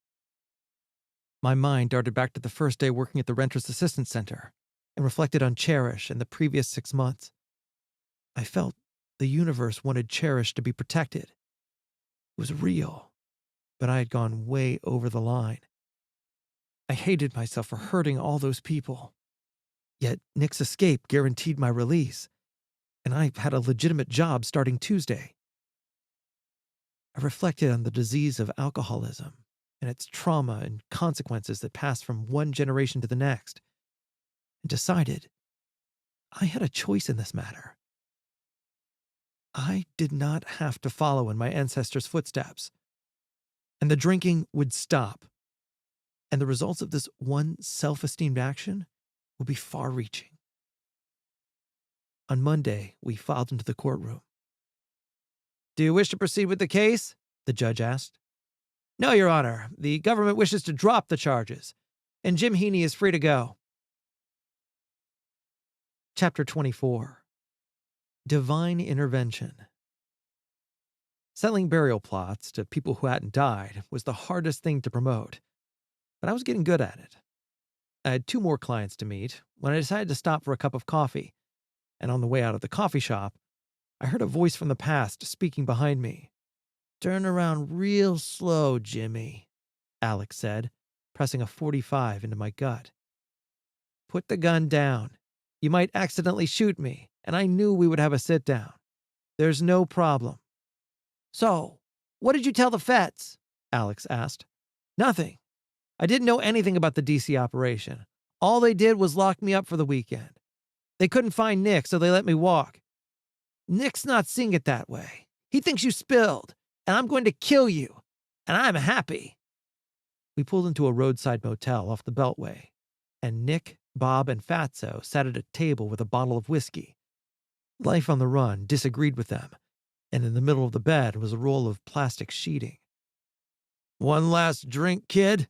Nick asked. I quit. Nick glanced at Alex and asked, Where's the 5,000, kid? Really? I asked Alex. I gave it to Alex right before we got busted. Kill him. Wrap him in the plastic and put him in the trunk. Hold up, Nick. Did you know I'm working at a cemetery? I heard, he said. Your Aunt Rachel paid me a visit. Nick lurched back in his chair. I was in the freezer, and she was sitting in a rocking chair, and she asked that I give you a message. Nick's face became white, and a bead of sweat appeared on his forehead. Aunt Rachel says she loves you, but if you kill me, she won't be able to intercede for you anymore, and your remaining years will be long and tortured." "What did she look like?" Bob asked. "What kind of stupid question is that?" Alex snarled. "Just wondering. Geesh, Alex, can't a guy ask a question?" "She wore a black dress, and a rosary draped her hands. Was she buried recently, Nick?" "About 6 months ago," Nick stammered. "I'm sorry for your loss," I said. The highlight reel of the restaurant ladder and the cat superstition played in his mind. I glanced down, and his fingers extended onto the table, and I reached over and placed my prints on the mirror and the desk. "Look, Nick, this is not smart. You'll have my blood on the carpet and fingerprints everywhere, and you checked into the room and used your name." "My name is on the room," Bob quipped. "Not good, Bob. Nick is setting you up." I could see the 20-watt bulb pop in Nick's head. Alex roared, "I'm gonna kill you, kid!" And Bob stepped forward, delivering a crushing overhand right to Alex's temple. And when Alex hit the floor, the black revolver bounced out of his hand. Nick was thoughtful for a few seconds, and then flicked his face towards the door, indicating that I should leave. And I did. Bob and I were quiet on the ride, and he sighed. "I guess this is goodbye. Do you think we're all going to prison?" "We shall see," I said. "Did Aunt Rachel say anything about me?" "Yes. Aunt Rachel said you were going to be okay, and that I'd give you these pictures." We had a moment of reflection on our future, and Bob said, "Good luck, kid." I worked for Harvey for a year, remained sober, and missed Chicago, so I moved back home. Harvey said that the key to sales was to find something everybody needed, which in his case was a coffin and planting on acre 42 of Park Lawn Cemetery. As I drove over the Chicago Skyway, I saw my city, and Harvey whispered in my ear, "Sell something that's in abundance." At that precise moment, I saw my future. It was a typical Chicago scene with perfectly straight streets and houses stretched across the city to a single point on the western horizon. The sun glowed on each window, radiating gold, and there were millions of windows in Chicago. And I decided then and there to go into the window business. I located a window company and applied for a sales position, and Harvey gave me a glowing reference. I got the job, and in time, I realized I could own my own company. Still, with an indictment looming, I knew a good employer reference and attending meetings of Alcoholics Anonymous would be critical in avoiding a prison sentence. Then the day came, and while driving, I heard on the radio that a grand jury had indicted me and almost went off the road. Nick Shore has been arrested in Detroit. At 6 a.m. the following morning, an FBI agent knocked on the door, and after reading my rights, he asked if I had a plan for handling my situation. "Do you have a lawyer?" "Yes." "What's his name?" "William J. Martin." "The Richard Speck serial killer prosecutor? He's your lawyer?" "Yes," I replied. Act 3. We found living proof. Chapter 25. Children are born equal. William J. Martin asked, "Why me?" I lived very close to where Richard Speck murdered the nurses, and on the morning of July 14th, 1966, I was the altar boy at 6:30 Mass and saw him. When Richard Speck's picture was in the newspapers, my first reaction was that I had seen him the day before. There were several motels on Stony Island, and it was common to see people around who didn't live in the neighborhood. But because the murders were so close to us, we all followed the case. And I observed your career. I'm involved in the apartment rental fraud case and would like you to represent me. William Martin sat back in his chair and looked puzzled. "There was a person who said they saw someone looking like Speck down in that area, but there were so many people who reported seeing him, and we apprehended him quickly, so it didn't matter." "Why me?" he asked again. "You got Speck the electric chair, but you don't believe in the death penalty. I believe you understood Richard Speck and knew he didn't have a chance in life. I can identify with Richard Speck. I understand him too." "How so?" he asked. All babies are born equal, but life is unfair. Anger is present because we never had a chance, and we know it. Others are born privileged and go to great schools, earn a living, and their children have chances too. The generations evolve. Society judges us as losers, and that's the space where the serial killer's jealousy, rage, and revenge are born. Martin became pensive and said, "Continue." "I believe you understand this, and that's why you don't believe in the death penalty. Society can't let the Richard Specks walk around, and they must be locked up forever. But to kill someone who never had a chance? I can't get on board with capital punishment either." "Tell me more," Martin said. "There was a young lady that needed protecting from bad guys at the rental company. She would most likely be raped, maybe killed, and I stopped it. I was there, the predators were there, and the victim was there. We met at a specific time under a ladder. The only thing keeping me from becoming Richard Speck was saving her. You must get me out of this thing." "The first one to plead guilty is the first to walk," Martin added. I reached into my pocket and brought out a piece of paper with a name and number, and he picked it up and studied it. "Harvey Geller lives in D.C. and is from Park Lawn Cemetery. He knows all about this and will be a character witness. I'm an alcoholic and attend AA meetings, and many people will write letters to the judge and say I'm not such a bad guy. I didn't take any of the stolen money, and I have $5,000 that dropped out of the sky. I have a job and can pay you more over time. What do you think?" "I'll make some inquiries and represent you," Martin said. 2 weeks later, William J. Martin and I met with a United States Attorney, Joan Safford, at the Dirksen Federal Building. 21 counts of conspiracy to commit mail and wire fraud, a 5-year sentence for each count. Combined counts total 105 years.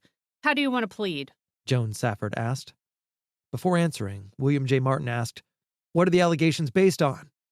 The use of newspapers, television, and radio, and the crossing of state lines with the intent to commit fraud. Joan Safford said. "I had nothing to do with the advertising," I said. But you did know the ads were fraudulent. "No," I said. "As far as I knew, there were no exact addresses used, only vicinities. To my knowledge, there were apartments in those vicinities for rent. And once again, I had nothing to do with the actual advertising." You were the office salesman. Cody Jarrett was the alias that you used. Cody Jarrett is a nickname, a name people remember because of its unusual sound. It's a common practice in sales to use a name easily remembered. Cody Jarrett is the name Jimmy Cagney used in White Heat.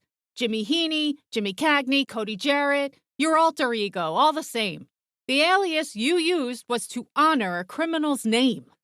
Joan Safford glared at me, then opened a file on the table and said, These individuals were defrauded out of money. "Have you verified that none of the clients received apartments?" I asked. She turned her glare at William J. Martin. Counselor, I thought your client agreed to cooperate with us. William J. Martin silenced me with a look and addressed Safford. "My client did not profit. By your reports, $700,000 to $1 million was stolen. We can prove that people found apartments." Joan Safford was annoyed. Sure, she had complaints, but she didn't have all the files, and she didn't have the cherished pictures of people in new apartments. "Miss Safford, my client's reasons for being there are not what you think." Untrue! Nick Shore claims that Cody Jarrett turned a small operation into a high-wire act, and $1 million was stolen very quickly. How do you explain Washington, D.C.? It shows conspiracy, and he was there. He's a part of this case. And you're going to jail, Cody. "I disagree," I said. William J. Martin motioned me with his hand to be quiet. "Washington was a major error in judgment on my client's part, but it produced a defining moment." And what was that? She asked. "In Washington, my client chose between right and wrong. Harvey Geller from Park Lawn Cemetery in Washington, D.C. will be his witness and testify that he met Jim before he was arrested. He has been working for the last 2 years and attending AA meetings." William J. Martin forged on. "Think carefully about this. We argue that a young man who needed a job woke up in front of a help wanted sign and worked for very little money so that he could protect a young woman. A jury will hear what was about to happen to Cherish and that he influenced her to quit. There will be testimony that an investigator from the Attorney General's office had a cup of coffee with Jim at a diner and asked Jim to be an informant. Jim disclosed the situation with Cherish. William J. Martin sat silent for a moment, as did Joan Safford. The investigator told Jim what was going on. We're going to ask him why he didn't stop the crimes against the citizens of Chicago. Why didn't the authorities tell Cherish to leave the position? Nobody cared, and she is currently a school teacher. Joan Safford sat silent and glared at me. The authorities are not on trial here, She said. Perhaps not, but the government should protect its citizens, Martin said. Joan Safford leaned over the table. I'm interested in a guilty plea from your client. She stared me down, and William Martin said, We have a common interest because we all want the perps in prison. However, we have pictures of Cherish and their families in their new homes. If we go to trial, we will show the pictures to the jury, and everyone may be acquitted. But what if we were able to say that Jim would plead guilty? The other defendants will fall like dominoes, and they will all go to prison. Bob has pictures too, I added. So you'll plead guilty to all 21 counts? Safford asked. William J. Martin said, No. You drop 20 counts. Jim pleads guilty to one, and you supply an agreement that includes probation and strict sobriety guidelines. If he drinks or breaks any of the probation rules, you revoke his probation and imprison him for 5 years. I don't know about the drinking part, I said. Joan Safford's hand twitched a bit, and she asked, And you will give us information on the other wrongdoing? I don't know anything about that. I like to drink and would leave every night to drink. She sat back in her chair, thought for a few seconds, and looked at me. The new U.S. attorney will have to approve the sentencing recommendation, but we can agree in principle for now. On the ride down the elevator in the Dirksen building, William J. Martin said, She thinks you will drink again and place you in prison. Copy that, I said. On October 21st, 1981, Dan K. Webb was sworn in as acting U.S. Attorney for the Northern District of Illinois and approved my 5-year probationary period. On November 23rd, 1981, I stood before Judge Bua, and William J. Martin stated that I had turned my life around and deserved the 5-year probationary period the U.S. Attorney's Office agreed to. Joan Safford described me as a master swindling con man who would strike again. Judge Bua listened intently to both sides and asked if I wanted to say something. I'm a vigilant member of Alcoholics Anonymous, I said, and believe the key for me is not to drink again. If I do, I should be imprisoned and will deserve it. Judge Bua granted the 5-year probation period, and in his final words, referred to the letters written by the members of Alcoholics Anonymous and cautioned, if I broke any of the probationary guidelines, I would serve a prison term of 5 years. Over the following months, the guilty were all sentenced to prison terms, all except the nobody, me. Chapter 26. Alcoholics Anonymous. People mulled around, greeting each other, and there was a desk facing chairs in the front of the room. Within feet of the desk was an older, thin man with a chiseled face carved from stone, and as I sat down, his long, slender hand gently rang a bell. I was attending my first meeting with Alcoholics Anonymous.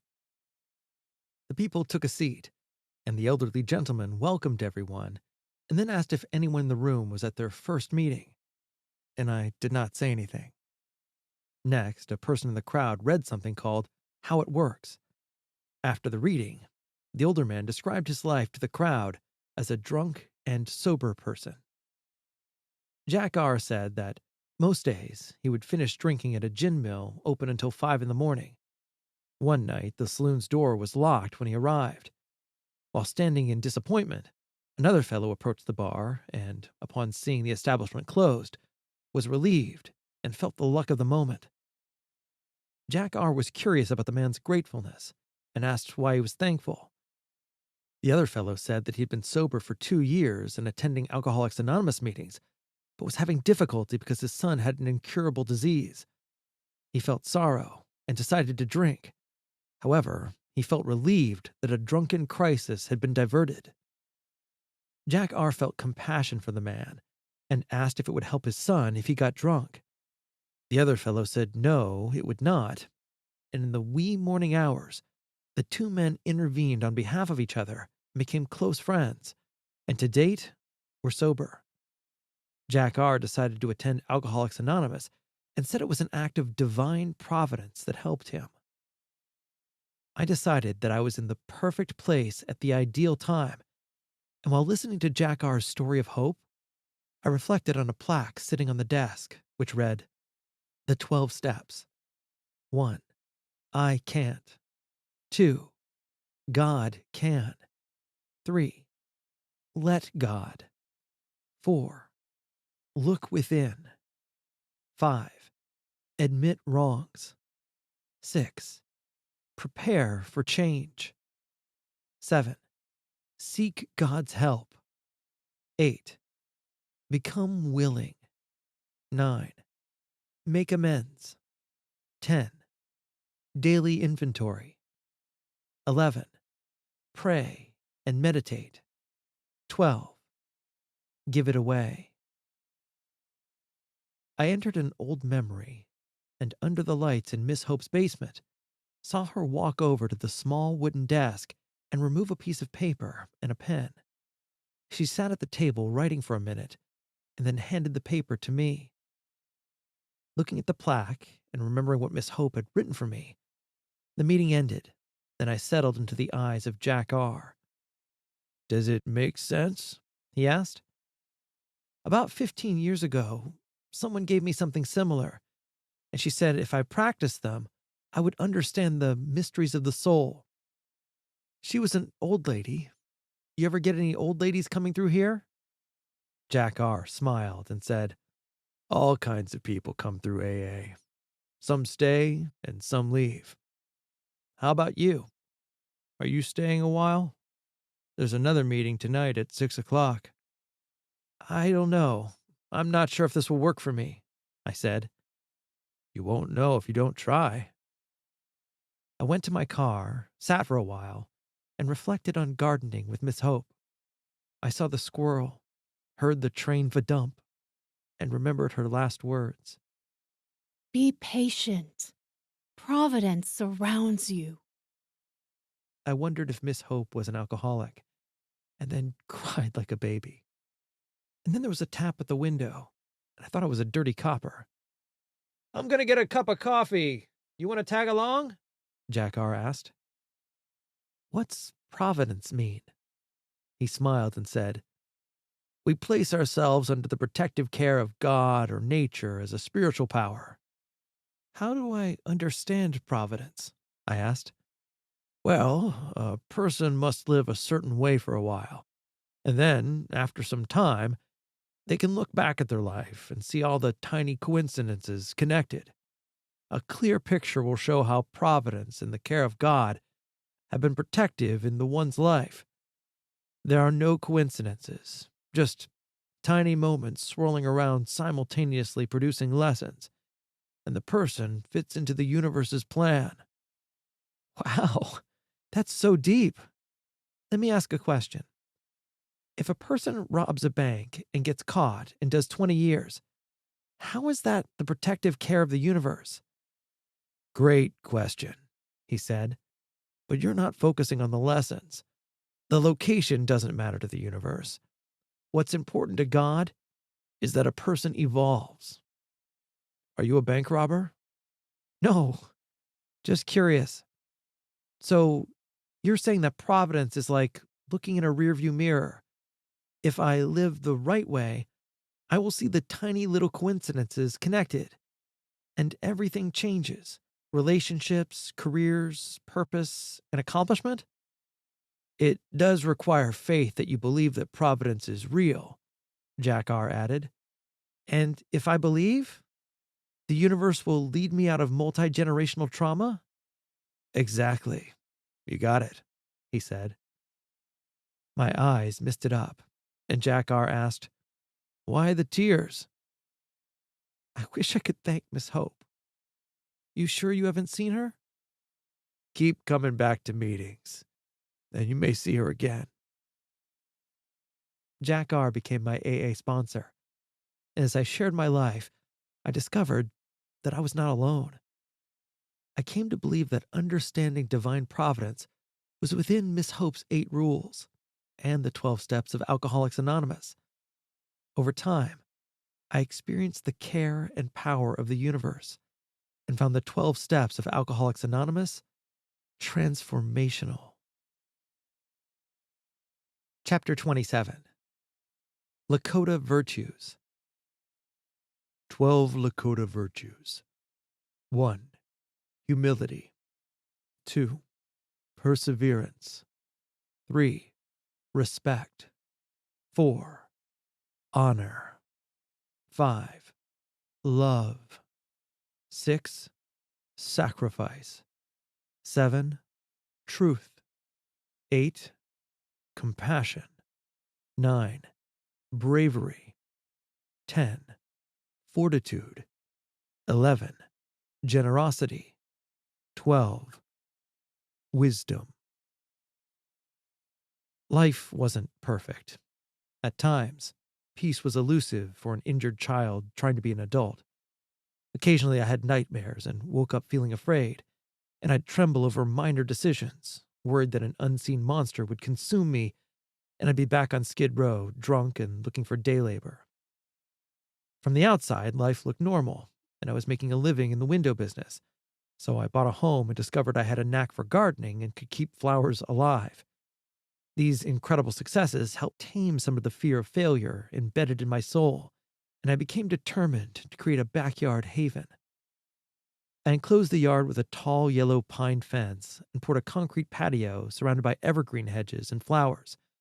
I planted a small red oak tree in one corner with white flowers that bloomed in spring, and I enjoyed the peacefulness of nature and journaled to release stress and understand my life. On an early autumn day, I stopped in a garden center for some things and saw a poster for a Native American retreat at a campground in western Illinois. Directing the seminar would be a Lakota Indian named Chief Thunderfoot, who was traveling throughout the country, instilling awareness in the community about the survival of Mother Earth. The retreat's focus would be awareness of Mother Earth and the path of forgiveness.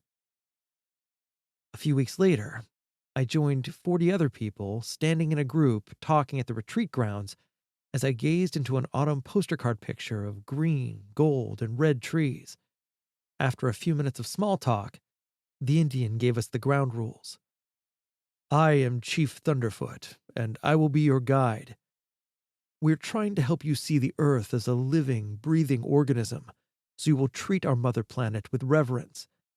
It's like the bumper sticker, give a hoot, don't pollute, but in a deeper way. Our first session occurs at noon in the lodge, and there are bunkhouses down this path. To succeed, you must let us lead you to a place of awareness and forgiveness. I unpacked in the guys' bunkhouse, then walked to the lodge. It was a 1-story wooden cabin with square casement windows. The interior walls were white, and stained glass light fixtures hung from a 12-foot ceiling. The floor area was filled with couches, easy chairs, tables, and a gray stone hearth, producing a blazing fire. Thunderfoot greeted us, and then we paired into partners to vent our anger about someone who wronged us. I sat facing a polite woman named Susan, in her 50s, who stated she'd been hurt by her husband's infidelities and felt foolish for being so loyal. How could qualities such as dedication and loyalty be foolish? I asked. She lowered her head, sobbed, and looked around the room. Most pairs had a partner crying or yelling at the other partner. Thunderfoot walked around, offering guidance, and he stopped when he came to us. He placed his hand on Susan's shoulder and asked me how it was going. Your name should be Chief Handkerchief, I said. The chief grinned, and Susan raised her eyes and gave a faint smile. I nodded up toward the plaque over the fireplace and asked him, A woman gave me something very similar to the Lakota virtues 20 years ago. Do you know Miss Hope? The chief was puzzled and said, I'm not sure, but just as life leads you, let us lead you to a place of awareness and forgiveness. Susan continued to cry until she had no more tears and became calm. Switch roles now, Thunderfoot directed. I ranted about alcoholics and child abuse until I was calm, and Susan sat quietly listening. When I finished, Susan said, I have 3 beautiful children whom we cherished. They've grown to be wonderful adults. Do you see them much? Often. And she started sobbing again. That's wonderful. Uh-oh. Chief passed me a Kleenex as walking to us. Susan started mixing laughing with crying and said, Stop. How do you laugh and cry simultaneously? That's a fabulous talent. How's everything? The chief asked. Poor Miss Hope was an older woman who wore black and white and had a cross hanging from her neck. She dressed like a nun and waddled like a penguin. I don't think I've had the pleasure, the chief said. Susan looked up, grinned, and wiped her eyes. As the chief walked away, I whispered, if Miss Hope and the chief were standing next to each other, along with a dirty copper, we'd have a Halloween party. Stop. She said, snickering. Nope, it beats crying, I said. Thunderfoot took us outside when this part of the retreat had run its course. Now we will walk with nature, he said. We hiked through the magnificent scenery until we came to a teepee-shaped hut built of mud and tree branches. This sweat lodge is an Indian church, Chief Thunderfoot said. Here, we will pray. The theme for our prayer is Father God and Mother Earth, providing compassion necessary for the survival of planet Earth, the animal kingdom, and humankind. There was a spot in the middle of the dirt floor, and one of Thunderfoot's helpers brought the hot rocks and placed them in the hole, then poured water on the stones to create steam. Thunderfoot prayed aloud. Father God and Mother Earth, supply us with what is needed to grow, and instill in us the desire to nurture you. His commitment to the land touched me deeply, and I petitioned, My Creator, I offer my life to protect the infant souls. Please grant them safe passage from babies to adults. Continue to protect the little ones, and supply the courage and wisdom to change what I can. Amen. We prayed into the darkness, continuously offering hope to the universe, when Thunderfoot said, This afternoon, we vented our anger against those who harmed us. Let us now switch our focus to our part in the relationship. How have we retaliated against those who attacked us and brought peace and kindness to the relationship? When facing these questions honestly, mercy will be possible. The outpouring of his thoughts inspired an aspiration that would be stronger than generational trauma. The following day, we shared a moment of reverence over our passions and for the sacredness of Mother Earth, and I wished Thunderfoot and Susan continued success, and they offered their blessings unto me. As I drove home, I understood that humans are one body, and we are connected as the arm needs the hand, and the hands need the fingers, and we are similar in every way, including our imperfections. Grace washed over me as I cherished a glimpse of the universal plan. Chapter 28. What goes around comes around. 2 months later, I was antsy. I've been watering flowers and trying not to drown them when I heard 2 young boys scurry into the yard next door and hide behind the evergreens. What are we going to do, Jason? One of them asked urgently. Jason was about 5'4", slender, with brown skin, and had a head full of curly black hair. He wore a yellow shirt and black jeans rolled 3 times at the cuffs, which settled on high-top gym shoes. He stood with one foot out from the other, and when he spoke, he punctuated his words with his hands. And the other boy was white and wore a green shirt and jean combination. The problem they discussed had pulled up on the sidewalk outside the yard they were hiding in, because 6 neighborhood kids were skidding their bikes outside the shrubbery. I know what we're not going to do, and that's leaving this yard, Jason said. They're out there waiting to jump us. We better stay here till they're gone. the white boy said. Can't your dad do something about this? Jason asked. He's out of town working on some big case, but he told me before he left that we should stick together. You better hide, nigger! A voice shouted from the street. We're gonna get you and your nigger-loving friend! I walked briskly from the yard and came upon the boys on the bikes, grabbing the handlebars of the bully. Who are you? The kid started to stutter, and I repeated my question more slowly this time. Who are you? He started to respond. Don't say a word, I said. The boys strolled out of the yard, and I turned back to the kid who'd been yelling. Which is the nigger, and which is the nigger lover? The harasser looked bewildered at the question. He shifted uncomfortably on the bike seat, shook his head sideways, and was scared. These two guys are friends of mine. If I hear you call these kids names again, or if anything happens to them, I will find your parents, get a rope and a tree, and hang them. Do you understand? And tell your parents what I've said. I let go of his handlebars. The bikers tore off down the street, and not one of them looked back. You guys live close by? I asked. Right around the corner? The white kid said. Looking at the African-American youngster, I stated, Must be tough on you. I know you're Jason, and what's your name? I asked the white kid. We call him Webb Jr., Jason teased. Why Webb Jr.? I asked. My father's name is Dan K. Webb, The white boy said. The U.S. attorney? I asked. And we're neighbors? I couldn't believe what I was hearing, and Webb Jr. looked at me and nodded assuredly. After leaving, I returned to the yard and reflected on my encounter with Jason and Webb Jr. I'd be in prison if Dan Webb didn't sign off on my probation. And if I'd been in jail, I wouldn't have been available to intervene for the two kids.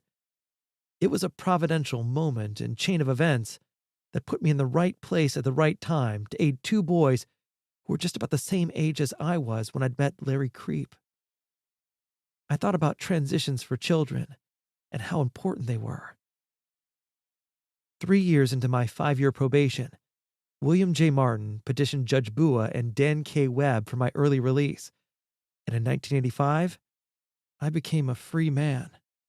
And with my freedom came new ideas on how I wanted to live and what I wanted to do. When Miss Hope showed me the books in her basement, I recognized that she suggested making my world bigger with new experiences and memories. So I sold my house, bought a laptop, wrote, traveled, and chose a life of adventure and service. Chapter 29. Eightfold Path of Enlightenment. Fiesta Mexicana played seductively from the speakers at the Mi Casa Grill in Acapulco to attract January's hungry tourists. They, like me, were visiting Acapulco from cold weather climates. The beach below was filled with sunbathers on colored towels and children playing in the sand as white-tipped waves spotted the blue ocean under cotton candy clouds. Something to eat today, Jim? Anna made guacamole this morning, which is delicious. See, Roberto, excellent. Jim, my sister Anna likes you. Why don't you ask her to eat with you? I will cook for you. I'm sorry, Roberto, I'm waiting on another. He looked around to see who was coming. Who? I see no one coming. You sit like a person waiting for a bus. Anna is waiting for a bus, too. She hopes you are the driver of her bus. Anna stood smiling at the kitchen door. Her brown hair matched her large eyes, and the color of her snug jeans and pink tank top revealed a tight midriff, nicely rounded breasts, and a large silver crucifix between her cleavage. I pointed to the cross. Jesus is a lucky man to have such a comfortable bed. See, Jesus is very comfortable. Anna smiled and said, I'm sorry, senorita, your beauty is what I crave, but I must leave and study with Ramon. Please forgive me. I'm a determined traveler and cannot harm your soul. She smiled. Nonsense. I think you and Ramon are secret lovers. I saw Ramon entering his storefront, excused myself to Roberto and Anna, and proceeded to the orange cushions at Ramon's altar. Open floor-to-ceiling windows allowed sunlight to pour onto the interior walls, and out from the windows below I saw the great Pacific Ocean's blue water. On the altar were freshly cut flowers, and a large plaque of the Eightfold Path of Enlightenment, which read, "Right view, right intention, right speech, right action, right livelihood, right effort, right concentration, right mindfulness." I sat in a chair with palms up and gazed at the Dharma wheel and the eight-spoked mental concepts meant to provide strength in the voyage from birth to the grave. I inhaled the comfort of the altar, and then exhaled my cravings for Anna as Ramon bowed and knelt facing the shrine. He stretched his hands outward towards the altar and spoke, his voice echoing slightly in the hollowed room. What is your memory today, Jim? It's 1967, and I'm having a flashback and fighting with my father. It's a survival response of not mentally submitting. I flash forward to a 1986 memory, and I'm speaking with a psychiatrist who states that I have shell shock and compares my experiences to prisoners of war who continue to relive the events for the rest of their lives, defeated in fear, depression, and sadness. The psychiatrist is suggesting medication as a form of treatment. And how are you responding? I asked the doctor, if I don't return to the prison cell and instead replace the old memories with new positive ones, will I still need drugs to cope?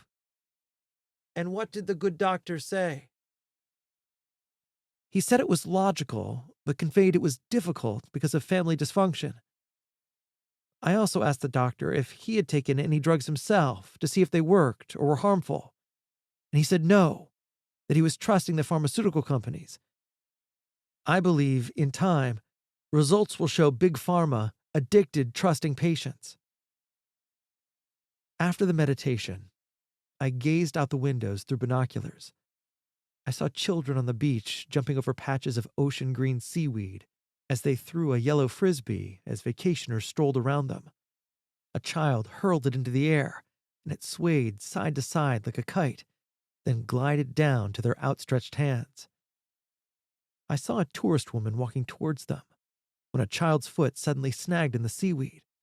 He sprawled face first in the sand and crunched over in pain. The woman stopped, checked the child's foot, and spoke to the other children, and a few of them ran towards a hotel. The woman raised her face towards the hillside and gazed intently like a statue, looking for help to arrive. She had shoulder-length black hair that the breeze moved softly around her face, big brown eyes, and full red lips. She was wearing a stylish black and brown bathing suit, and the muscles in her long tanned legs were very well defined. Next, I saw another woman from the hotel run through the crowded beach, greet the boy, and thank the helpful woman in the bathing suit.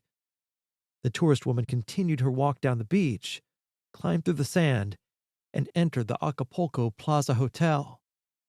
I put the binoculars down on the windowsill and thought, she was the only one who had stopped to help the child, and I was checking into that hotel shortly. Later that night, I was sitting on a couch in the lobby of the Acapulco Plaza and reading a Mexican newspaper. The tourist woman from the beach walked by me and towards the street, entering Acapulco's nightlife. She wore a snug white mid-thigh skirt and a light blue sleeveless satin blouse with black buttons, and around her neck sat a silver brooch outlined with red coral. I watched as she stretched out a leg to admire her shoes, and the evening light defined her firm, tan calf. Screw me, I thought. She walked to the street and crossed. My line of sight was interrupted by a truck driver honking the horn. The workers were standing over the side of the farm truck, yelling at someone on the opposite side. The truck crept forward to reveal the tourist woman walking on the sidewalk with her head looking straight ahead, acting like she hadn't noticed the men hurling their approval of her presence. I walked across the street briskly and walked behind her, blending against the other tourists, raising the Mexican newspaper at times so she couldn't see my intrigue. She stopped and waited in line at Carlos and Charlie's, a favorite dining spot in Acapulco, and as fate would have it, I suddenly was graced to find the courage to stand directly in line behind her. Is there a beauty pageant in Acapulco this evening? You will certainly win Most Beautiful Contestant. Whatever. She responded. I continued. I saw a remarkable thing a few hours ago. A Mexican boy fell on the beach, and a woman stopped to help the child. Her eyes became intrigued, and she said, I too saw something remarkable. A dumb American was reading a Mexican newspaper upside down in the lobby of the Acapulco Plaza Hotel 10 minutes ago. Was that you? she asked, staring at the newspaper I held under my arm. Just then, the maitre d' came out of the door. Your reservation number, madam? I don't have one. I didn't get a number when I made the reservation. I'm sorry, madam. How many are in your party? Just one. She said, staring at me. I'm sorry, but we only have tables for 2 or more. I have a reservation number, I said. Perhaps we could have a table for 2. I'm rich, and will buy the senorita whatever she wants. Chapter 30. Dear Maria. The maitre d' led us to a mezzanine table, and on our left sat the Acapulco mountain skyline, the city's twinkling lights mirroring the city moonlight flickering on the ocean. The restaurant was downwind of the Acapulco garbage dump, which burned off its debris nightly, but the odor faded from my consciousness as I watched the candlelight dance in your beautiful brown eyes. You were quiet and waiting for me to say something. I coughed slightly, and you said, You're a day late. I'm leaving on the first flight in the morning. Technically, I'm not that late. My flight was canceled in Mexico City, and I tried to call the hotel, but the operator did not understand. I'm sorry. Maybe someday we'll have small phones we can carry in our back pockets, and your phone will look very nice in your back pocket, and I'll be able to call you directly, And I'll be able to hang up on you directly. she said. It even sounded lame to me. Fortunately, before the situation could escalate, the waiter showed up to ask if we wanted to order. The most expensive thing you have. The American is paying. I nodded to the waiter and turned back to you. Are you going to leave tomorrow? Jim, you knew I had a conference in Montreal. I'm so angry, and I'm leaving Acapulco tomorrow morning. Okay, I'm sorry. I know this relationship is difficult, and I thought I would come to Toronto. Do you know that you were the only one who stopped for the child today? That's why I love you. It takes more than love. It takes commitment. I'm moving on. I've met someone else. You clapped your hands in an Italian disdain. The wind must have shifted because suddenly all I could smell was the smoke from the trash dump. He's a pilot for Alitalia Airlines. He's charming. He's Italian. Both our families come from Monteleone, Italy, and we have a tradition in common. I'm meeting him later at the Hacienda Disco, and I will dance with him and wear out the soles of my Calvin Klein shoes. As if you know anything about Calvin Klein or fashion. The waiter appeared again and asked if we were ready to order. What dish takes the longest to prepare? I asked. Revenge and meatballs. And you are a donkey. You snapped, throwing the linen napkin in my face as you departed the restaurant. Dear Maria, in a flashback, I saw us meeting in 1987 at Carlos and Charlie's while traveling with friends. There were no tables for 2, so the maitre d' put us together in a party of 4. You spoke freely about your family's migration from Italy to Canada in 1957. As we discussed the cultural differences between our countries, you expressed your understanding of American fashion, but could not comprehend America's racism. You were open with your feelings on family, sophisticated in every sense, and had a vibrant simplicity at your core. Life was not complicated. You could live in the moment, and life was personal but not selfish, and your kindness flowed quietly, like a stream with no beginning or end, and yet your curtness showed all the men you had dismissed. After dinner, we danced until your feet hurt, and I carried your shoes as we walked back to the hotel along the beach. The next day, we had lunch at an Italian eatery where you ordered for us, and we chatted about our lives and thoughts on family and children. Over the next 2 days, we fell deeply in love and made footprints in the sand and won heart with our hands. Dear Maria, I walked over to the Hacienda Disco, looked for you, and saw you waiting for the pilot alone. As I approached you, I took 2 matching watches from my pocket and gave you one. These are for us. Please come visit me in Chicago after your conference, I asked. I have visited you so often that immigration has flagged me, and they think I'm trying to move without permission. I have one more visit before U.S. immigration removes my visa, and I've told you all this. I want to know something. When you look at me, what do you feel? I feel safe, Safe? you asked, astounded. There was noise from behind, and the airline pilot had arrived. He kissed you on both cheeks and introduced you, in Italian, to his crew. You looked at me while you fumbled for an introduction. He's from Chicago and is leaving. The pilot took his hand and fingers, made a gun, looked at his crew, laughed, and playfully aimed at me. Bang, Al Capone, eh? Mafia, eh? Everybody thought this was funny. Then I looked at you and then at the floor. Give me a moment. You told the pilot, took my hand and walked me to the door. I want to be more than safe. Seriously safe. Then you shook your head. I'm trying. I'm scared and don't know how to live with or without you. I don't know what to do or how to do it, and I don't want to ruin your life. Do you want to ruin my life? You asked as a matter of fact. No, of course not, I said, Then you won't. And I don't want this. and handed me back the watch. Dear Maria, you arrived at the pilot's table and didn't turn to acknowledge me, and I had been reduced to just another admirer hoping for a chance to catch your smile. Feeling desperate and alone, I returned to the Acapulco Plaza. The following day, I went to say farewell to Ramon. I'm leaving today, and I wanted to say goodbye.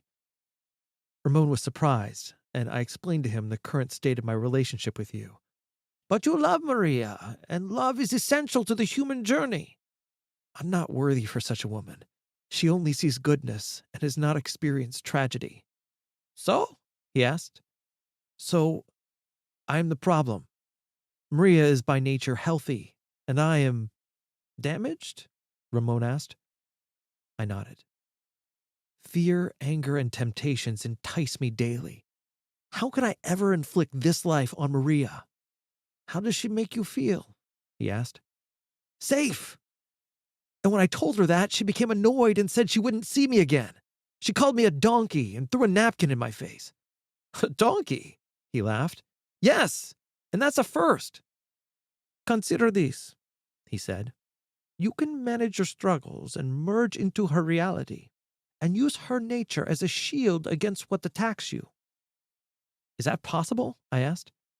She neither sees nor feels what you feel, and you may dwell safely in her space. And me? I asked. Suffering and temptations will attack you.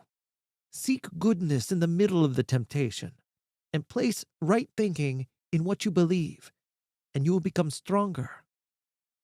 Have you ever faced the evil you describe? I asked. Yes. My moment led me to be a teacher, and teaching reinforces my beliefs.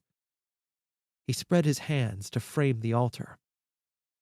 One must seek evil.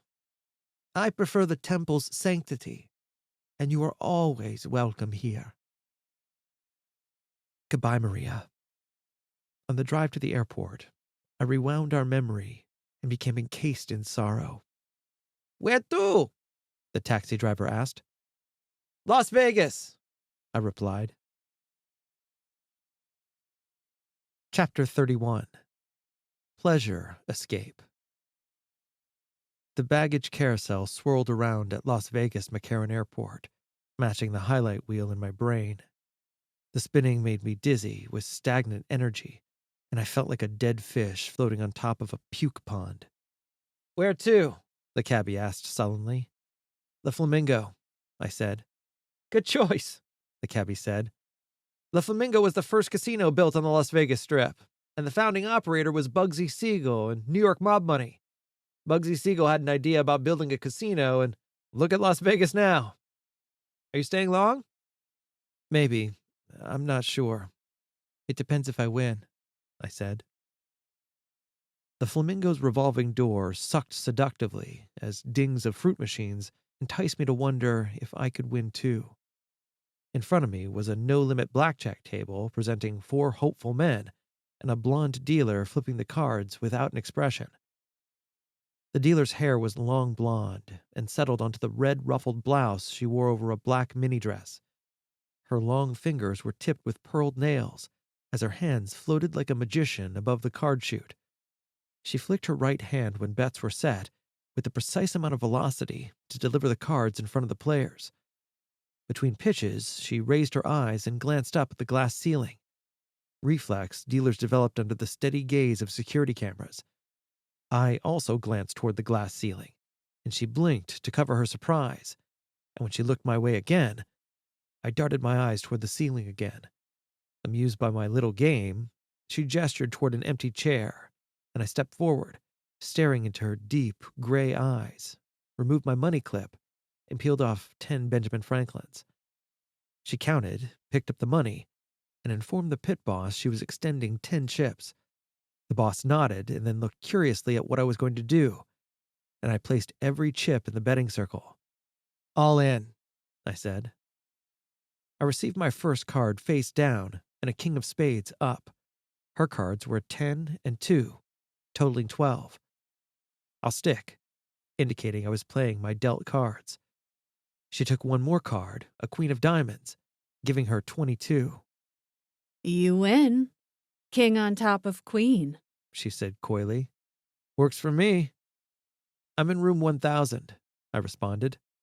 Don't run off. She said, nodding to a sign on the wall which read, You can't win if you don't play.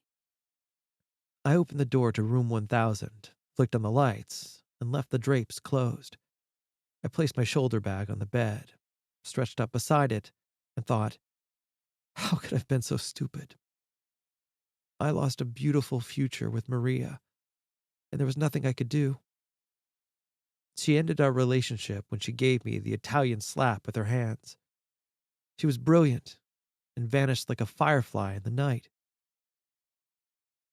Adios, Maria.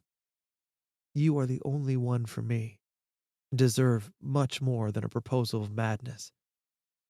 All the best, Jimmy. Back on the casino level, the aroma of players smelt in the air around snares designed to catch fatted prey who hadn't a clue how the action was controlling them. I studied the players and saw nuances that betrayed their hands, how their eyes blinked, their faces twitched, and how they held the cards. Every player showed some reaction to every card, even the dealers. Do you like to watch? Or are you a gambler? I turned around, and it was the dealer who dealt me the winning hand. I'm here to win or die like Elvis, I said. What's your name? Pleasure. Pleasure is all mine, Pleasure, We'll see. she pouted. You played one hand and took 1,000 off me. She slipped her hand into a pocket on her dress, pulled out a deck of red playing cards, leaned against me, and shuffled the deck. Don't look so sad. She said. You want a private game. Maybe later, I muttered. I ordered a cheeseburger from room service from a lobby phone, and in the elevator, I thought about Maria and felt nauseous. I wondered why I came to Las Vegas and about getting high on recreational drugs. No one cared what I did. 30 minutes later, there was a knock at the room door. I expected a cheeseburger, but instead, it was Pleasure. She slid by me, found the nightstand light, flicked it on, plumped up 2 pillows, leaned back on them, and arched her body toward me. You're a cautious one? She said. She reached over to the bedside table, lifted the ashtray, and placed it on the bed at her side. She put a large white rock at the end of a glass pipe, lifted it to her mouth, then lit the pebble with a green lighter, inhaling deeply and exhaling a long cloud of white smoke. She quickly laid the pipe and ashtray back on the table and started writhing on the bed, feeling her breasts and petting the kitty. Help me feel good now, before the rush goes away. I didn't move and watched her squirm for 30 seconds, and then she relaxed in a heap as the high left. Next, her eyes opened quickly, and she reached for another rock and loaded the pipe again. This one's for you, Elvis. I was stunned, and her shaking was intoxicating. She motioned me over, demanding that I join her. Let's have fun. What happens in Vegas stays in Vegas. I didn't care what happened to me. Now, it was about feeling good, and I crawled onto the foot of the bed, and she sat straight up to shift her body towards mine. Breathe the smoke in and blow it out here. She said, petting her kitty again. Hold the pipe in your mouth and puff like it's a cigarette, but hold it in after you taste the smoke. She said as she inserted the pipe in my mouth. Time slowed as the flame lit the rock's end, and she said seductively, Pull. Pull. Pull. The white smoke climbed to my mouth as her eyes waited for what came next. Knock, knock. Came the sound at the door. Who's there? I yelled and passed her back the pipe. Room service. Room service who? I asked. I swung off the bed and headed for the doorway as she turned the pipe and inhaled the smoke herself. After she crashed, she saw that I held the silver plate cover showing an appealing, tasty, mouth-watering cheeseburger and fries. I'm starving. I haven't eaten in 2 days because I broke up with Maria. And she called me a donkey. And that's a first. I moaned. Pleasure watched wide-eyed as I woofed down a big bite. Then I continued blathering. Did you know that the mystics believe that whatever a person seeks, they'll find? And temptation and evil are compelling in Las Vegas. You're calling me evil? Pleasure asked as she gathered the party supplies and put her coat on. No, I believe I may die, and it will not be today. Have something to eat. You'll feel better. Pleasure lifted a French fry off the platter and threw it at my chest as she walked out of the room. You are so stubborn. Knock, knock, who's there? Maria is right. You are a donkey. Chapter 32. Win if you don't play. I started the meditation standing in the sand on a beach in Southern California. The water rolled softly from the deep blue ocean and settled quietly on my toes. I bent over and scooped up a handful of white sand, holding it for a moment before letting it slip through my fingers until only specks of gold were left. I stretched right to the left and created a triangle with my hands, summoning the stream of sunlight across the blue ocean and into my thoughts. And above the safety of the calm waters and blue skies, I felt myself accessing the files where I'd stored the mental snapshots of many spiritual disciplines and petitioned the memories for strength. Then, without warning, I witnessed the horrors of children being abused, only to pass the abuses to their offspring from generation to generation. Next, I was in a glass elevator, descending in a blur of red lights, and halted abruptly on Dante Avenue. Tell the dealer I'm here to play a game of choice, I said. The bouncer mumbled through his headset, listened a moment, and then the big door swung open, and the first thing I saw was a headline that read, "You can't win if you don't play." Walking further down the hallway, I stopped at the next wall that read, "Dead Wall of Fame. Elvis Presley, Michael Jackson, Whitney Houston, Heath Ledger, Philip Seymour Hoffman, Amy Winehouse, Chris Farley, John Belushi, Janis Joplin, Jimi Hendrix, and Jimmy Heaney." At the end of the corridor, a door opened as I approached, revealing a dimly lit casino packed with gamblers and sexy servers delivering alcohol to the clientele, making it impossible for them to stay focused on the big score. A purple door blinked at the edge of a raised stage, and a dealer occupied a single table with his back facing the players. On the left side of the room, parents started arguing at a table, and two small children sat at their feet, intently watching them, and the parents were oblivious to the children. Moving quickly through the crowd, the dealer inquired, How are you, my old friend? I stopped dead in my tracks, because I was sure the dealer would be Larry Creep, but I was very wrong. The dealer pushed out the empty chair with his foot and gestured for me to sit. Don't look so surprised, Cody Jarrett said. You've been the dealer in this game for some time now. I sat down and mumbled, "I'm here to win today." Cody Jarrett flipped the first card over, and it was the face of Larry Creep. May I ask you a self-pity question? How's your life going? I know you've had it difficult. Larry took your hopes at such a young age, and you have watched as other kids advance without a burden. Is being jealous because your life was destroyed important? I looked into the eyes of Cody Jarrett and nodded yes, and he flipped another card with my father's face. Your father betrayed you, Cody Jarrett said, and it hurts more than you could ever describe. I nodded yes, and Cody flipped another card with my mother's face. Your mother cared more about drinking than you. What kind of mother lets a father break her children? You carry deep sadness in your soul because you will never be able to trust Maria. I nodded yes, and he flipped a card with the face of my brother Tommy. You could have prevented Tommy's death, and you left him and hung out with your friends.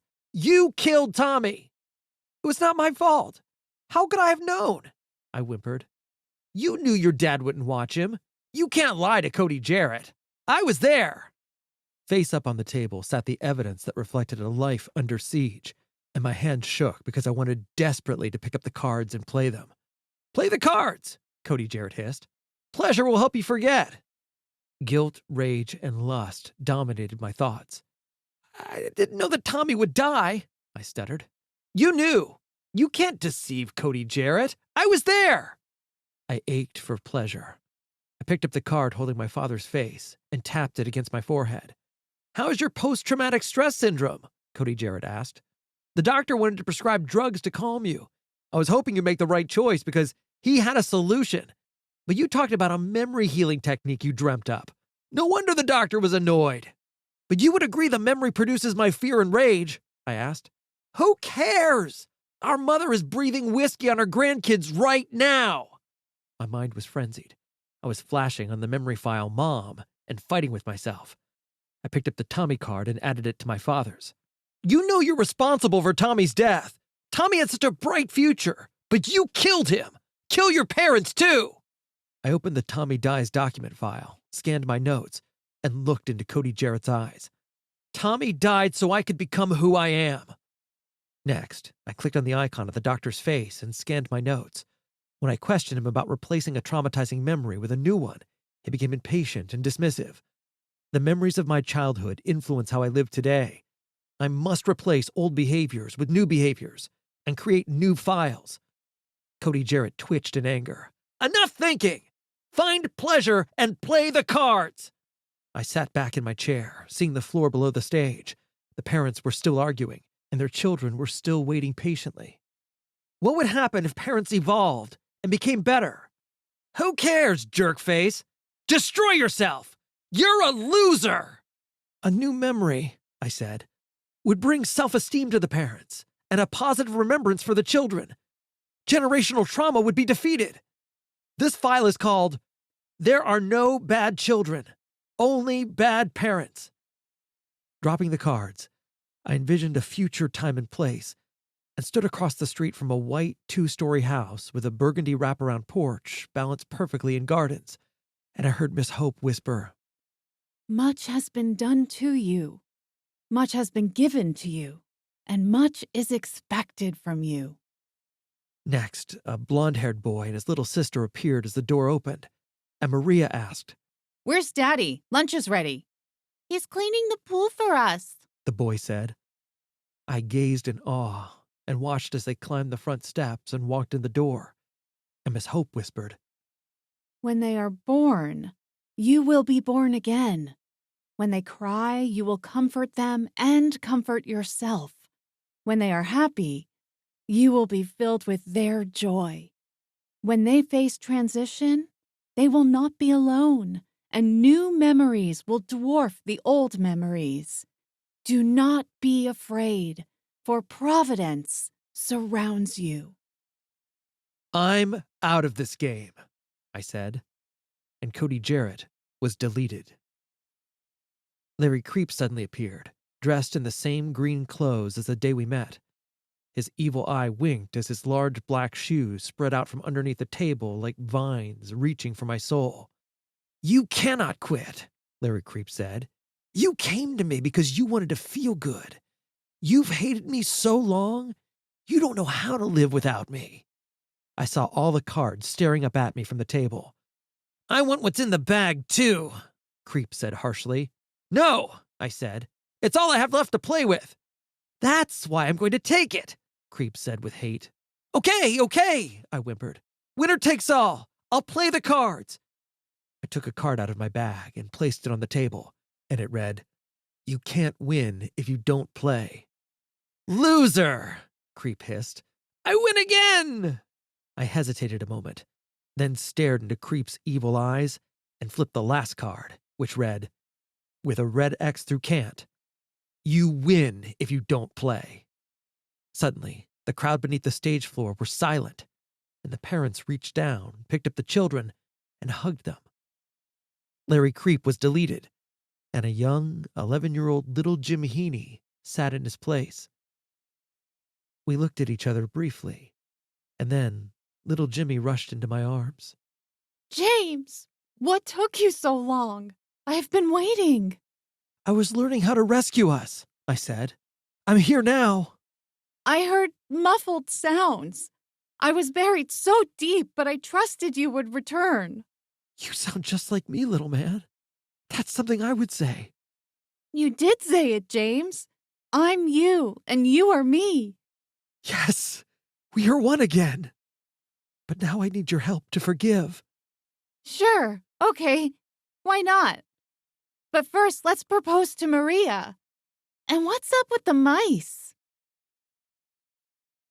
Chapter 33. Immigrant Possibilities. After World War II, Italians endeavored to leave Italy due to their poor standard of living and lack of opportunities. Thousands immigrated to Toronto, Canada, where men arrived seeking greater possibilities for their families. Giovanni Colangelo and Carmela Manzara were among the immigrants, and this is their story.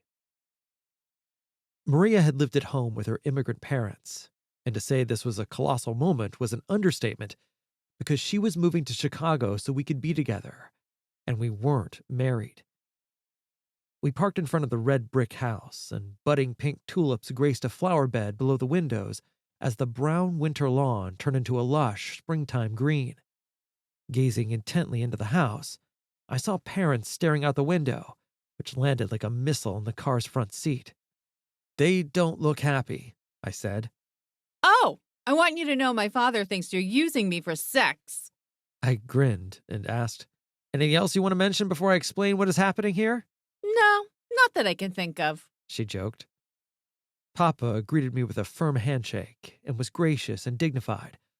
Mama stood over a waist-high black wrought iron railing at the top of the stairs, made her hand and finger into a gun muzzle, and pointed at me. I do not like you. You take my daughter from me.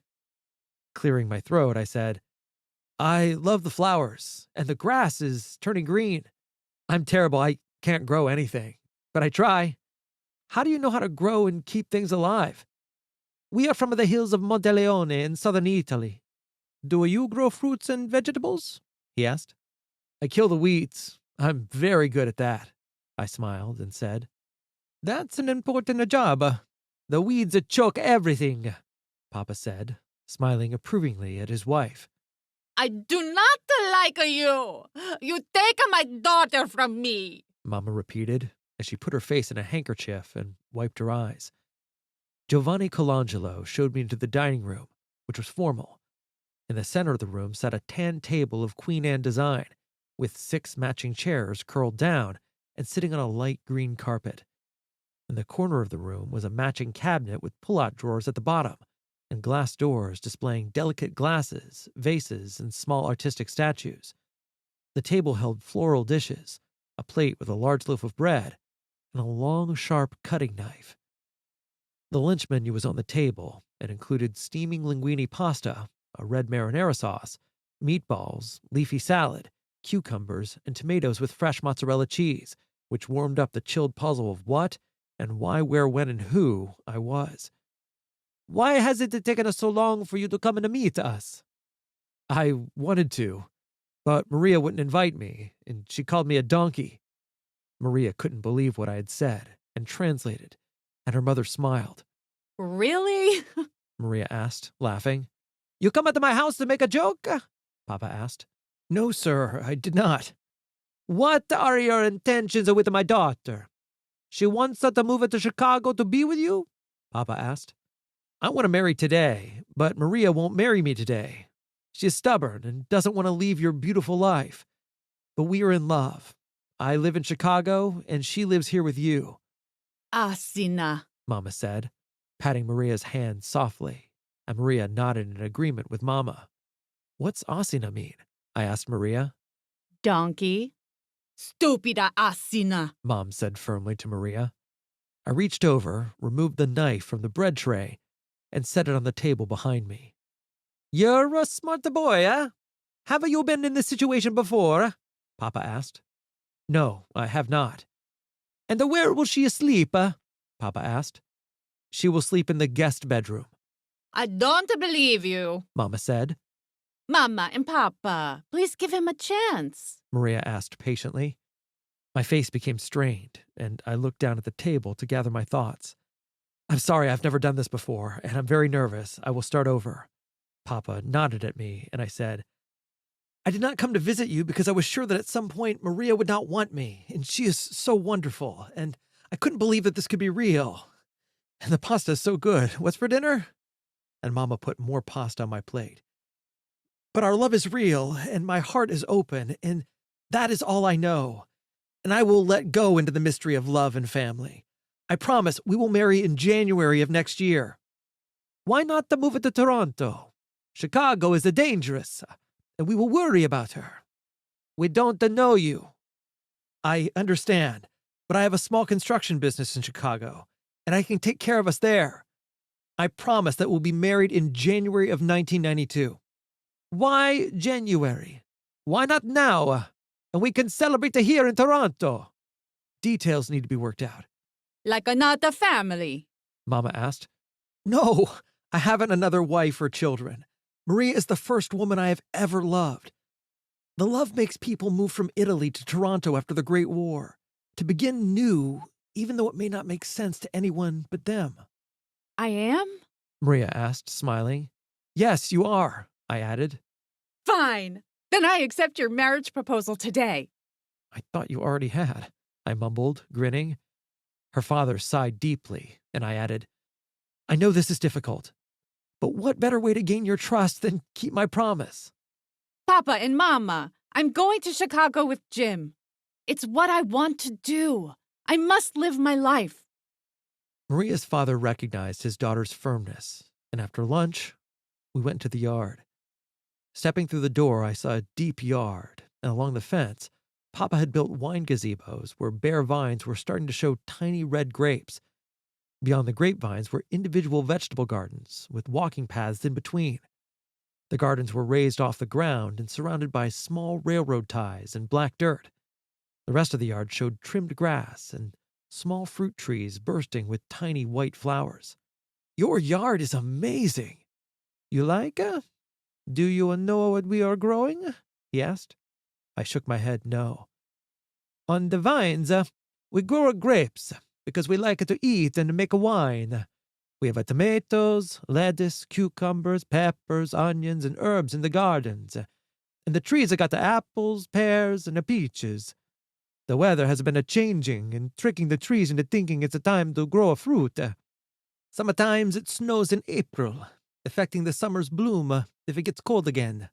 The yard is small, but we love our small yard, and it makes us feel like our Italy. I was struggling, but built on the conversation. Giovanni, why did you leave Italy for Toronto? I asked. He laughed and proudly said, For a better life. Was it hard in Italy? I asked. We lived in the hill town of Monteleone, a province of Foggia in Apulia in southern Italy. I'm the oldest of 5 boys, and the Colangelo name is one of Monteleone's longest historical bloodlines. My father taught me and my brothers trades for the Monteleone shops. One of my brothers is a shoemaker, one a barber, one a hairdresser, one a tailor, and I am a carpenter. Carmela's papa and mama owned a farm that grew vegetables and supplied Monteleone and neighboring towns with milk, cheese, meats, and grain. So, you and Carmela were both from Monteleone? I asked. Yes, we went to the same grammar school and met at St. John the Baptist in Monteleone. Carmela and I would see each other on Sundays at Catholic Mass and functions at the church. He flashbacked into his memory. Sundays in Monteleone were a celebration, beginning with a morning Mass, followed by afternoon festivities. The evenings centered around dinners that the ladies of Monteleone would prepare in advance and share amongst the parishioners of St. John. As teenagers, Carmela and her sisters would bring the cheese and grain to the food store, and I worked at the furniture store across the street. I knew of the days and times Carmela would be at the grocery store, so I was sure to find a way to be outside on the road to see her. My boss would nod and tease, "Say hi to your beloved Carmela." Slowly, as the days of the week passed, we would look forward to seeing each other again at St. John's on Sundays. Giovanni laughed. I'd tell her stories my grandfather told me about life beyond Monteleone. Carmela would make fun and say, "You're a carpenter and have never been anywhere but Monteleone." Then World War II came because of the dictator Benito Mussolini. "What was he like?" I asked. "Mussolini was popular, wrote stories for an Italian newspaper, and formed the National Fascist Party. His power grew, and he became Italy's dictator." "Did you fight in the war?" I asked. "I was drafted into the army, trained as an armored tank driver, and fought in North Africa. My tank was blown up, and I was in an underground bunker with another guy." His eyes glanced up at the sky as he spoke. "We heard of the planes which signaled the bombs would fall from the sky. The bombs were very close, and we were in the bunker for 2 days. Boom, boom, boom, all around us. Trees fell, and the ground shook. In between the bombs falling, this guy said he was from Toronto, Canada. His name was Luigi, and his father lived near Monteleone. Luigi said his parents left Italy for Toronto in 1920 because of a lack of food and education. Luigi told me stories about Toronto, and he reminded me of my grandfather. Then we heard the planes above, and bombs started again. Boom, boom, boom. And all around us, trees fell, and the ground shook. I thought I was going to die in that hole. And then it stopped for about 10 seconds, and Luigi spoke softly through the dark. Millions of people in Toronto need a good carpenter, barber, shoemaker, tailor, and hairdresser, and you should all move to Toronto." He made the joke. Then we started laughing, and the bombs fell again. Boom, boom, boom. Luigi said he would sponsor me, and I promised to tell my brothers that we were going to Toronto if I survived the war. "And Carmela? Where was she?" I asked. "Monteleone had a revolt because sisters from a farm got angry because the police confiscated food they were bringing to the people of Monteleone. The sisters protested, were brought to the mayor, and were locked in a warehouse filled with cheese and other stolen foods. The women were amazed to see that the mayor was hoarding the food they were delivering for fear of Monteleone being invaded by the Allies, and the 3 sisters set the warehouse on fire and escaped. Hearing of the stolen food, a mob formed, and the police station stormed. Police had trouble controlling the riot and fired guns into the air, and hundreds of citizens were arrested. The revolt was the first in Italy during World War II. When I returned to Monteleone, Carmela was to be married to a landowner's son who owned the farm near them." "How did she feel about that?" I asked him. "Carmela was sad and felt the pressure from her parents to marry the other man. So I persuaded the guy not to marry Carmela. And soon after, we were married at St. John the Baptist." "How did you persuade him?" I asked. "I asked him if he loved Carmela, and he said no. Then I asked him why you would marry a woman you no love. He laughed and wished me well, and here we are." I smiled and said, "You are a brave man, Giovanni." "Grazie," he said.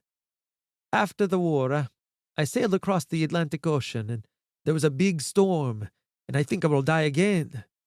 I arrived in Nova Scotia, and I took a train to Toronto, and Luigi got me a job as a carpenter. I was lucky to be in that bunker, because it changed our lives. I came to Toronto by myself in 1951, Carmela got here in 1954, and Maria was born in 1956. He paused and reflected. You know, Maria had an older sister who died in Monteleone? Yes, I saw a picture. What happened? One day, she got an infection, and no doctors were nearby. We watched her die, and my wife cried all the time. She was our first baby, and we loved her so much. After a few moments, he sighed, and his eyes pierced. So, I tell you our story and life in Italy, and you see our garden. What you do now is no joke. We are not a fearful people, and you don't want me as an enemy. You must tell me something now, or she cannot go with you. So, I ask you now, what is this thing you want to say? Does Maria know what this thing is? We gazed upon his yard, and I said, I imagine it must have been difficult being alone in Toronto while Carmela was in Italy. the United States Immigration Department can be challenging, but I have a daring plan. It's best at this time that everyone is protected. I promise we will be married quickly, and I will return with Maria in early February, and we will celebrate our marriage in Toronto. Today, I ask permission for your daughter's hand in marriage, and I will not violate your life, journey, or ancestors. And how do I keep my wife from crying? He asked. I paused and didn't know what to say, and he answered his question. And then, children. We have no grandchildren. And you are not Italian, but that is okay. It is better to have a clever, qualified man who loves my daughter and asks my permission for her hand than an Italian man who may never come to the door. But remember this. We are tanto intelligentsia. Your children will have much intelligence. I nodded, and then Maria and her mother walked into the yard. Papa, Mama said I could go with Jim. There's no disagreement between us, and Mama knows I must do this. He looked around the yard to see if anyone was listening and whispered, The three women in the revolt were Carmela and her sisters, and the Manzara girls can be testy. Don't get Maria angry because you need to sleep with one eye open. And she will not cook for you. Copy that, sir, Mama announced. Welcome to the family. I've made cannolis. Grazie. I smiled and nodded. On the way back to the house, I stopped and gazed upon Giovanni and Carmela's yard, and felt graced that I was in the presence of their love, struggles, and determination. The thought that Giovanni Colangelo was in a foxhole under attack with Luigi from Toronto, whose family lived nearby Monteleone, Italy, was not a coincidence. And decades later, an intersection of countries and continents occurred. Maria from Toronto, Canada, packed a suitcase for Acapulco, Mexico, while Jimmy Heaney from Chicago simultaneously packed a suitcase for Acapulco. I understood that if these courageous immigrants hadn't dreamt of opportunities and better educations and sailed the ocean to North America, Maria and I would have never met. Meeting in Mexico was fate. Chapter 34. Married to an Immigrant. United States immigration law stated, aliens who entered a valid marriage with a United States citizen made them an immediate relative under the U.S. immigration laws. In 1992, 1 million immigrants in California had become overstays, meaning they entered the United States legally and overstayed the visa requirements. Maria was considered an overstay. So, California was the perfect place to get married. Maria's temporary visa had expired, so that every detail would require flawless execution. If everything went well, Maria would enter the immigration process having documents showing a marriage license and marriage certificate. I promised Giovanni Colangelo that Maria and I would return to Toronto in February as man and wife. I had 8 months to keep my promise. However, it would be a hectic exercise. The first step was to have Maria forward her Toronto mailing address to my Chicago address. The second step meant visiting the Civic Center in Santa Ana, California, to obtain a marriage license and certificate. Maria was not interested in the little details and enjoyed buying a wedding dress. On January 27, 1992, We drove through the winding road up towards the Santa Ana, California courthouse, where homeless people protected tents and possessions while extending dirty styrofoam cups, hoping that money would fill them.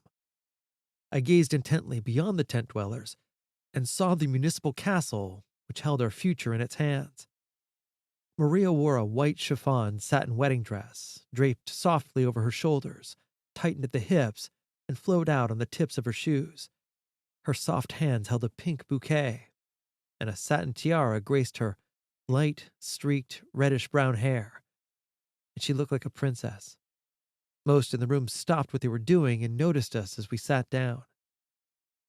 The marriage office was timeless, with immigrants holding identification, sitting in chairs waiting patiently to be married, their hope being the same as forefathers who sat before them, a desire for the American dream. I thought about Giovanni and Carmela Colangelo, and my soon-to-be wife, Maria Colangelo. I thought about the Mexican children with a dreamer's opportunity at public education, and the possibilities before them in the United States of America.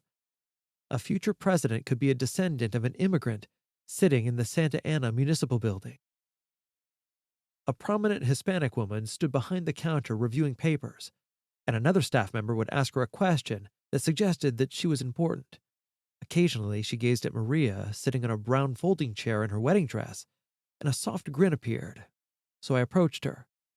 "Good morning." Buenos dias. "Very beautiful, yes?" Sí. she replied. "We would like to be married, and I would like to speak to the Deputy Commissioner of Marriage," That would be me. she replied firmly. I cleared my throat and said, "We've come from Chicago to be married," Why Santa Ana? Why not Chicago? she asked. "I heard that the Commissioner of Marriage is a compassionate soul, wise, and sees beyond borders." And you can't get a marriage license in Chicago, correct? "Yes," I replied. Her eyes pierced, and she asked, Are you in trouble? "Yes, we are deeply in love," I said, "and cannot live apart, and wish to be married today." Her eyes hesitated, and I moved so she could see Maria in her beautiful wedding dress again. I whispered, "This will be Maria's only wedding day, and you will be our most important guest. We will have children who will add to the betterment of others." She sighed, buried under work, and reached for the license forms. Very well. Go to your beloved and fill out these papers, and I will call you when I'm ready to marry you. When I returned to Maria, she asked, What happened? "We're getting married today," I replied. Really? "Yes," I whispered, as she rested her head on my arm. The window showed the homeless mulling around the grass, guarding possessions when the sprinkler sprayed, creating bedlam, and the destitute scurried to relocate assets from getting wet. I flashed back to an earlier time zone and remembered sleeping in my car and wondering, why was I inside the Santa Ana Municipal Building getting married to Maria, and the homeless hadn't any shelter? Sniffling a little, Maria looked up at me and asked, Are you crying? "A little bit," I said. Why? She asked. "I got the girl I wanted. It always felt like this is supposed to happen." The Commissioner of Marriage announced, Maria Colangelo and Jim Heaney? "That's us," I whispered. At the counter, the commissioner said, You are much too beautiful, Maria, to be married at this window. There is a floral garden outside where I will perform the wedding vows, and I will meet you there in 10 minutes. We stood admiring the flowers, and some homeless people approached, and Maria said, We are getting married here, and I want you and your friends to be our guests. Please invite everyone. The Justice of the Peace appeared with the Bible in hand, and she was surprised to see the garden surrounded by the homeless. Our attendees. Maria said. We took our vows together, and Maria said, I do. and I promised to love Maria until my last breath. We were content, and on the plane ride home, I thought about having children and creating the circle of life. Act 4. We heal and forgive. Chapter 35. A Star is Born. Circles have no beginning or end, and if we start anywhere on a circle and follow it around, we end up in a loop coming back to where we started. An infant's circle of life is mystical because they are born innocent with a clean chalkboard, and with conscious intentions, parents can enter a child's circle and heal generational trauma.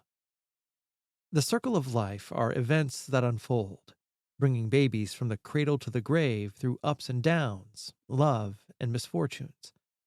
No matter how big or small the circle is, it ends in the same way for everyone, and similar events repeat, with the opportunity to master the previously baffling experiences. Dear Christian, it was early morning, and the light glare from the streetlight lurched out from its lantern, sneaking through our bedroom window draperies and settling on the floor at the foot of the bed. Oh, it hurts so much. I'm going into labor. Mom moaned. Can you iron a shirt for me because I have nothing to wear for this occasion? She sat in bed, rubbed her stomach, and stared at me, and I decided it best to scramble down to the car, remove the snow, and start the engine. Pumping the gas pedal 3 times, I said out loud, "Don't flood it." I turned the key, and the engine hesitated, not knowing what to do in the frozen chill. And then the car screamed, "Vroom!" As we drove to the hospital, the streets were bare, and a robust eastern wind belted the side of the car, shaking it sideways. Mom was breathing in and exhaling as she had learned in prenatal classes, and she was holding her tummy and in pain. Mom, I've been thinking a lot about genetics lately, and with a little luck, the baby will have your DNA intelligence. I know what you're thinking. Intelligence is very complex, but environmental factors influence intelligence. Let's consider nature plus nurture plus spirit. The baby just moved. Can we just get to the hospital? Copy that, I said.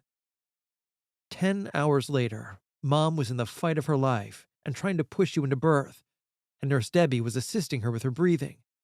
Mom moaned with each labor spasm, creating an anxious concern, and at hour 10, the doctor announced, "We need to perform a C-section because the baby's head is too large to pass through the birth canal. I will make an incision in your stomach and lift the baby out." Is it dangerous? I asked. It's a common procedure, and Mom is quite strong. Do we have your permission? He asked. Mom nodded and said, Yes, How do you feel, Mom? I'm okay. Mom said to the doctor. And how are you, Dad? I'm exhausted. I didn't know that having a baby was such hard work. Does a big head suggest a big brain, Doctor? The doctor saw the reaction of Nurse Debbie and Mom and smiled. There are studies suggesting babies with bigger heads have bigger brains. Screw me. I thought so, I said. Nurse Debbie closed a screen, and soon after, the doctor presented you, and you were alert. You have a baby boy, he announced. You were wrapped in a white blanket to keep you warm, and Mom's joy escaped through happy tears, and she forgot her fight to bring you into the world. "Hello," I said, and your eyes darted toward my voice, walloping me like an incoming missile. Did you see that he recognized me? I asked, astonished. He listened to you for 9 months, and your voice is familiar because you talk so much. Nurse Debbie said. Nurse Debbie, what are your thoughts on the big head, big brain theory? I think Mom is tired, she said. and so am I. I closed my eyes and saw us on a mountaintop, and above sat the universe with pinkish blue planets surrounded by tiny white blinking stars, and from the middle of the universe poured a streaming light which emptied into my mind. I lifted you up and into the light and promised on January 19th, 1994, to nurture the first gift of focus I saw in you and protect your mind and memory as a sentry, allowing only the good to enter your circle of life. When you were 2 years old, you stayed with a neighbor for a 2-day getaway, and when we returned home, you were stressed. It was the first time I had seen you communicate your temperament besides crying when you were hungry or tired, and as I untied your shoes, you pushed me away, so I placed you on my lap with your head on my chest. I entered a flashback memory of sitting on the floor, and my brother was sitting on my father's lap, and when I tried to climb up to my father, he pushed me away. Feeling my hurtful memory, I blended it with your distress, and as you became safe, I healed and released the old painful memory. I realized during the meditation that you struggled with adapting to new routines, and instilling reliable patterns for you would give me a second chance to relive a better childhood. It was remarkable because our daily routines were a winning combination and a reset on my circle of life. Thank you for needing what I needed. Another time, we watched a movie where the rain poured and flooding occurred. It began raining in the middle of the night, and you woke up afraid and came to me. We went back to your bedroom and climbed into your bed, and I watched your eyes become startled and look out of the window at the rain pounding on the glass as lightning shook the sky. As you clung to me, I remembered when I was also afraid and alone. We are safe, and I am protecting you, I whispered. You fell off to sleep. And the following day, the sun was out and birds were chirping, and we just moved on to breakfast as if nothing had happened. It was a healing exchange because I protected you as you gave me comfort, and I healed because of our new memory together. The new memory was more potent than the old hurtful memory that dwelled deep inside me. As you grew, your talents developed into the boy that would not give up. You displayed persistence, patience, kindness, and humility, and I learned perseverance, patience, service, and humility through you. Thank you for being a great teacher. Mom saw your desire to build and gave you Legos, and you would look at the box, study it, and then put the pieces together. I marveled at your quest to analyze the individual components and connect them. Later, your love for basketball came, and you were short, so we lowered the new rim and basket so that you could shoot and make your shots. When you were 8 years old, you asked, Dad, do you think I will play in the NBA someday? "What do you say we try?" I said. From that day on, I became Coach Dad, and we played in the yard. Your analytical focus appeared, and you practiced relentlessly on your shooting. We were a great team because you were the boy who wouldn't give up, and I was Coach Dad, who would not give up on you. When you played games of the next 12 years, it gave me so much joy because I was your dad and helper, and you gave me the gift of companionship and charity. I didn't believe that you would ever play in the NBA, but I believed that you were learning you could do anything if you tried. However, I didn't know that you were becoming a future software engineer as you practiced. When you moved to California, I asked, "Have you seen the ocean yet?" "I saw it today, and the waves are rolling in." I closed my eyes and remembered the first time I sat at the ocean's curb and felt the awe of the horizon as white-tipped waves rolled up on the beach and my feet. "I want to work in software engineering, Dad." "I believe in you," I said. I knew the boy who never quit would be a great software engineer because anyone so analytical at shooting a basketball would apply the same life skill to becoming a successful engineer. The training in the yard taught you passion and expanded your life skills. Please remember, exploration is exploration, whether sailing the seas or developing the internet. Once upon a time, Giovanni Colangelo, Carmela Manzara, and Mom were explorers like you. Never forget that your ancestors' courage is how you came to be, and that they dwell inside your soul. Please be considerate of others, and take pictures of your life, and take time to write the story of Christian Colangelo Heaney, because this way, our story will pass down to our future generations. Please remember that child skills are discovered during family activities, and it's the small, beautiful moments that will be remembered.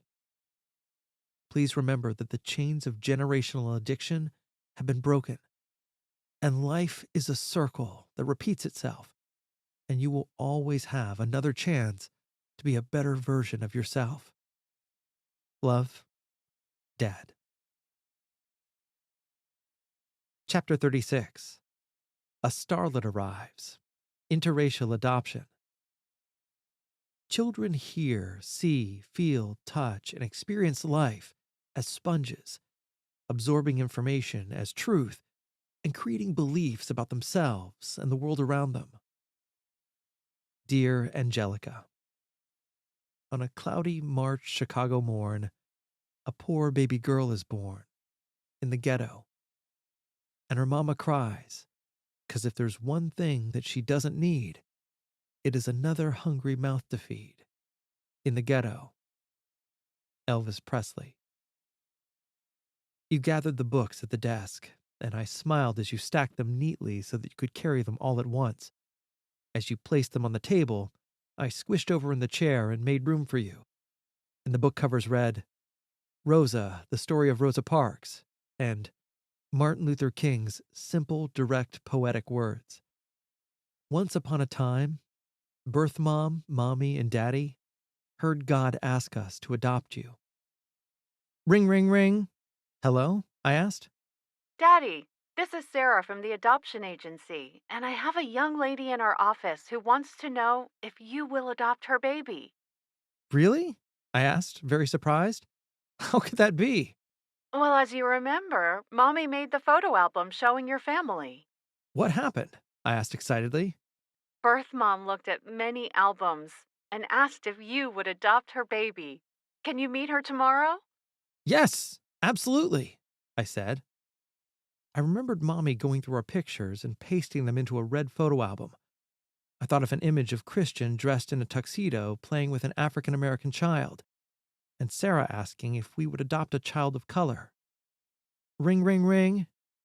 Hello, Daddy. What are you doing? Mommy asked. Sarah just called and said they want to meet us with Birth Mom, who picked your photo album. She wants us to adopt her baby, That's wonderful. Mommy said. We will read books together, and our baby will be an informed and compassionate child who will be very cool. The following day, Mommy and Daddy walked through the agency's doors, and the receptionist looked at us and said, Please have a seat.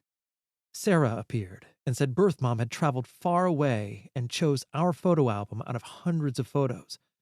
Is she here? I asked. Yes, let's go meet her. Sarah said. We followed Sarah, and God whispered to me, Lower your energy to calm level 1, Daddy.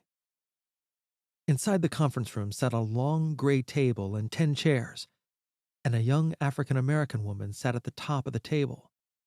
Birth Mom was medium brown skin, and she was thin like you.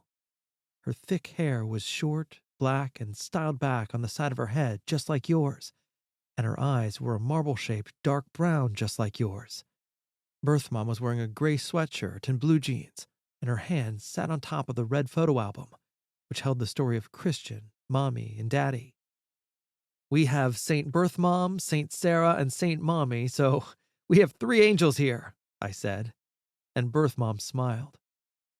Sarah said that Birth Mom wanted to have her baby adopted and thought that Mommy and Daddy would be perfect parents. Birth Mom placed her hands back on our red photo album, and Sarah asked Mommy, Could you please tell Birth Mom about yourself? I'm from Toronto, Canada, and my parents were born in Italy, and they moved to Canada after World War II. I work at a bank, and Daddy and I met in Mexico. Daddy and I walked on the beach, and he asked if I would marry him. He said we would have the most fabulous children the planet would ever see. And I fell in love with Daddy that day. Your turn, Daddy, Sarah said, and nodded to me. I grew up on the south side of Chicago. Martin Luther King was assassinated, and I opposed that. Later in life, I moved to a different neighborhood, and there was an adopted 12-year-old African-American boy who was being bullied, and didn't like that either. Mommy has a heart the size of the universe, is fierce like a lion, and will be a perfect mother. Looking down at the photo album, I asked Birth Mom, which pictures in the book made you think that will be good parents for your baby? She opened the book and said to Mommy, I like all the pictures you made for me. Birth mom pointed to a picture where Maria was reading to Christian. I especially like this one. She said, and she pointed to another picture that showed Christian standing at the school swing set with a small Mexican boy.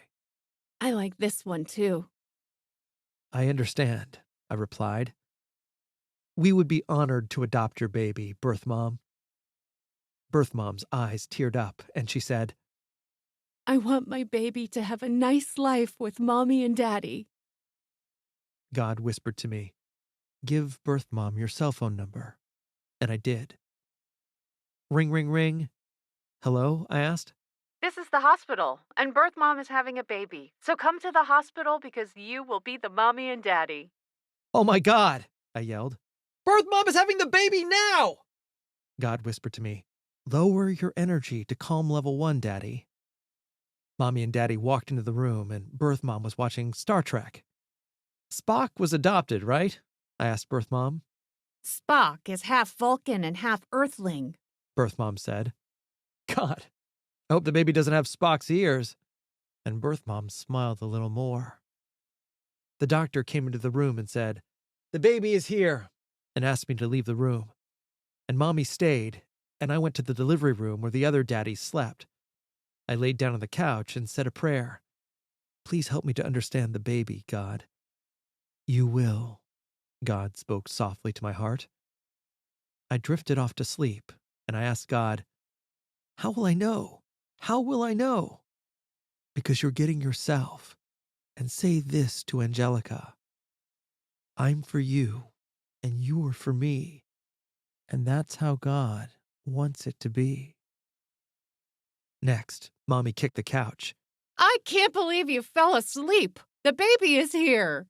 Boy or girl? I asked. Girl. She said. Spock ears?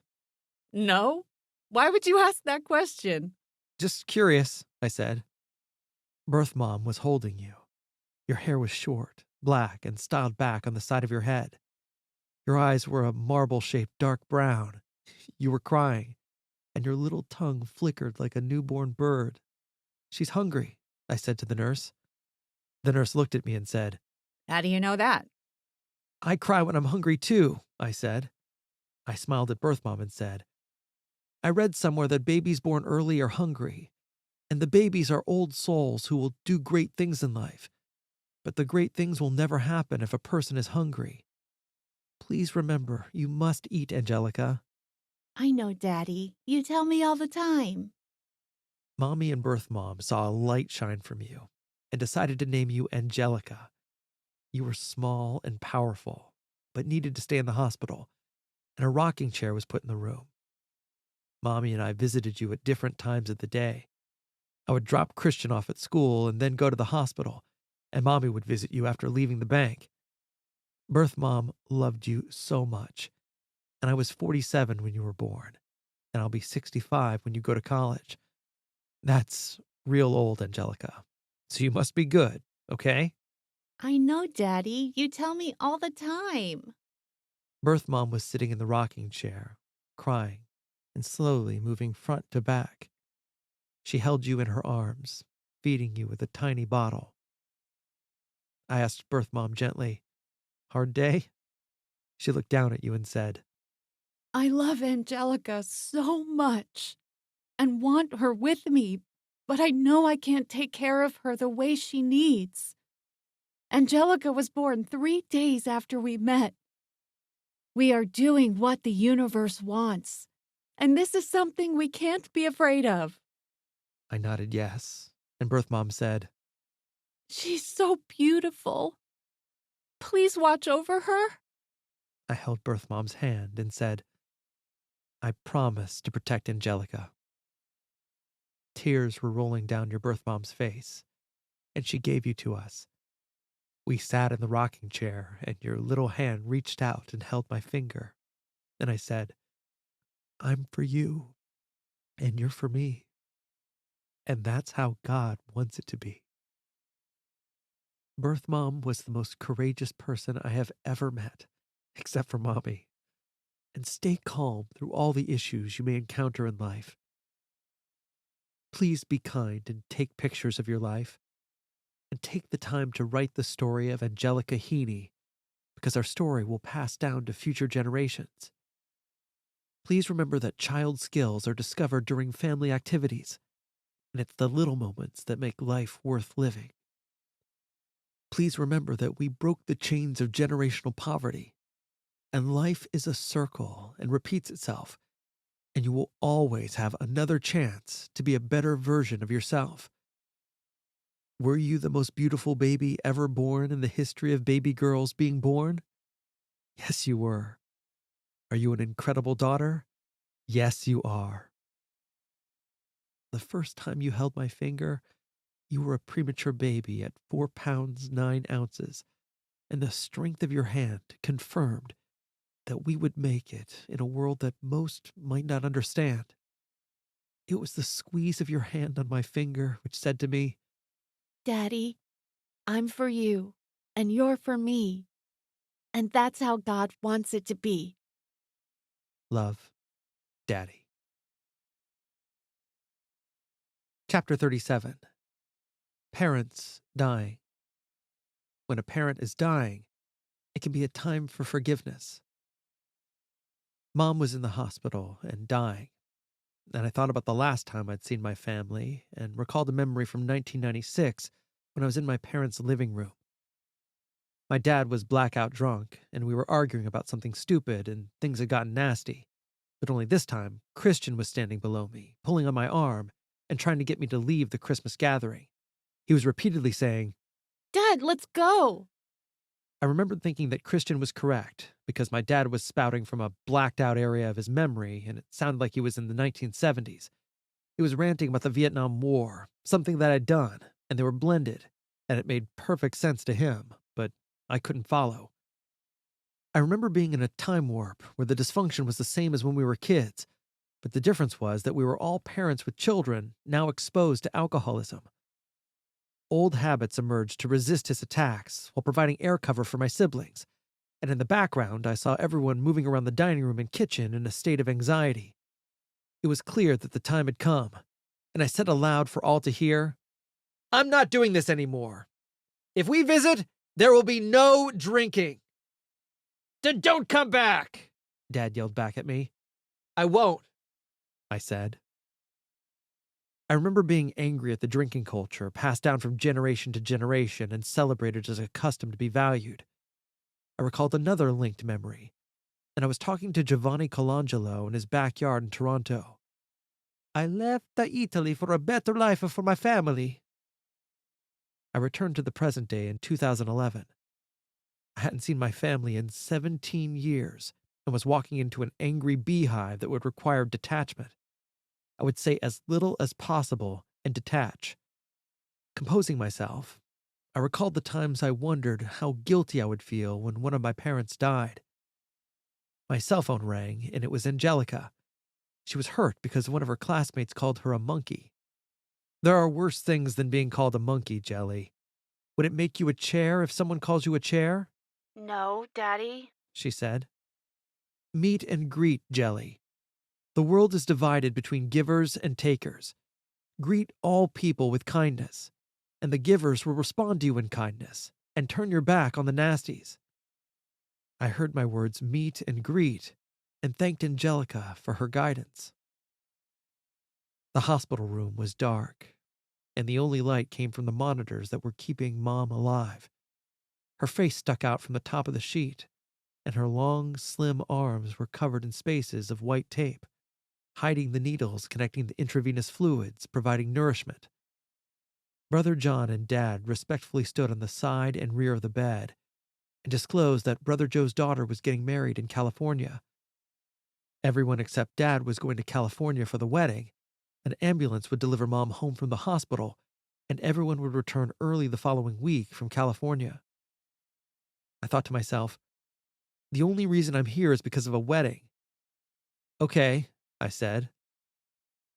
Later that day, my father and I were alone in Mom's room, and a doctor appeared to update us on her condition. Mom had 2 small heart attacks last week, which has made her weak and unconscious. Her bodily fluids are being replenished, and she will be discharged from the hospital soon with an oxygen tank and respirator hose to help her breathe, and she will die soon. My eyes flashed when the doctor said, Mom had 2 heart attacks. I thought she had a cold, Dad said. It could happen to anyone, the doctor said compassionately. Your mother has dementia, but you don't visit her and wouldn't know this, he said. It cut me like a knife, and I nodded. The next day, the ambulance delivered Mom home, and there were jackhammers wailing in the neighbor's driveway right below her window in bed. The respirator hose extended into Mom's nose and slid down her chin. The hospice worker demonstrated how to attach the respirator hose and turn the tank valve on, and Mom's nose twitched, and the air filled her lungs. The concrete company has a schedule and must complete the repair work. I asked them to stop, but they won't, Dad said. Mom's eyeballs started inside her closed eyelids and intensified with the pounding of the chippers. I thought Mom was 83 years old, and her life led to dying 10 feet away from concrete hammers removing the driveway next door. I had an impulse to intervene, but decided against it. Mom would most likely remain unconscious, and she would die peacefully in her sleep. After a while, Dad and I were in the kitchen, and he went into the pantry and came out with a gallon of wine. He couldn't open it and asked me to remove the cap, and after opening the bottle, I poured the wine down the sink. Hey, that's my wine! No drinking. We are keeping Mom alive until the kids return from California, I said. Dad went to Mass on Sunday morning, and I was alone with Mom. I slipped around the bed and opened a small space at the bottom of the window, and a slight breeze flowed to Mom's face, and she sighed. Gazing at Mom, I entered a past memory. It became 1964, and Mom was at the counter preparing Thanksgiving dinner. The Heaney kids were young, and we were laughing at the table. Mom turned around and held a grateful love in her eyes, displaying contentment with her children. Everyone hungry? She asked. We all giggled, and I slapped my brother Johnny's head and tried not to get caught. No fighting on Thanksgiving. It's our special day, Mom reminded us. And then we were bumping along in the station wagon toward the park swimming pool, and the car was stuffed with kids from the neighborhood. Mom's face turned, and I saw her red, rosy cheeks, and she said to us, Take care of each other. I'm going to the grocery store and will return in 2 hours. I smiled at the memories and looked at the wall filled with pictures, and a photo had Mom serving communion to older people in a nursing home. Mom had become a lay minister in my absence, and she was providing comfort in the last ritual of their lives.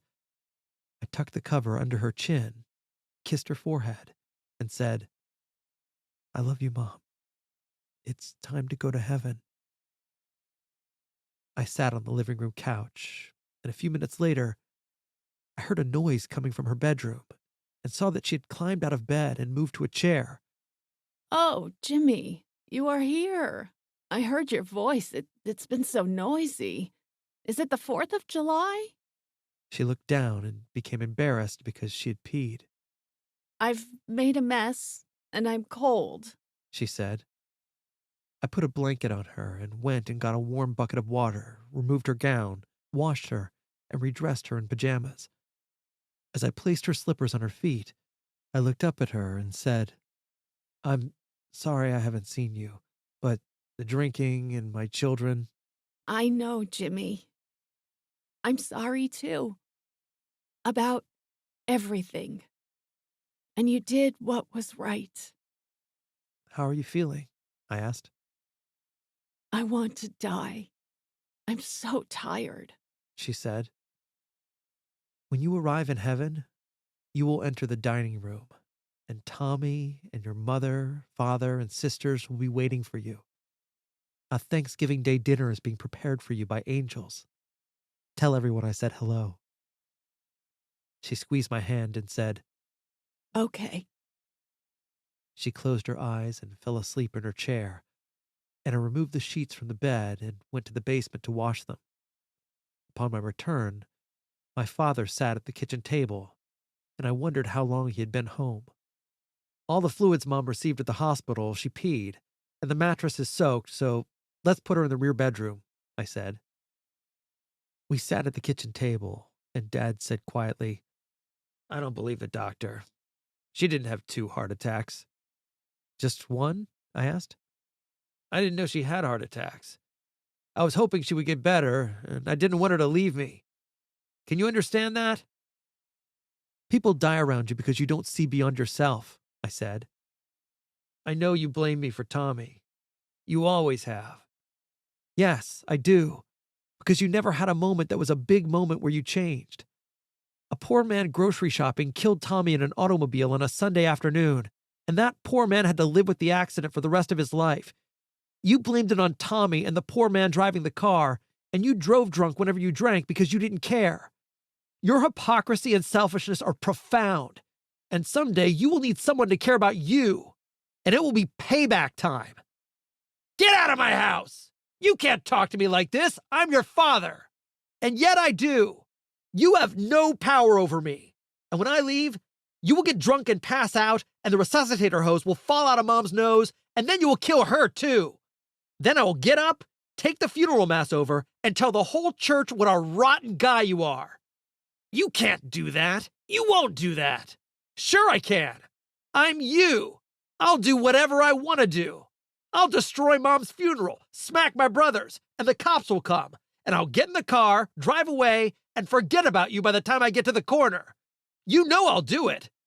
Or you cannot drink. Watch over her and help her stay alive until the kids get home, and you will feel better if you do. He nodded okay, and we spent the next 2 days not speaking. Everyone returned from California, and Mom died soon after. At the funeral, I felt scorn, the guilt and the emptiness of the moment, and I vacated the funeral mass and created a lasting memory. I was standing at the bottom of black polished steps, which led to 2 large bronze doors. I entered a large room with a fireplace and a glowing fire, and on a brown desk was a pad of paper and a pen. In the background, I heard the priest's sermon telling the congregation what a wonderful woman my mother was. I recalled Tommy's funeral, and I was standing in the pew and saw how sad my mom, dad, and siblings were that Tommy had died. I reached out and found Steve and Mary Kay's hands and held them gently. And they found my brother Joe and Johnny's hands, who in turn held my mom and dad's hands.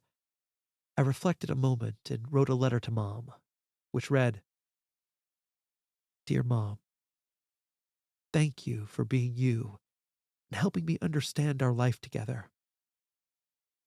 I'm grateful that we spoke before you died. God knows how much you tried, and I love you for all you did and gave to us. And you're on top of the world, Ma, in heaven. Love, Jimmy. Chapter 38. Hypocrisy. 7 years later, my brother Steve was calling again. Dad got drunk, fell, and was incapacitated on the kitchen floor for 2 days and may not live.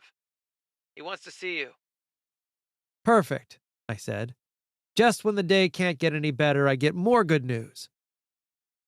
A dark hue came from inside Dad's hospital room. Dad was fragile and covered to the neck in a white hospital sheet, and his feet were sticking out from the bottom for air.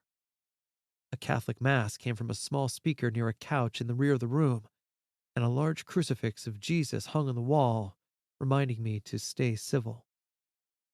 I turned the volume down and sat at the end of the couch, so if he woke up, he would see me, and after a short time, his eyes opened.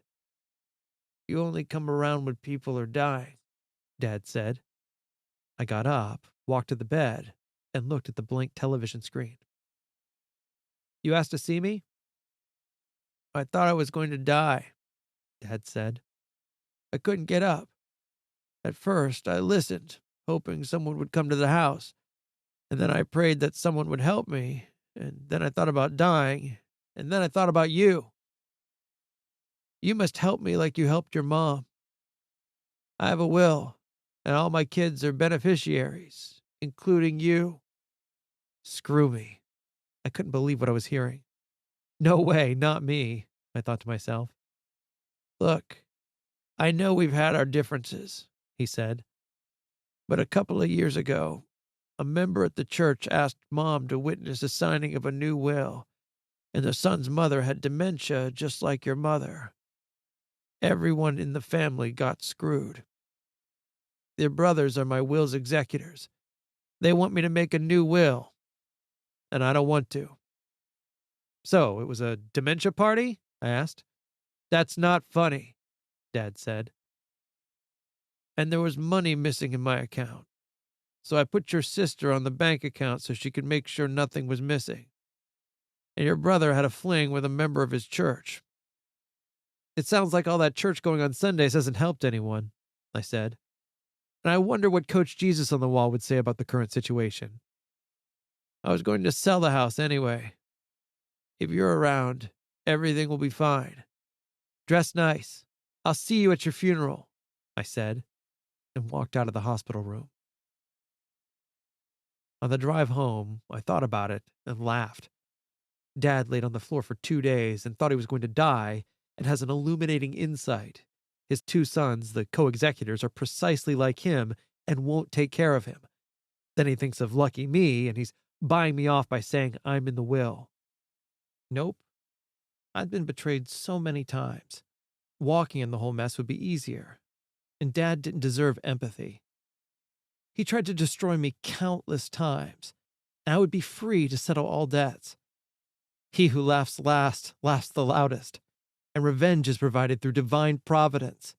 I win again. The phone rang, and it was Christian calling from California. How's your dad? I told him the scenario, and he ended by saying, You're a great role model, Dad. Love you. Goodbye. I paused and thought, I don't want to be a great role model. I want to be a vengeful, sick man like good old Dad. And there wasn't a camera in Dad's hospital room, so maybe a suffocating pillow could be a quick and final solution for all parties concerned. And somewhere inside, I felt I would have preferred to sign autographs and win awards. On the other side, I thought about my younger brother and sister getting screwed by the co-executors and realized I couldn't protect them without being available for Dad's end days. And he looked strong, which would give me time to guide the process to a peaceful end. I thought of a past memory, and I was 14, watching television in the kitchen on Blackstone Avenue. It was Thursday night, April 4th, 1968, and Robert F. Kennedy was stating, I have unfortunate news for you, fellow citizens and people who love peace worldwide. Tonight, Dr. Martin Luther King was shot and killed in Memphis, Tennessee. Martin Luther King dedicated his life to love and justice between fellow human beings, and he died in the cause of that effort. My mom looked out from the living room drapes and asked, Do you think we're safe, Dad? My dad was thoughtful, and his head rested below his chin as he saw his children watching the tiny television. It's wrong what they did to Martin Luther King. It's just so wrong, he added. I slipped out the front door as the night air carried a fire truck siren and saw African-American neighbors talking to each other on the corner. Coughing nervously, I announced that I was present as I retreated into the early evening shadows and braced against the porch's brown asphalt siding. Later that night, on the 10 o'clock news, there were reports of riots around the country, including Chicago, and the Heenies were living right square in the middle of the chaos. The next day, just before lunch, poor Miss Hope announced that the Friday afternoon classes were canceled because it was rioting on 87th Street, 4 blocks away from the school. At lunch on Saturday, my dad said the riot continued through Friday and decided to be proactive. Joe and Jimmy, bring the lawnmower to the front of the house. In the front yard? Now? I asked. Yes, he said. My dad's arm pulled 3 times, and the lawnmower's engine echoed through the quiet air. A few neighbors came out of their houses, and my dad waved them over to us. They looked unsure of what would come next, and I positioned myself on the porch and was ready for what might come next. My family and I are angry over Martin Luther King Jr. There is not making any sense of it, and I thought about what I could do or say. and we can't change this. But we stand together with you on the murder of MLK. We're barbecuing later today because Martin Luther King is resting peacefully in heaven with God, and we hope you will join us for a hot dog and a beer this evening." Opening my eyes, I returned to the present and thought about Christian, and decided that Dad was requesting that I be available for his transition and would be a good role model. The next day, Dad was surprised to see me. "I want a copy of the will," I said. "My leg is feeling better. Thanks for asking." "How's your leg feel?" I asked. "It's getting better," Dad said. "Lucky you," I said.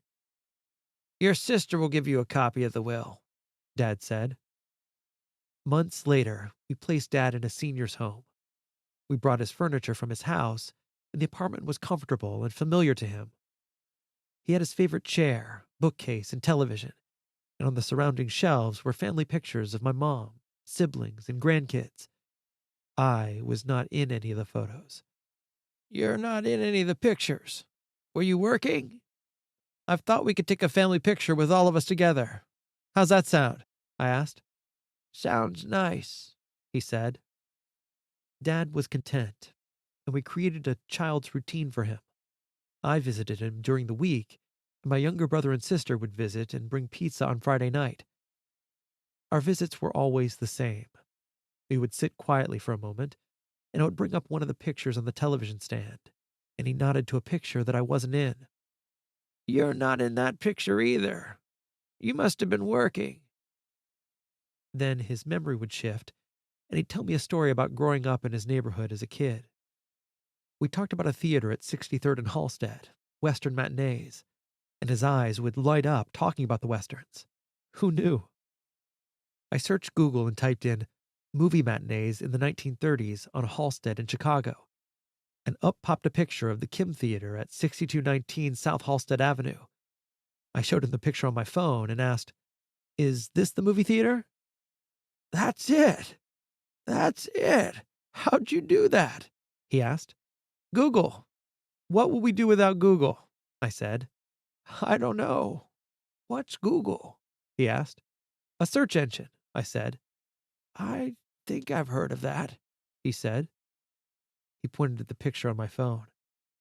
"My friends and I would ride our bikes to the theater and hide them in a gangway at the building next door. We rode our bikes everywhere, and one time someone stole my bike, and your grandfather beat me for that." "I remember the day you taught me to ride a bike, Dad." "I taught you to ride a bike? I don't remember." It was early afternoon on July 4th, 1962, and the firecrackers were going off in the alley, and the smell of smoke was in the air. "I remember how that smelled," Dad said. "I couldn't learn to balance the bike because the seat was too high, and my feet couldn't reach the bottom of the pedals, and I couldn't turn the wheels. You saw my problem, went into the basement, came back with a wrench, adjusted, and lowered the seat. 'Okay, let's try now,' you said. 'Practice, because life is like riding a bike. Once you learn how, you won't forget. I'll teach you, and today, you will learn how to ride a bike forever.' I kept falling off the bike, and you kept putting me back on the bike, and I rode right into the rose bushes and scratched my arms up pretty good. I was bleeding and feeling sorry for myself, and decided that I would walk everywhere. You got mad and grabbed me by the shirt, and we went down to the basement to clean up the blood and said, 'Jimmy, don't you ever quit in life. Don't let anything or anyone break you, especially me. Life is hard.' You pointed to your brain and said, 'It's a thinking man's game, so think. You're doing something you can change when riding the bike.'" "What happened?" Dad asked. "I kept my balance and rode the bike down the street and back to you." "I believed you could do it. It would be nice if I could remember," he said sadly. Time went by, and Dad felt safe in his new apartment. His house was empty, and my brothers were still trying to get him to change his will before he died. Dad didn't want issues with the estate, so he sold his house and gave me a list of his financial assets. "We never had enough money.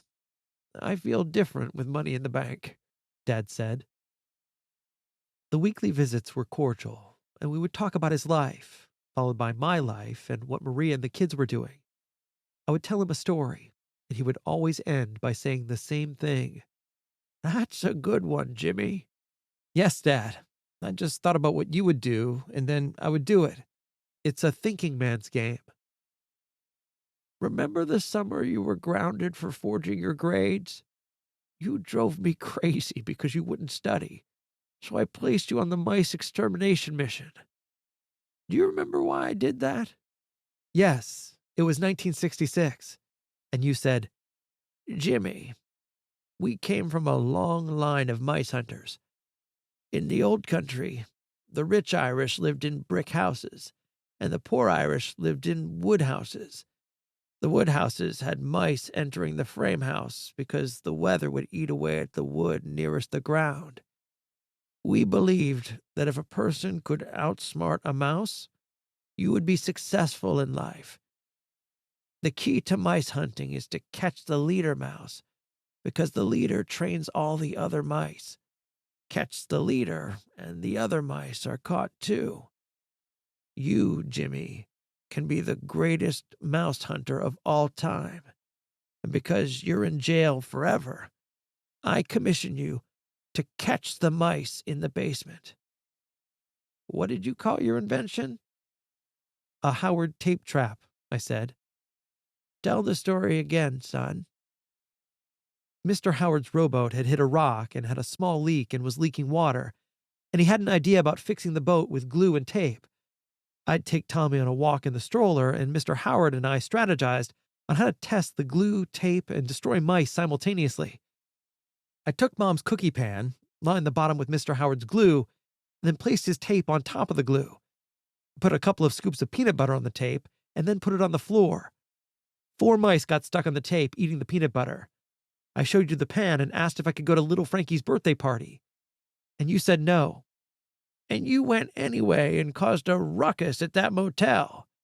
Yes, the mission had a time frame, and Mr. Howard and I called our mission Get Santa. You knew about that? I asked. It was a small neighborhood. I was proud of you, but you drove me crazy. How are Maria and the kids? Good, Dad. They're good. One day, Dad was reserved, and while staring out the window, said, I've been meaning to say about the paper route. I wish I would not have. He sighed, became quiet, and couldn't finish what he wanted to say. There was never enough money and too many kids, I added quickly. I guess so, he said. The more we talked about his life, the closer Dad came to death and was often depressed. I would try to cheer him up, but he wasn't himself. What's wrong, Dad? It turns out the priest who was going to preside at my funeral mass has been defrocked and moved to Montana to fly fish. What? Screw me, I said. Exactly. Screw me too, Dad said. The priest is no longer available to say nice things about me at the funeral. Who will talk on my behalf? What do you mean? I asked. All the funerals I go to, the priests say nice things for the dead. And I know some of the dead guys were not so lovely. Wow, the priest moved to fly fish. That's a selfish thing to do. I've never heard of a fly fish. Is that like trout or a dolphin? I'm not sure, but it doesn't matter. Dad sighed. What am I going to do? Do you think I'll make the first team? Look, we'll have another priest for the mass, I said, and we'll give him a few nice things to say about you. You won't know anyway, because you'll be dead. He smirked and said, Everything's always funny to you, and that was a problem. Everything is not funny. Okay? Okay, I said. I lived my life believing in God, Dad said, and I went to Mass every Sunday. But the scandals with the priests and boys, and now I'm dying. Was it all a waste of time? Is God real? I thought I was going to church because the priests knew something I didn't know. And sometimes on Sundays, I was hoping to hear the one thing that would help me change. I know I wasn't perfect, but I would try to be better. And sometimes I was a better person. Am I wrong to feel this way? Do you think I'll get into heaven? And I gave an envelope every week to the collection. I thought for a few seconds and said, The bright side is you gave small donations, right? Everything was always a joke to you. It was a problem. Okay, listen. Everyone except for the premeditated murderers, serial killers, and pedophiles gets into heaven. And you're not on that list. You'll make the first team because you never hurt anyone intentionally. And life is quick, and everyone does the best they can. You think so? He asked. Yes, I said. There are different levels of hypocrisy, and some priests were frauds and pretended to be Jesus. If a priest knowingly protected a pedophile priest who assaulted children, the priest is complicit in the atrocity against the child. The priests keep each other's secrets, the children suffer, and lives are changed forever. I hope God is merciful because that is profound selfishness. The key to becoming a better person is directly related to letting go of hypocrisy. Hypocrisy is like a junk-filled closet. The more hypocrisy removed from the closet, the more space there is for better behavior, kindness, and empathy for others. However, if people accept their hypocrisy, humanity can't evolve, and generational disease and trauma remain the same. Dad's door was locked on February 23rd, 2020, and he always left it open so that I could walk in. I knew something was wrong and looked down the hall and saw the cleaning lady's cart. Come with me, please. My dad's room is locked. I need you to open it. We saw Dad lying in bed, draping his arm over the bed. Tell the front desk to send an ambulance. Dad? It's Jimmy. Can you hear me? His eyes shifted towards my voice, and I knelt and prayed. Dear God, Dad and I have freely forgiven each other. As you know, Dad played his role perfectly, and I would not have become who I am if Dad wasn't who he was. Angelica's adoption resulted from his stance against racism, and Dad gave me the gift of perseverance and taught me to ride a bike and be more intelligent than a mouse. Please forgive him, God, for he knows not what he did. Sure, there were problems. Dad drank too much, and the hot dogs were burnt when he barbecued. But he didn't quit drinking or barbecuing because Dad wasn't a quitter. There were too many kids and not enough money, and I respectfully request his admittance to heaven. Let's not screw him in the last inning. See you on the other side, Dad. Amen. Much appreciated. Jimmy. From behind me, I heard the paramedics coming through the door, and I watched as they put him on the cart and whisked him off to the hospital. 2 days later, all his kids stood together at the foot of the bed, facing him, and we decided to remove life support and let him pass on to the other side. Dad opened his eyes and saw his children together one last time, and his eyes glistened for a second, and then died. We had a new priest say the funeral mass, and in the eulogy, the priest said Dad was a great father and husband. And Dad was right. Some nonsense went on with the disbursement of his will. It turned out Dad had some stocks that the executors didn't think anyone knew about and tried to steal.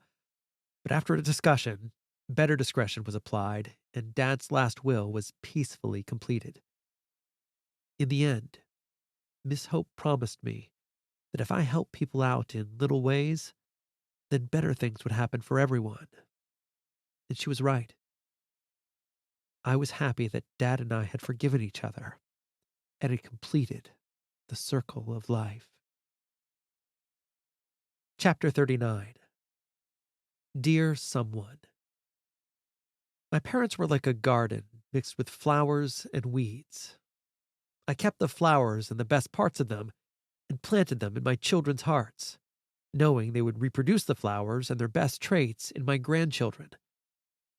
I was graced to be able to reroute generational trauma, addiction, poverty, and hypocrisy. and I'm in awe of God's plan to move humanity forward 1 inch at a time. The circle of life can't fully happen without mercy and forgiveness. So please try to forgive and be merciful.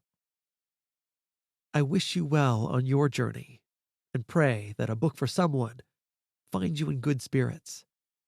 Hope is the light that shines through all. Your friend, Jimmy Heaney. Epilogue. Ring, ring, ring, Yes, I see. the director said. And I will forward the message to poor Miss Hope. The High Command's message read, Mission accomplished. The end.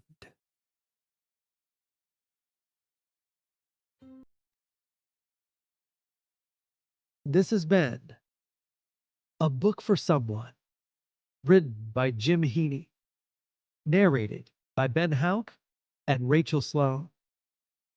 To contact the author, visit www.divinechild.us. The end.